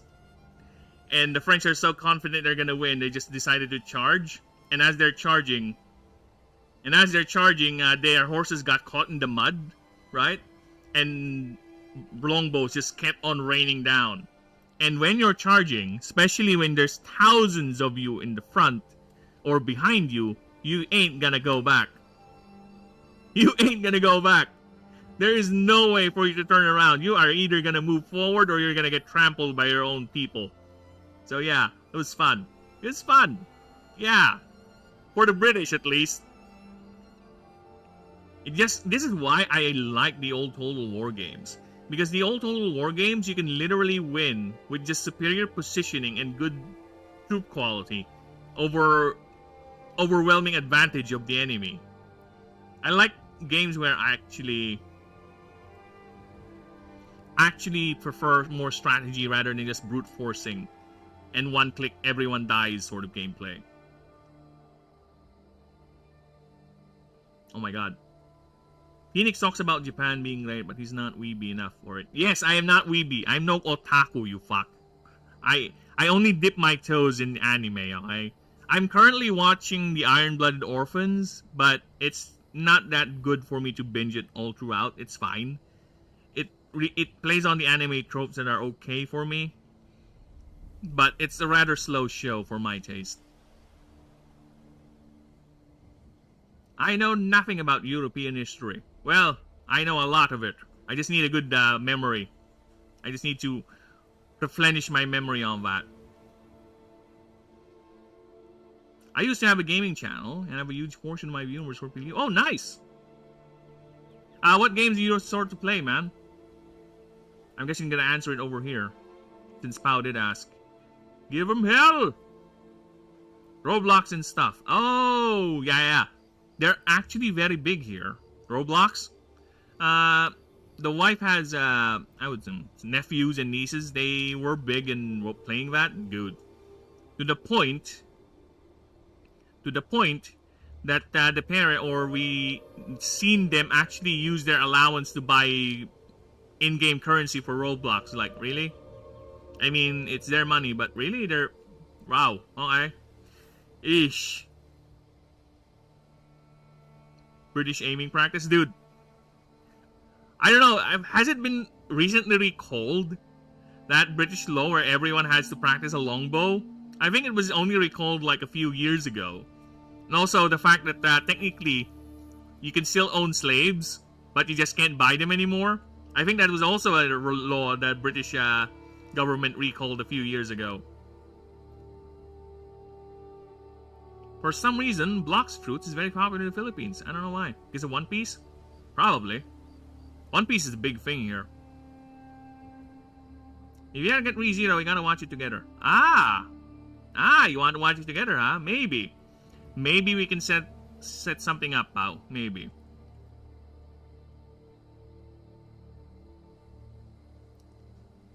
Yeah, the kids here love Tycoon. I know, man. I don't know. It's money. It's real money. They're throwing real money to it. That's annoying me. It's... You know why? Because kids are so impressionable and they are so easily tricked into spending their money into things like this. I kind of feel that, and a lot of those games are designed to be predatory in terms of how they would get money out of children. I kind of, I don't know, man. I don't know. Kids should not have access to this shit. I agree. It's not just One Piece. I doubt they have watched all the One Piece anime. I would say anime. Anime is a really big thing here in the Philippines, to be honest. There's a big anime culture here in the Philippines. To the point that we have people like Pau. Anime is really a big thing. I am the outlier, okay? I am the outlier here in the Philippines where I have little to no experience with anime, especially the deeper animes. But there's a lot of people here who grew up watching anime and still to this day watch anime. Not just the popular ones, no, the fringe ones, the really weird ones. Right? We don't talk about my 160 pounds spent on Roblox. Well, don't worry about that. We don't talk about the thousands of pesos I spent on Magic the Gathering. I would, actually, Magic the Gathering, if I were to sell my whole collection, I would say it would clock in around 30 to 50k of my money. Probably. Could be less now, since a lot of those cards are old and probably got banged up. But yeah, that is the amount I estimated I'd spent on that. At least. Mishers? I'm not actually that big of a weeb. Yeah, you're not, but you're enough. You know the weird stuff. Saying that after watching 1013 episodes, I don't understand weird animes. It depends. It depends. It depends. There are animes that I find weird that I watched. I would say Crayon Shin-chan is a weird anime. I used to watch that back in the day. I barely remember it since an old ass time since I watched it, but I did watch that one. Right?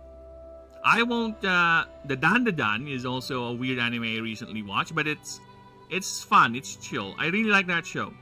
I really like the fact that the Dan, even though it has played on certain anime tropes, but the way it does its dialogue is very, very efficient. I said this before and I'll keep on saying it again. Anime is a certain way of whenever it comes to dialogue, they're very bad at dialogue. They would repeat things over and over again. They would say redundant things. The characters would rather tell you what they're feeling than actually show you what they're feeling. They would actually break fights so they can have long monologues with each other. And again, if you like that, good for you. But for me, it's dumb. Alright? The Dan does have that, but they're efficient with it. Very efficient with it.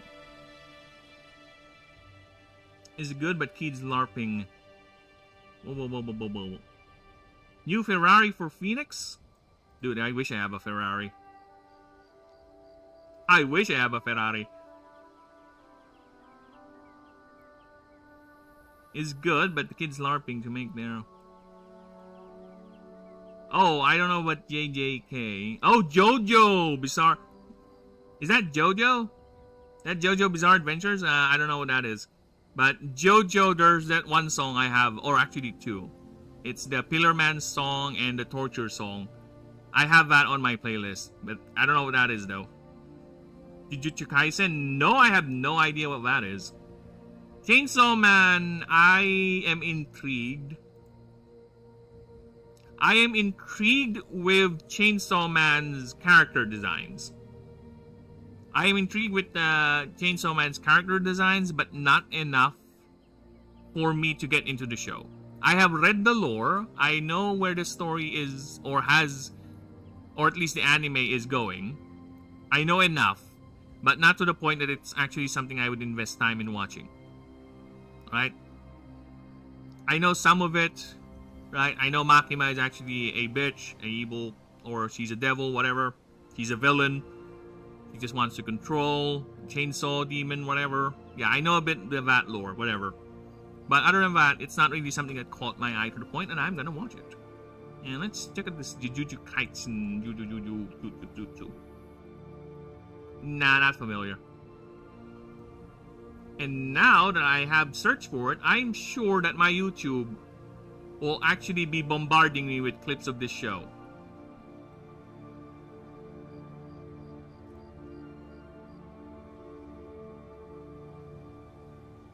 Anyway, speaking of weird anime, I'd like to see your PFP have a mustard color background. Mustard color background?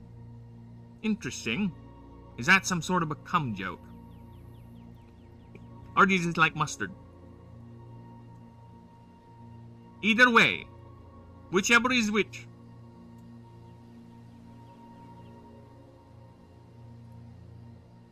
Mustard. Oh! Yeah, this is mustard, right? Here. This is mustard. Kind of, right? This is how mustard looks like. So, okay. I was struggling to name. That's new. But I guess 100 girlfriends count, Lamau? I feel good. Harem romance. Green mustard. Ew! Ew! I think that mustard's gone bad, Bao.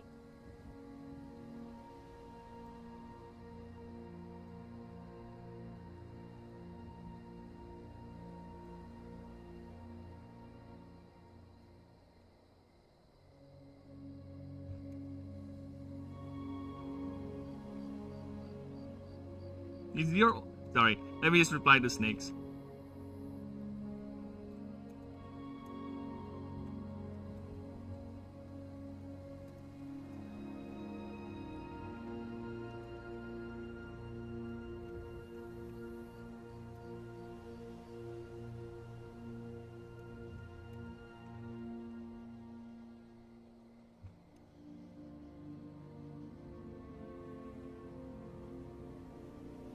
Why?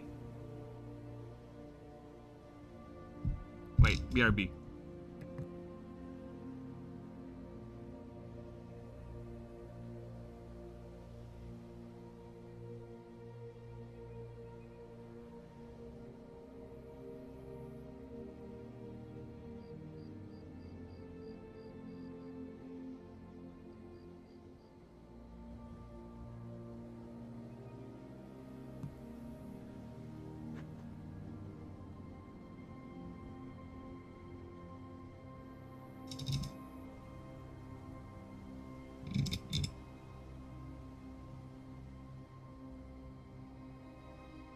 Nope, I am not. No. Wasabi is something I'll never. No. I never consume wasabi. Because I have very, very low tolerance when it comes to, what do you call that? Spicy food. Thank you. Very, very low tolerance for it. Dude, if you were to see me eat spicy food, which is ironic considering I pretend to be a phoenix online. If you were to see me eat spicy food, I would be sweating like a pig. A roasted pig. With... Yes, I would be sweating like there's no tomorrow. Because I don't know, I have very low tolerance for it. But nowadays, since the wife has been slowly feeding me spicy food every now and then, I think I'm starting to gain some tolerance to it. Some, but there's still some sweat. You know, there's some sweat every now and then. Okay, so how am I gonna draw him on attacking or something?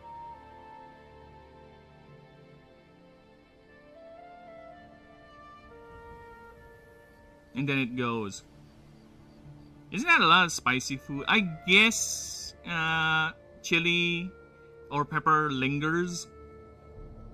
But either way, Either way, I don't see myself enjoying that experience. Probably, it depends. Maybe if I have friends and we're just fucking around, probably would enjoy it. But it's if in terms of actually eating, you know.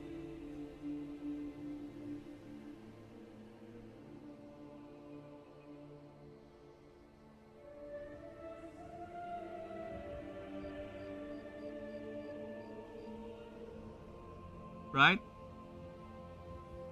If it's sushi dumbs down the intensity. Dude, I have seen people snort that shit. I have seen people. No, I have seen people snort that shit. No, if you people have not seen Jackass, the old Jackass, they would actually there was actually a stunt where they snorted that shit. It was, I think Steve O snorted a huge chunk of wasabi. I'm gonna pull all-nighter and say on stream, well, thank you, but of course, do not push thyself.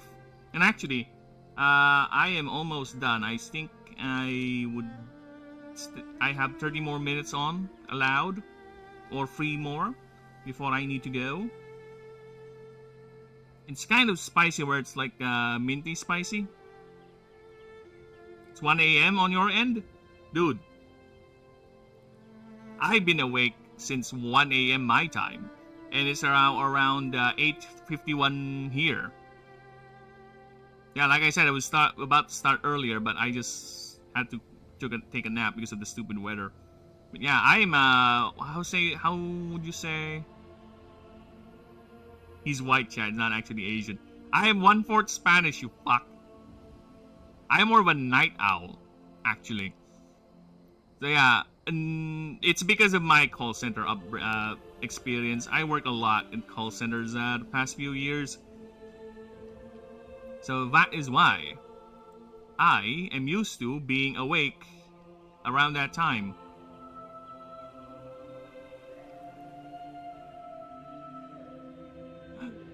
Proud? Of course! Why would I not be proud? I have conqueror's blood in me. Le sangue de amor.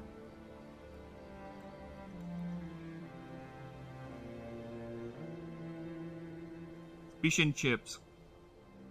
Actually hates pizza. Alright. There is a stereotype as to British food, being it is horrible garbage. Is that true? We actually have a British person here that can corroborate on that.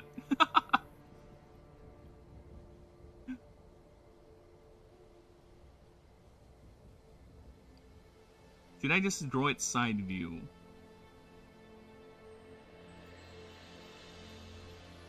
I kinda want to draw it angry and charging.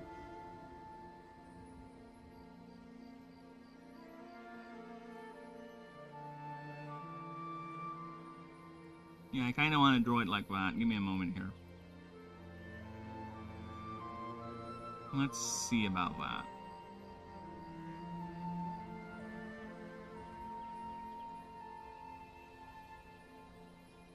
And by a knob of ginger, I mean red. Snake. Snake spout.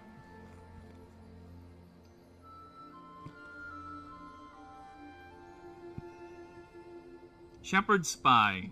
Let me take a look. Shepherd's pie. Is it like a meat pie or something? Actually, it does look nice. No, jokes aside, man. It does look nice. It is something I would find appealing, actually.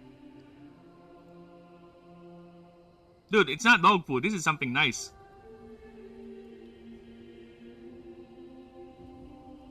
This is something nice.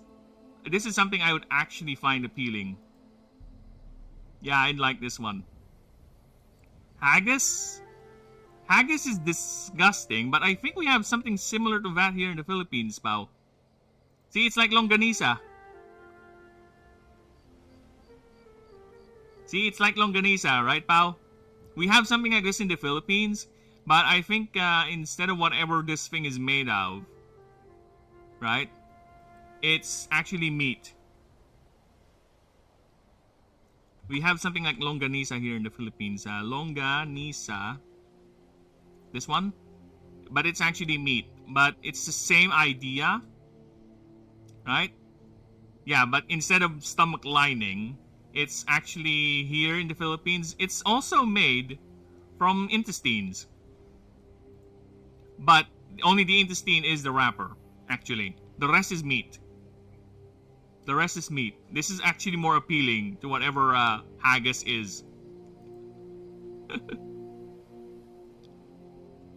Jellied eels. Oh, I've heard about that. I've heard about that. You guys know the show Space King? Okay. So the guys who made that actually have a podcast, right? Let's see if I can find their channel here real quick. Their podcast channel. Here you go. So they actually have an episode of them talking about British food. And I think that's where I saw jellied eels. Here it is. Because one of the hosts, or one of the creators of Space King is actually British. He's actually British, so he tried to tell his friend that, well, just watch the video, but it's fun. They talked about British food and how horrible it is.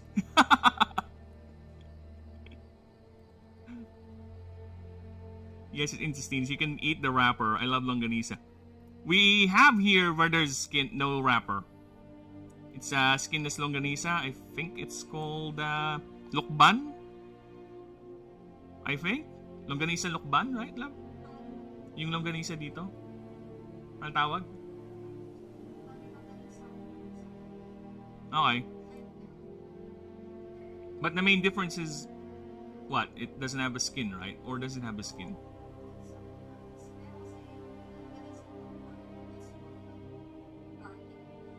It's more what?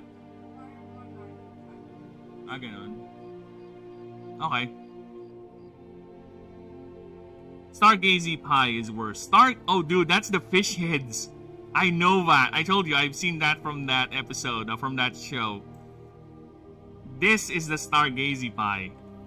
This here. Wow. I think you know this. Now, would you eat something like this? It's fish pie, but the fish is like it's arranged like they're looking up. Is that for real? Yes, it's British food, lab. Oh, really? Yes, that is actual British food. It's called a stargazing pie or a stargazy pie, stargazer's pie, something like that. They would actually grab fish and just put it in the pie, and they all look like that. Oh. That's what I was trying to tell you. This is the one I was trying to say, Lamau.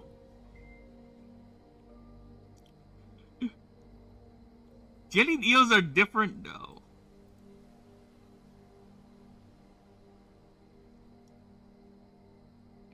Yeah, jellied eels are different, pal. There is an actual dish called jellied eels in Britain. This is it, I think. That's so British. That is different. Yeah, this is it. This is something I cannot eat. It doesn't look appealing. Not the slightest. It does not look appealing in any sort of way. No, it's not. I don't know. I don't like fat. I will say this now. I don't like fat in my food. I don't like consuming fat. I don't like the feeling of fat in my belly or in my mouth. It's too soft. It's too weird. No. Fish and chips hit the spots. I'm okay with fish and chips. It's just fish and chips. Dude, we even have fish flavored chips here. It's not really it's not really something that's out of the ordinary here.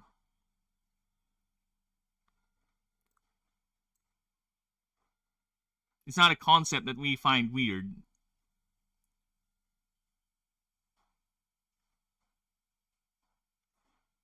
Okay, I want to do an ambitious angle here for Donkey Hog. Give me a moment.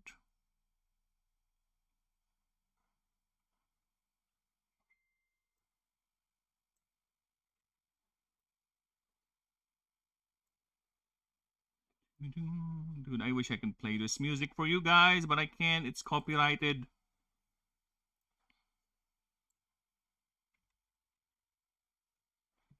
I'm obsessed with paella. Oh, paella is nice. I've heard it, but I've never tasted it. But it is a streamer I used to watch a lot is Spanish. It's a bit Mexican, so he would he find this one of his favorite food. But really, it's not something that's normal here in the Philippines. Paella. But I have heard of this. Oh, look at that. Racist name. Paella Negra.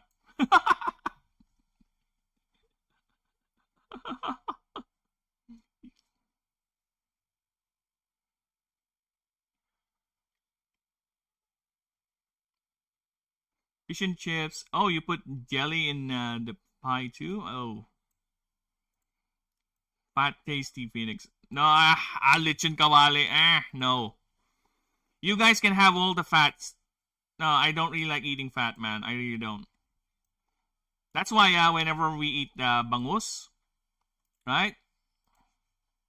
Here, fried bangus. Fried bangus.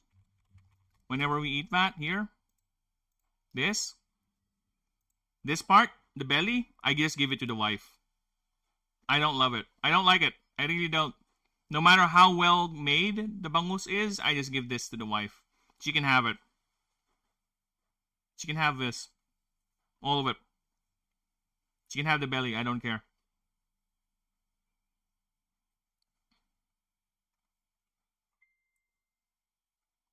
The fish is battered, then squeeze lemon juice on top with vinegar chips. Sometimes mushy peas. Ooh. What do you call them? Chips or just chips? Just chips. We don't have anything special for it. If you're referring to a junk food brand, we do have a couple of junk food brands where it's just basically fish flavored chips. Lala. Yeah, that's one. Fish crackers. Just cheap shit you can buy anywhere. To the point that when you buy them, you're actually questioning why you bought them in the first place because their packaging is very questionable. That's what I'm talking about. Lala is my favorite. Okay, just to show you peeps, this is what Lala looks like. It's so salty. It's very salty, yeah. Fish cracker. Here. Nostalgicisms for everyone. In the Philippines and here. It's a type of fish cracker, but it's just fish crackers. Nothing. This is the brand of the fish cracker. But we don't have anything specific. Actually, here's the thing, Gourmet. We don't have anything specific to it. That we don't even have a Tagalog language for it. Right, Lab? We don't have a Tagalog for fish crackers. It's just fish crackers. Yeah. See? That's how much. I told you, we are a melting pot of different words here and cultures. We don't even have an actual word for it. Dude, my only issue is that the package gets less and less. It's either that or you're getting older. There's a lot of things, dude, that when I was young and I bought them, I was like, oh, there's a lot. Oh, look at that. And when I buy them now because of nostalgia sake, like, there's not enough. There's not enough. There's too few. And I think it's because we're getting old. That, and also the company is trying to cut costs. Unfortunately.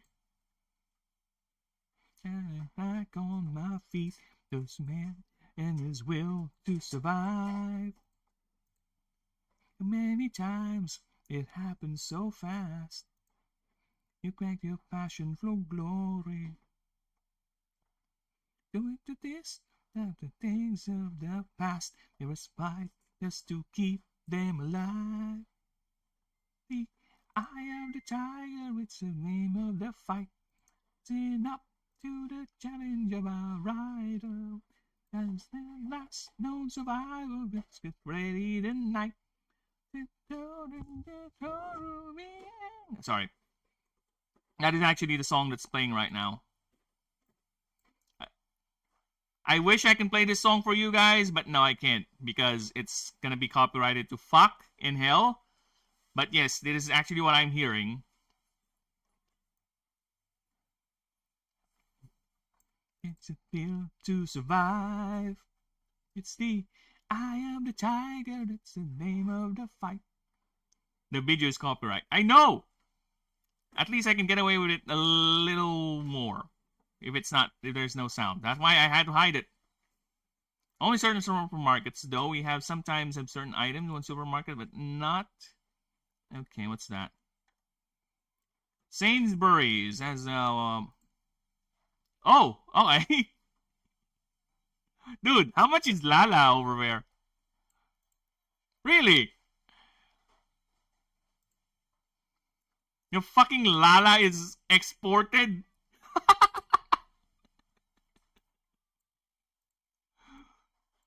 Pishda. Dude, $3.50? That's a lot. Dude, they're charging you for so much. Oh, here's another one. Yeah, Pishda. I don't know this. This is not old though. This is new. That's not worth it, brother.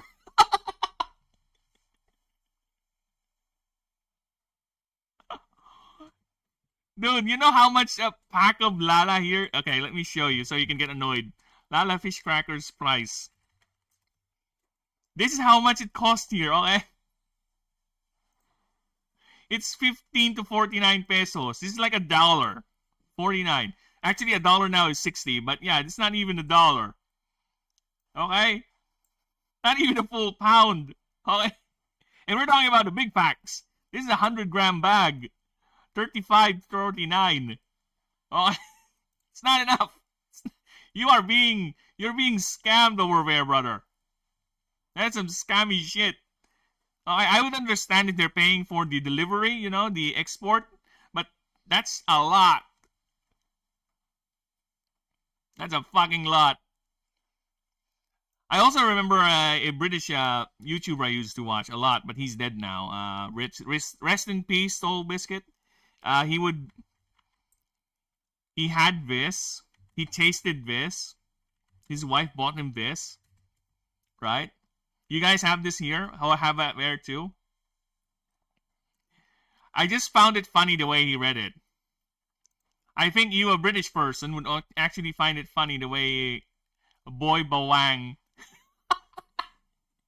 You know what this means in our language? It means boy garlic or garlic boy, right? But I think you English-speaking folks have a different meaning for wang.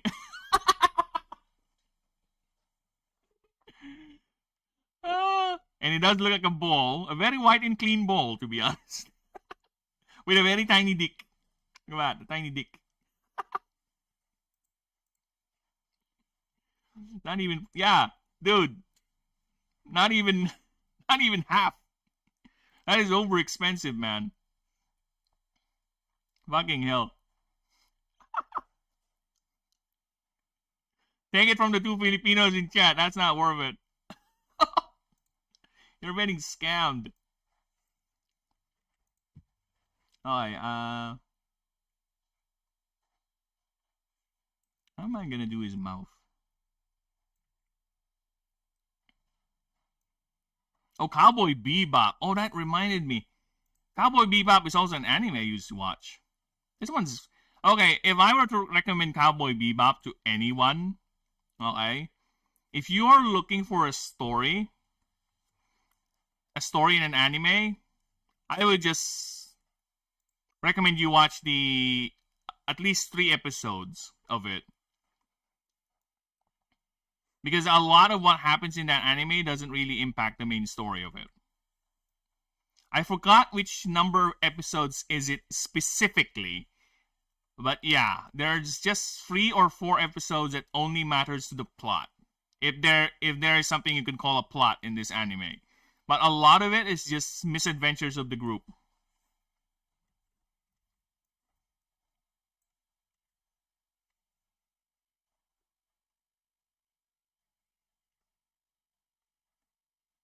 Ooh, gotta go, Phoenix. Thanks for the streams. No problem, man. And I'm about to go away too. I have things to do. My cats did something horrible out on the porch. So we need to clean that up. But let's just say it's a bit stinky.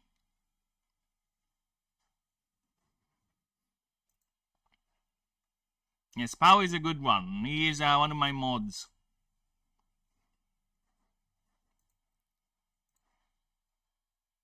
The dream. So yeah, how can I do this? I kind of want to draw him charging and ruining things. Yeah, let's do that. I just want to see how am I going to do the mouth. This is always my problem with this type of design, the mouth. Right? How am I going to do the mouth? A happy mouth at that. Like that. Should I make it? Yeah, I think we're fine with that.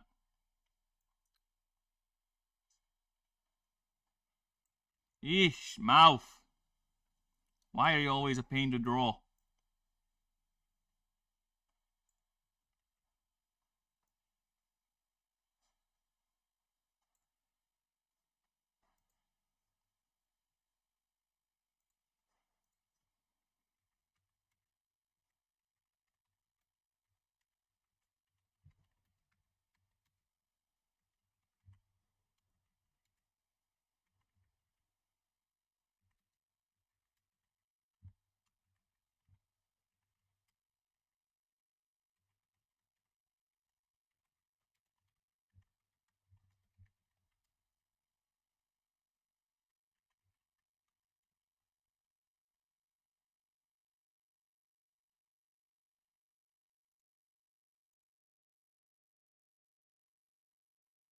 When will be the next stream? Most likely tomorrow. Because I don't see any reason for me not to stream tomorrow. But I would just recommend just, just watch out for the announcements. Because I do post, whenever I go live, I would do a community post, at least, every now and then. So people will see the stream or sub to me. Because I've been getting reports that sometimes people won't get to see or don't see me live streaming even though they're sub. YouTube doesn't send them notifications. So I do community posts every now and then. But it should be tomorrow. And it should be around the same time. I don't see any reason for it. Usually, lately, I've been trying to stream early. Like 3 a.m. my time. So I don't know what time is it in Britain. Okay. Let's see. 3 a.m. British time, I guess. British time to Philippine time. Not 3 a.m. Phil time, Philippine time to UK. So British summertime BST, GMT here, period. I guess it's around 8 p.m. your time. So around that. That's usually. It's either that or around 4, but usually I try to aim for 3 a.m. my time. Unless there's something busy or I got waylaid or something else is coming up. But that's how I usually stream. And the only reason I won't stream is because I'm busy, or there's an emergency I have to deal with, or just plain I have no capability. But I try to stream every day nowadays since I don't really play games anymore, and what I do offline anyway is just work on the project. So there's no reason for me not to stream, right? So yeah, that was it. GMT, yes, Greenwich time. I don't know why Greenwich is important to have his own time, but there he is. Wow, wow, wow. Wow, wow, wow, wow. Wow, wow.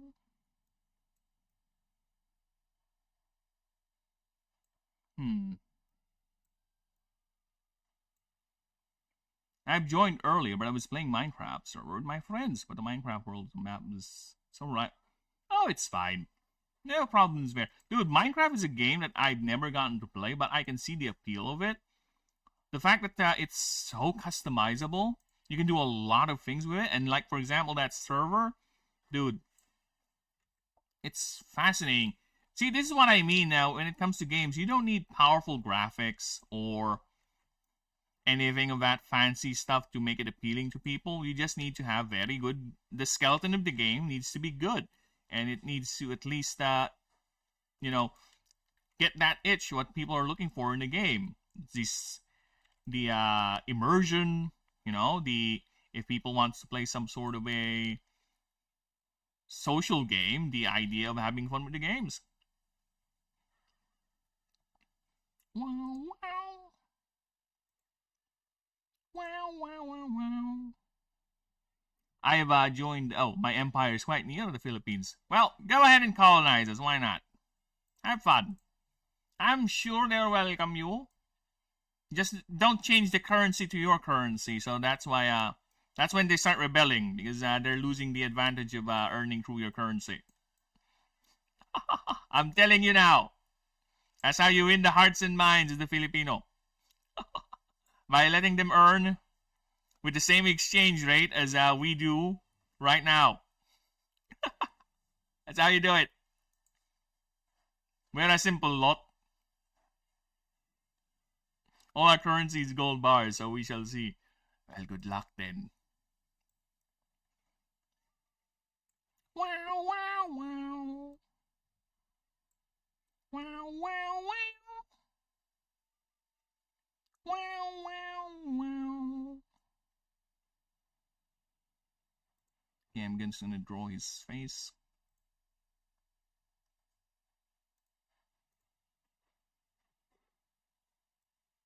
Wow, wow, wow, wow. Wow, wow.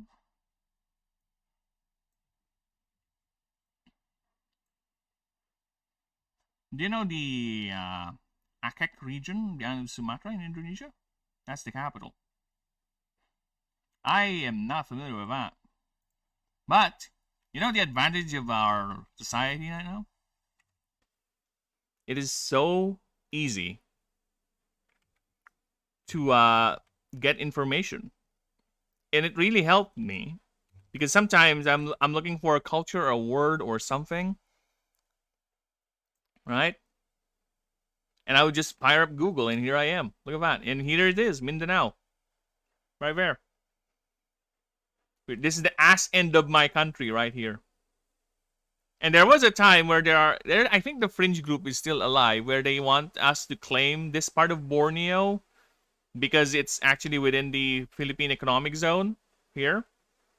They actually want to do some sort of a conquest move and conquer this part of Borneo. It's like, because this here is still the Philippines. That's why we get people actually just riding a small boat and just getting here, and they don't just island hop, and there you go. They're in the mainland, or at least one of the mainland, one of the big islands. But yeah, that's this is here is still the Philippines, right here. This little island over here. Very low. I gotta say, very low, because we do not have a powerful military. We have enough, but military strength is not something the Philippines has in spades, if you will. See, look at that. All of this is the Philippines, and this is Borneo. It's so close. Actually, if you're gonna hear Filipino, or rather Filipinos and Indonesians speak, some Malayans too, actually the language is kind of similar. It's the way the word choices are formed, the way the cadence is done. It's very similar. But of course, the language is differentiated so much. Right? Imagine there will be some intervention. That's the thing. That's why no country can commit to a large war. Most wars happening right now are just skirmishes. No, I don't really see any country going to a real global war like what happened during World War II or World War I. because of all the interventions and all the treaties, all special, not just that, the companies too. A lot of these companies, the big companies, are so intertwined with the economies of many other countries that they are solely dependent on that to survive. And if any interruption happens, they're fucked. So I think it's in their best interest to make sure no wars happen. Ukraine is a possibility for a world war. I don't know. It's quite low because how long has the Ukraine war been happening? And the best thing that's being done to it with the other countries is just sending in aid to one another. Actually, Russia is clearly losing that conflict. They do not have the manpower, both in arms and in actual manpower, to sustain a prolonged conflict like that. They're losing that conflict. I don't know why they're still there. And again, it's not a political channel. I'll refrain from saying anything further other than I don't think it's gonna spill over, to be honest. Best thing, most worst case is probably they'll try to spill over to other territories, but Russia is too it cannot sustain a long war like that. They're already buckling just with Ukraine. No, they're really powerful. They should have already taken Ukraine by now, but no, they can't. Because of how many help Ukraine is receiving, not just in arms, it also in funding with the other European countries. So yeah, they can't. That's a good example as to why large wars cannot really happen.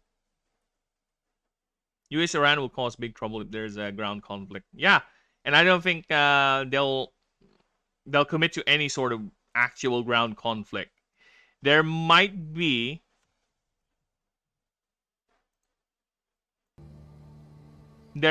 small,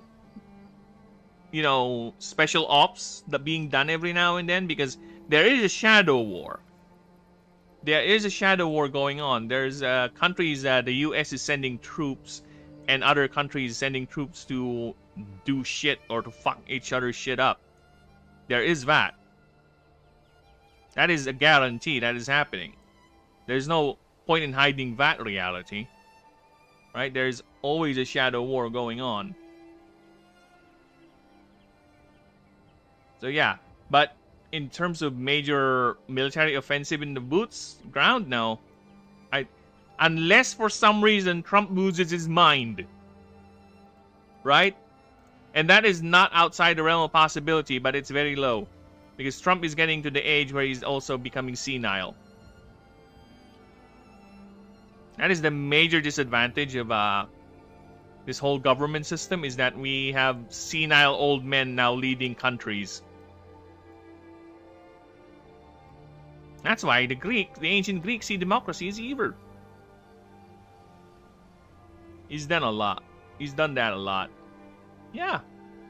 Again, I'm not really surprised, but it's not going to be a major offensive. If it's going to be a major offensive, well, they have to win quick. They have to win quick. Otherwise, people are not going to support them for long.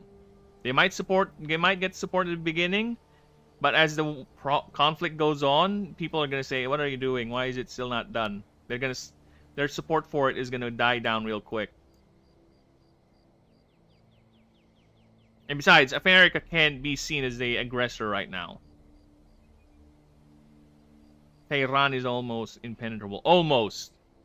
All it needs is a good, very good spark. Because I think the Iranian people are very close to bursting. And again, I won't say anything further, right? That's it. That's all they're gonna get from me. If that government's gonna fall, I think it's gonna be through their people. The pressure is gonna come from, of course, the outside interference of, or rather the pressure that the other European powers are putting into their current government. But the actual fall will come from the people, if there's any. It's either going to be funded by those countries, or it's going to be the people themselves that's going to do it. But it'll be just like that.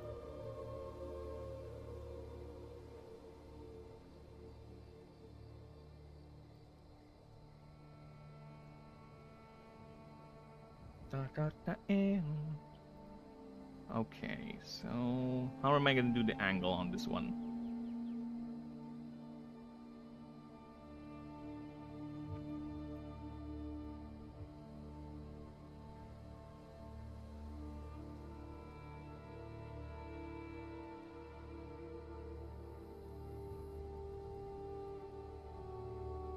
Just checking the time.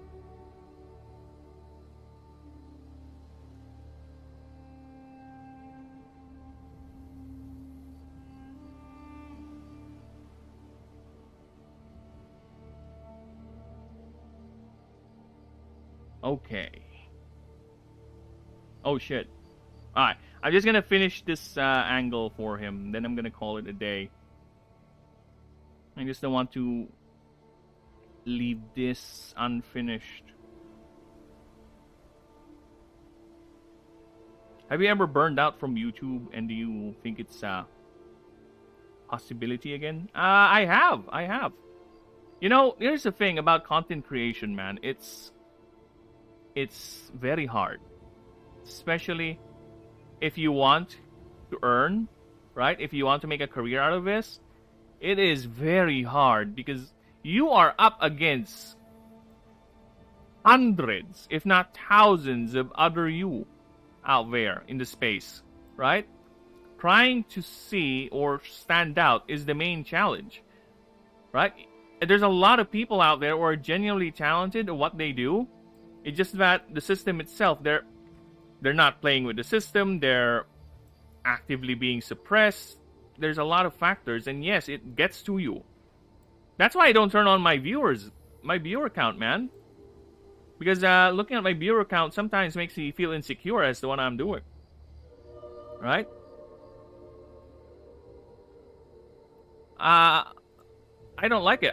It gets to me every now and then. That's why I don't really look at my viewer count. I just always pretend there's someone watching. I don't know if there are, but that's how I do it. I just talk like there's someone watching. If someone replies or someone speaks, then good. But most of the time, I just, let it be. If there's no one there, then no one's there. But I will still pretend that there's people watching. Because, again, most of the watchers are actually just lurkers, They don't really communicate with you. They're just there watching you. Right?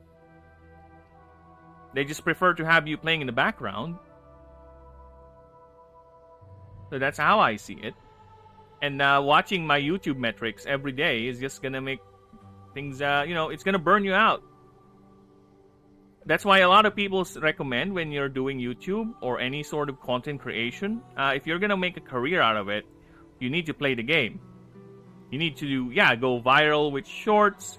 You need to follow what's trending, right? You need to connect with people, not just any people, but actually big people out there, the big players, right? You need to do that. But for me, I don't know if you noticed it, but I'm very bad at promoting myself. I'm very bad at it. I think if you start posting short, it will go viral. Probably. But to be fair, I have been posting shorts every now and then, and I've been getting good traction from them. It's just that I just need time to make the shorts in the first place. And but for now, I just want to focus on doing the project. I will be making shorts eventually once I get to the point where I'm making lore for the game. Right? But before we get there, I will focus on... Oh, Donkey Hog. I can't believe it. Why am I having trouble drawing your body? God damn it.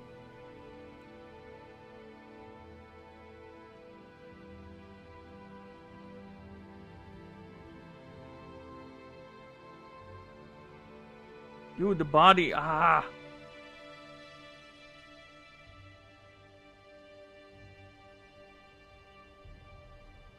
Oh, the body. I don't like the body. Shit.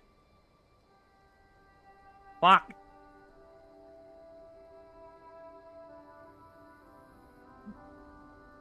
It's always the way you word your vids and streams. I recommend adding hashtags. I do have hashtags. Yeah, that's the thing.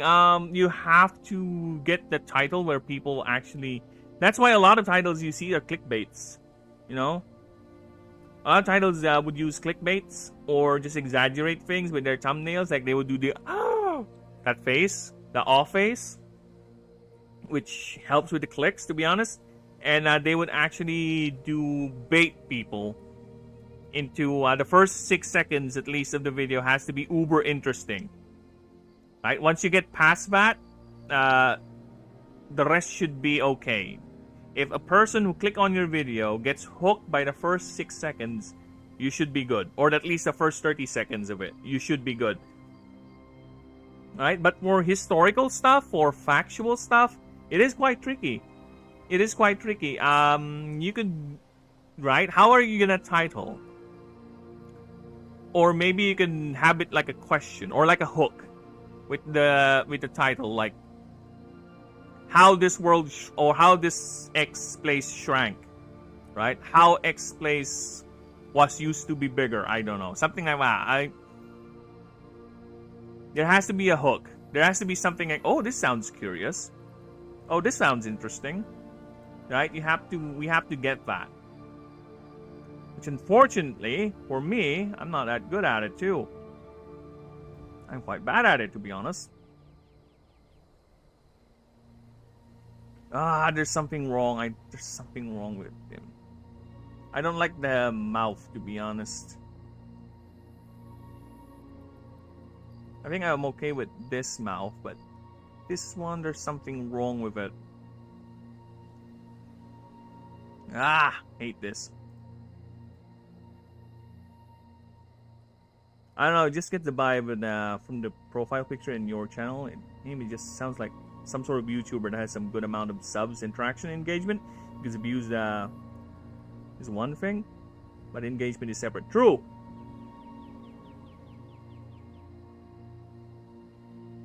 It just sounds like some YouTuber that has some good amount of... Well, engagement is different. It really is. When I look at the videos after they're done, I would see, oh, there's actually that many people who watch. But as you can see, there's no one. Sometimes there's no one on chat. Sometimes it's just you. Sometimes Pow, Snakes, right? Sometimes I would get likes.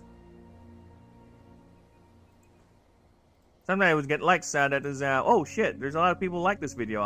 But none of them commented. Like, where did that come from? Because yeah, engagement can be a lot of things, and chat is the best type of engagement. I guess, I don't know, people just prefer...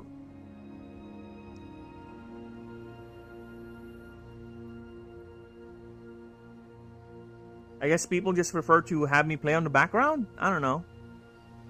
Which is fine. Again, I have no problem with that. I appreciate all the support, of course. The fact that people are subbing to me is quite a big deal for me already. I just like that vibe. YouTubers with short names, the ones that easily remember, like yours. Well, actually, it's longer. It used to be Phoenix Birdman. I just changed it to Phoenix because I want to put the Ashen dev on the name, and if I just kept on a Phoenix Birdman without the Ashen dev, it's gonna be too long. Or with the Ashen dev, it's gonna be too long. So that's why I changed it to just Phoenix. And I can't believe I got away with that because Phoenix is such a normal name. If you type in Phoenix, I am 100% sure there's a lot more channels with my name, with that naming convention on YouTube. It's a very normal name. Learn much more than I'll ever know. Think to myself, names that are easy to remember are best because they are easy to talk. Yeah, I get that. Yeah. It's just that the name also has to stand out a bit because if your name is too generic, you're fucked. Because people might think of this particular thing over this particular. Oh, you're talking about that guy. Who's that guy? Right? But yes, I do agree with that notion, yes.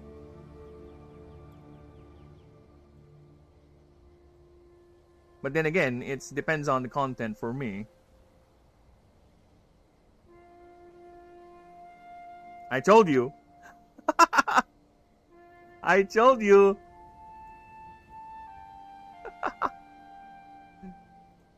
So yeah, I told you. There is 100%.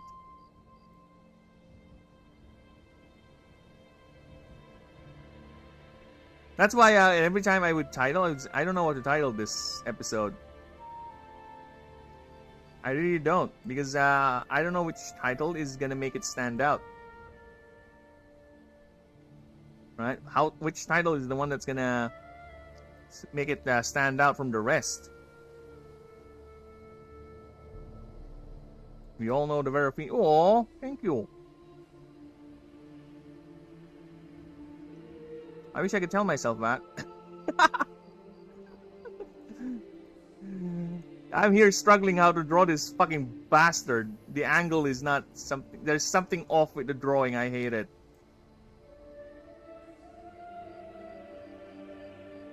Yeah, there's something off. I think it's the mouth. Or the detail of it. No, there is something off. I need to fix that shit. See, I don't even know, man. I am grateful again for you guys subbing and all that and staying here, the lurkers, everyone, but I am actually surprised as to me getting a lot of subs since I started streaming the project. I guess there are actual there's genuine interest to the idea, I guess. Right?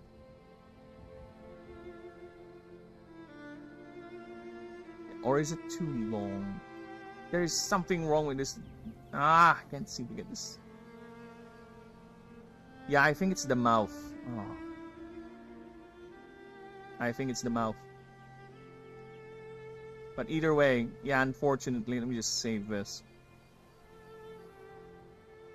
As much as I want to stay on longer, I just saw the time, I'm already... I think it's the angle of the body. I think so too, yeah. There's something with the angle of the body that's not working out for me. I will have to think about that. I'll probably do this offline, but yeah, there is something wrong with the body. I'm 100% on that. I agree with that. There is something wrong. I can't seem to envision, because I think it's either gonna go like... I can do it like this. I can do it like this. But based on the head, it can either be something like it's jumping up, or something that I can... that is visible above, right? So I'll have to worry about it, because I might just... Because my initial drawing, it's supposed to be bursting through something, like a wall. That's the idea of it. I'm trying to draw it burst through a wall or something. Probably it's the angle of the head. Maybe I should change it. Maybe that should help, right? That's like that. Yeah, I think that's it. Maybe I should change the angle of the head too. Then I'll fix... Oh, see? Look at that. This is already something to be promising. Yeah, this is already promising. But either way, I'm going to save that. And I shall call it a day for now, people. Again, I do apologize. I was having a little fun, getting carried away, but I have things to do. I'll see you guys next time, and appreciate everyone, of course. Gourmet, Snakes, Pao, thank you. Denisium, thank you. Ninja for stopping by. Alia, thank you, everyone. And all you lovely lurkers out there. When's your birthday? Think about... Oh. Yeah. October 15. October 15. And don't obligate yourself, alright? But either way, thank you. I'll be, back next time. Bye-bye, everyone. And I'll try to fix this offline once I get time. I have the porch to clean. I have a porch to clean. Fucking cats. Bye-bye. I'm not a zombie now.